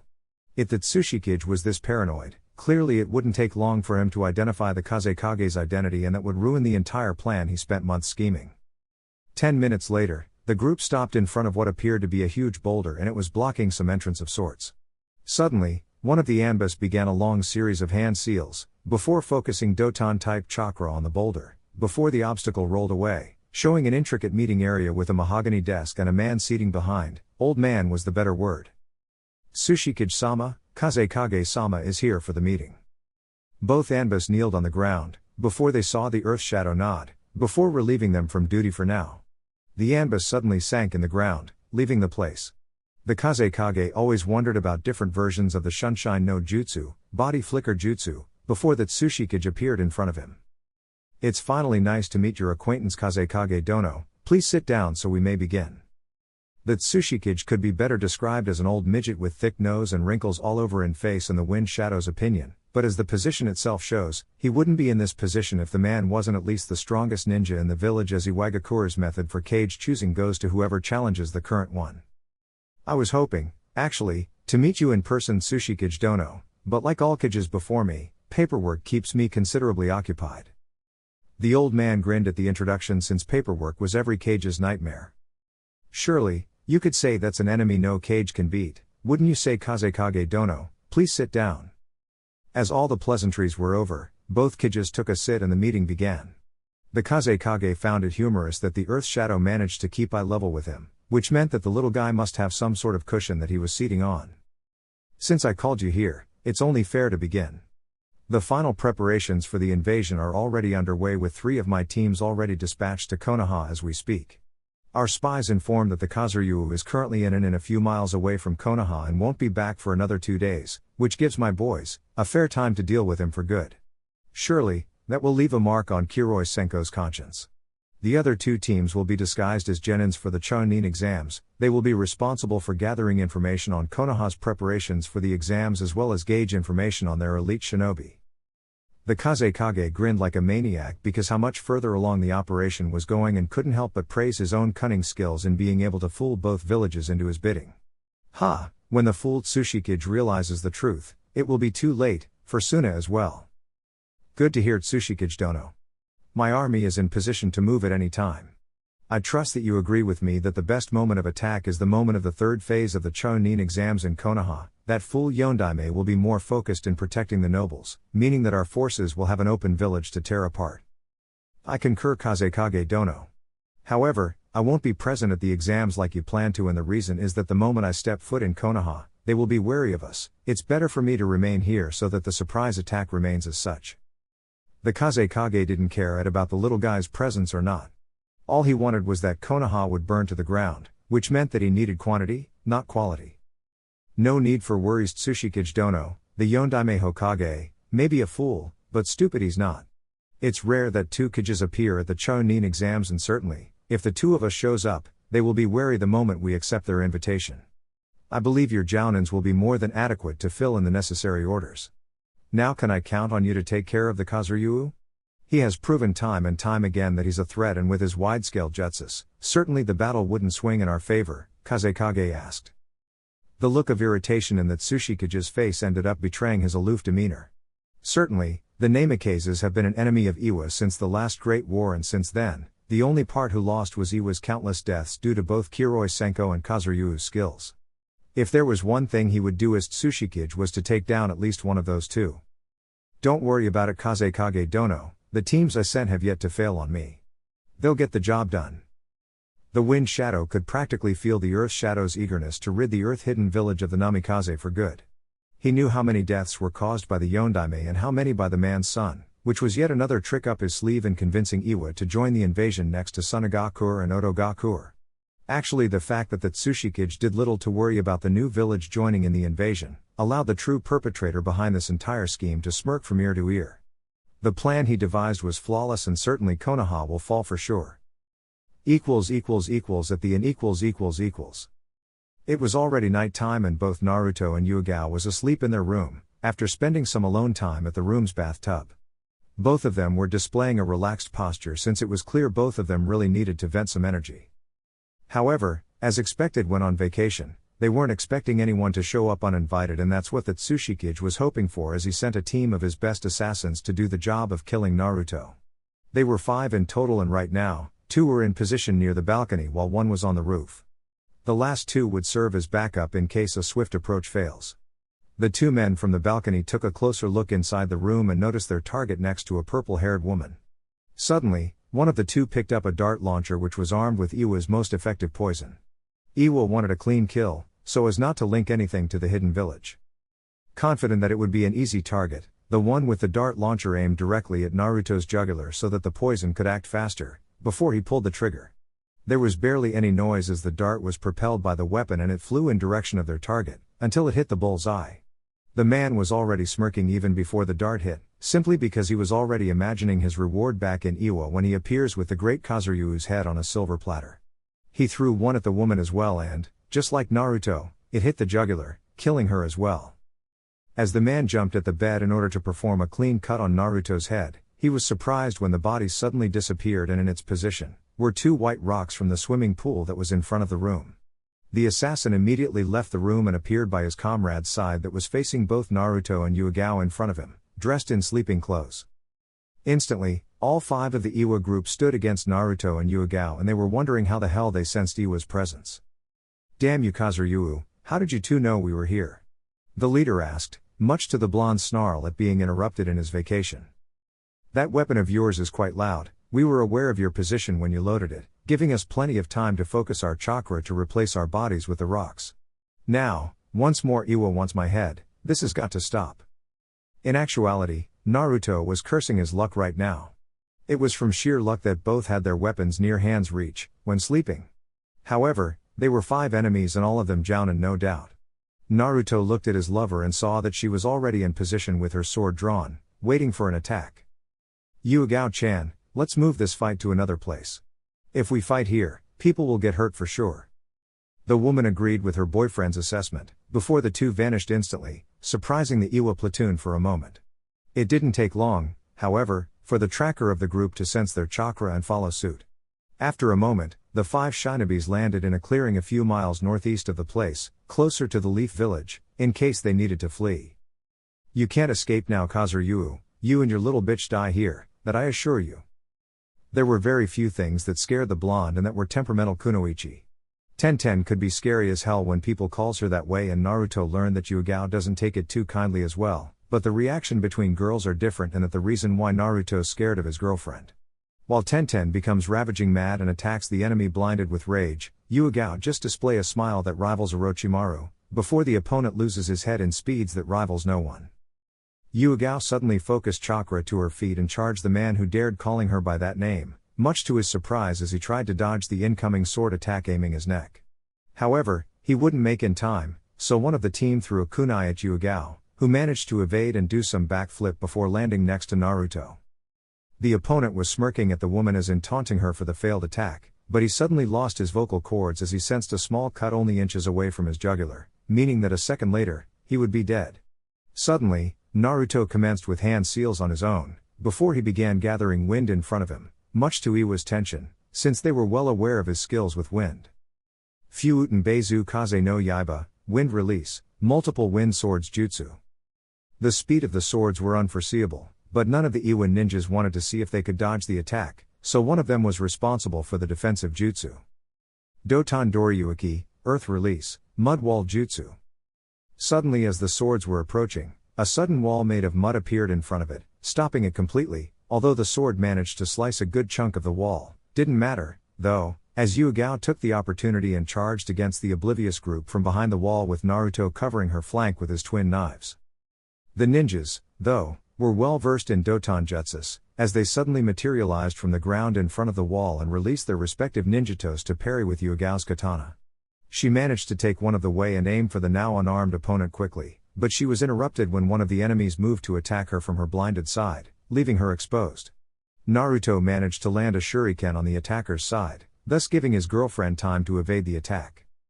However, when she was about to kill her attacker, he backflipped and landed behind the group for protection. The group, then, simultaneously, did some hand seals before landing their hands on the ground. Doton Ritsudo Tenso, earth release, revolving split earth palm jutsu. The ground started to form blocks of rock, going straight at Naruto and Yugao promising to crush their entire body, but by the time the attack reached them, both Naruto and Yugao were already on the air, launching projectile after the enemy in order to keep them occupied as they were falling, much to Iwa's protest, since they had to dodge the damn shurikens. When the two landed, Naruto threw 4 more shurikens, forcing them to dodge and giving time for Yugao to do some quick hand seals. Suten Suishua, water release, wave collision jutsu. The sudden wave alerted them, before one managed to raise another mud wall and block the incoming attack. However, Naruto was already charging the oblivious group while focusing a different source of chakra. When only two of them materialized, Naruto was in front of them, with lightning chakra pouring through both his hands. Raiden Raiko Dageki, Lightning Release, Lightning Strike Jutsu. Because of the advantage in both element and strength, Naruto's hands went through the Iwa Shinobi's chest, going as far as appearing once more on their backs as thousand bolts were sent inside their organs and muscles. They were dead instantly. The other three materialized behind him as they observed this new threat in front of them. Of course, failure wasn't an option, so they couldn't flee. Failure back in Iwagakure would certainly bring severe consequences, as the Tsushikage was a fierce ruler. The three opponents were so transfixed about Naruto's sheer power and strength, that they forgot that Yugao was getting closer to their position with her katana only millimeters from one's back. The sound of metal piercing flesh alerted the blonde, before he turned to see Yugao thrusting her sword at the enemy's back, killing him instantly, and at the same time, alerting the remaining two enemies, before they vanished from sight a moment to regroup, leaving Naruto and Yugao alone with three bodies sprawled on the warm grass. "Do you think they left?" Yugao heard Naruto asking and took a moment to observe their surroundings.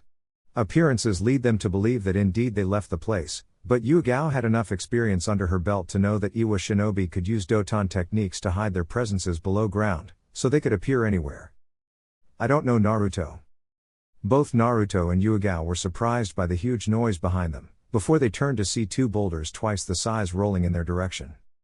Doton Doryu Dengo, Earth Release, Earth Dumpling Jutsu. They began to run with chakra reinforcing their limbs, but the boulders were gaining on them. During their running, both Naruto and Yugao were cursing their inability to foresee the usage of chakra, but now they had more concerning problems to deal with. Naruto was running faster than Yugao because of the ritual, but that wasn't good since the boulder would certainly catch Yugao for sure, unless he did something. As he continued running, made some hand seals, before he started focusing lightning chakra on his feet. Then, with lightning chakra coursing through his feet, the blonde landed a roundhouse kick at the boulder, which was inches away from crushing his girlfriend, and the boulder exploded soon afterward, thus saving Yugao.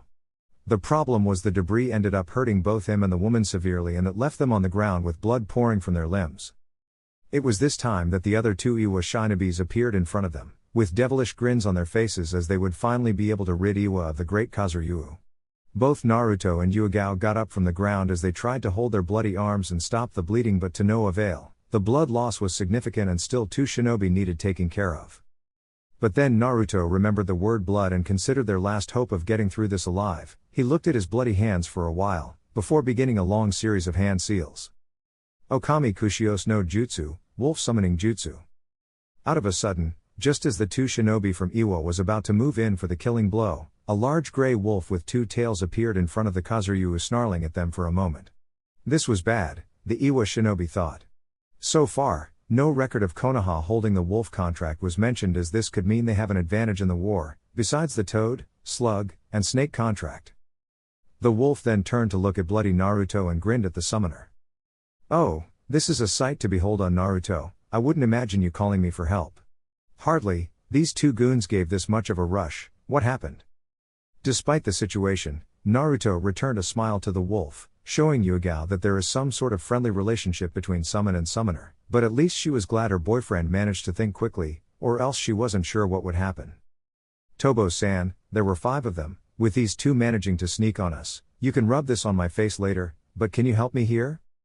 "Ha, won't even break a sweat. I thought I told you to call me for a real fight, not this 2 weaklings. Hold on tight, I'll deal with them using only my technique." The wolf, then, started gathering air inside his lungs as he focused chakra as well. Meanwhile, Naruto warned Yugao to cover her ears as best as she could, for this technique was quite different than the regular wind attacks. She looked at him with skepticism, but complied nonetheless, seeing as Naruto knew about this animal's jutsu. Okami Fuuten Haijutsu Kaze no Tobo, Wolf Secret Jutsu, Wind Release, Howling Wind Jutsu. As the wolf opened his mouth, he started roaring towards the opponents as the wind would increase exponentially each second. As the wind progressed, so did the wolf's roar, making it too painful to Iwa's ears to bear, as well as focusing all their chakra to remain steady. Not to mention the fact that just like any technique of the sort, the wind slicing capabilities were doing a number on the two, to the point that they couldn't handle the pain any longer and stopped the flow of chakra that kept them firmly on the ground. Big mistake, thought Naruto as he remembered what happened to him when he did that. The wind, then, propelled them to the air as they flew towards the incoming trees, before falling on the ground unconscious. Finishing the technique, the wolf appeared by their side with his claws already on the verge of cutting their jugulars, when Naruto screamed for him not to do this. Tobo-san, stop it, we need these two for interrogation. There is something wrong with this attack and I want answers. Yugao-chan, could you please call some backup in here? We need to secure these two into custody and send them to Ibiki for questioning. What are you thinking, Naruto? Iwa attacks you all the time and the reason is quite clear. Yugao asked. Before, they would focus their efforts in killing me, not you as well. Also, the attempts on my life stopped for a long time, why start now? We have ground to capture them, Yugao-chan, they attacked Konoha shinobi without any reason to, please send back up. Yugao didn't need further explanation as her Anbu mode clicked. She vanished towards the hotel as she picked her Anbu armor as well as a communication device given by the Yondaime Hokage in case of any trouble. She communicated with the team of Anbu stationed nearby, sending them coordinates to their location, before she went back to Naruto's location with his Chunin attire. As soon as she arrived, she gave Naruto his clothes, before he quickly changed. Minutes afterwards, a team of Anbu appeared and collected the dead bodies as well as the two survivors to be further handed to Ibiki for questioning. In Konoha . As soon as the bodies were handed in for Ibiki and the report was handed to the Hokage, Minato was very furious. Ever since his son was old enough to know what chakra was, Iwa has been trying to kill his little boy. He thanked Kami for they have yet to target his little girl Misao. The Yondaime, though, had to smile at his son's cunningness in keeping two of the attackers alive so that Ibiki could get a few answers out of them. Hopefully, with this, Konoha will be finally able to know who's aiding Orochimaru in the future invasion.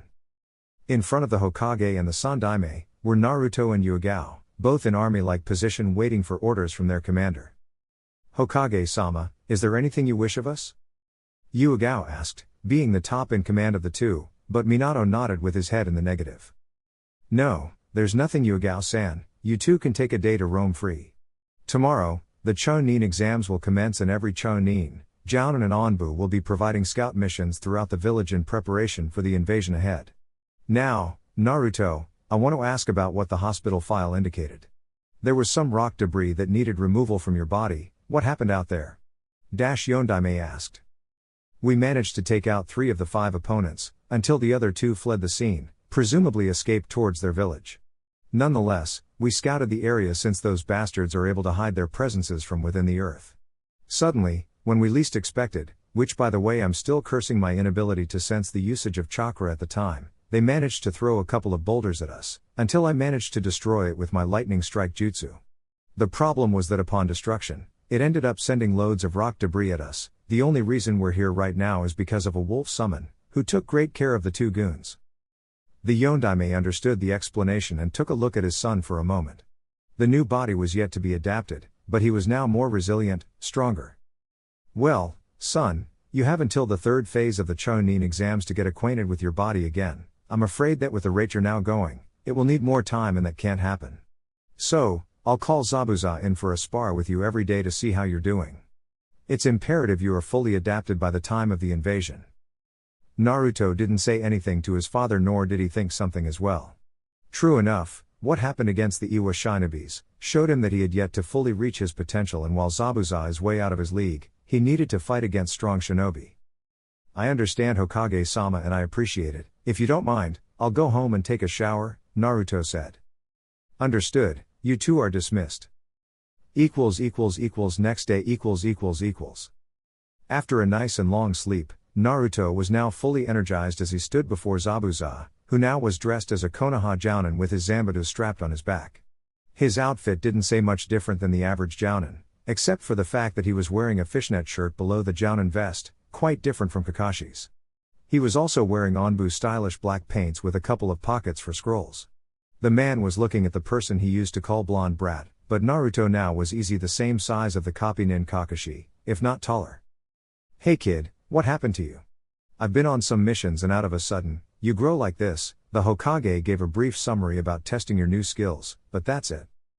Naruto smiled and wondered if he'll have to explain what happened to everyone he knew. He was still due to explain to both Neji and Tenten. It would take too long to explain Zabuza, but long story short, I have the scroll for the wolves and they're the reason I am like this now. Problem is that my chakra increased severely and well as my muscles, which is why I'm having trouble in adapting my skills to what it was before. So, I'm counting on you to help me, Zabuza-san. Can you do this for me? Naruto asked. Zabuza nodded, before taking his Zanbatsu off his back and pointing it at Naruto. I believe the Hokage called the right man for the job. Don't worry, kid, I'll warm you up like no one. Get ready, because here I go. With that, Zabuza charged at Naruto with blinding speed as he positioned his weapon to take Naruto's neck in a blinding second, but Naruto managed to evade it quickly, before aiming a low kick to Zabuza's stomach. However, the experienced Jounin just dodged the kick, before delivering a solid punch on Naruto's jaw, sending him up to the air, followed by a roundhouse kick on his stomach, which sent Naruto flying. The blonde used the momentum and flipped his body in order to land straight, as he analyzed Zabuza's strength and speed. Naruto was considering his options as here he was fighting a man from the Seven Swordsmen of the Mist. Seeing as he was using the Kubi Kirihushu, there was no sense in not using his trench knives to parry the strike, so the blonde picked his weapon and positioned, before charging Zabuza from the left flank. As he arrived inches from Zabuza, he began a fury of attacks with every intention of killing Zabuza, much to the Jounin's smirk as he was indeed expecting a nice fight. He managed to parry some with his large sword and evade the ones he wasn't fast enough to use the sword. He, then, did some backflips, before charging Naruto fast with his elbow, but Naruto ducked and landed a low kick to Zabuza's knee, before aiming a right hook up the man's jaw, sending him up. However, as Naruto was about to give Zabuza the same medicine, the Jounin managed to hold Naruto's knee with his both hands as soon after dropping his sword on the ground. He, then, used Naruto's knee for propulsion as he backflipped in the air while at the same doing some hand seals. Suten Suigaden no Jutsu, Water Release, Water Fang Projectile Jutsu. Naruto managed to sense the gathering of chakra and the water fang approaching his position, so he managed to evade the technique by jumping up high. He also managed to evade Zabuza's followed roundhouse kick by blocking with his right arm, before he flipped in mid-air, landing a reverse kick on Zabuza's sternum, propelling the man towards the ground. He managed to fall on his feet, though, but Naruto was already doing his share of hand seals, and before Zabuza took note of his surroundings, he saw what appeared to be a considerable-sized lightning ball coming his way, forcing him to escape using chakra, before the ball got in contact with the ground. He saw the huge explosion that followed, but he shouldn't take his eyes off the fight, for that Naruto was by his side a second later, landing a fast kick on his face, sending Zabuza flying once more, before flipping his body on the air and landing with both feet on the ground. You're getting better, Naruto, that kick of yours really hurts, and congrats on this jutsu. I wasn't aware that you had knowledge on Raiten. I guess I'll have to even the odds a little bit, so be prepared. Zabuza, then, started another series of hand seals as Naruto just stood there waiting. However, when the man finished the jutsu with the snake seal, Naruto was sure as hell surprised. Zabuza was from Kirigakure, so how the hell does he know about Doton Jishin, Earth Release, Earthquake Jutsu? As soon as Zabuza landed his hands on the ground, the entire ground started shaking, thus taking away Naruto's equilibrium, but Zabuza wasn't finished as he initiated a new series of hand seals, this time for his affinity. Suten Suiryu Udan no Jutsu, Water Release, Water Dragon Jutsu. The pond formed by Zabuza's first water jutsu suddenly shot up from where it was standing, before it transformed into the dragon shape as it roared towards Naruto with its menacing yellow eyes. The sea monster, then, charged at the still falling Naruto, but the blonde wasn't beaten yet as he knew of a jutsu that required little series of hand seals and enough time for him to make before he falls on the ground and be consumed by the menacing dragon that was now only inches away from hitting him dead on, probably sending him to unconsciousness. Fyuuten Shuheki no Jutsu, Wind Release, Wind Barrier Jutsu. The wind came the second Naruto's chakra was molded and it managed to protect him from the water dragon's fury. However, as he looked up, he noticed that Zabuza was nowhere to be seen, until the man appeared from Naruto's side, aiming a straight punch at Naruto's left cheek. It was only by instinct, but the blonde managed to evade the punch, before aiming for a low kick at Zabuza's leg, but the Jounin jumped and landed a reverse kick on Naruto's side stomach, which sent him flying towards a tree, as he initiated a series of hand seals, once more finishing with the snake hand seal. Doton Dori Udan, Earth Release, Earth Dragon Projectile Jutsu. Naruto could sense the incoming projectile, but he couldn't do anything to stop them from hitting him dead on his chest, increasing the speed in which he was flying towards the incoming tree, so used the only jutsu that was able to slice the tree and hoping to land on his feet, afterwards. He sent a wind sword jutsu towards the tree as he watched the tree be sliced in half at the exact moment he was about to collide, saving him from hitting his head. He landed on the ground, before looking at Zabuza with a focused expression. However, Zabuza stopped the fight short, much to the blonde's confusion. That's enough for today, Naruto. From what I saw, your strength has greatly improved as that punch of yours really did a number on me. Your speed did too, but I thought you'd rely more on your jutsus. They are your strength, why didn't you? Zabuza asked. What I need to focus the most is my physical skills, not so much the chakra-related attacks. I need to improve both my speed and strength. Yours are far greater than mine, Zabuza. Oh, and by the way, want to tell me why didn't you use Doton techniques against Kakashi on that day at the bridge? I was under the illusion that you only possessed Suiton affinity? The ex-Kiri-nin laughed at the blonde's question, since he knew he would surprise Naruto with his new skills.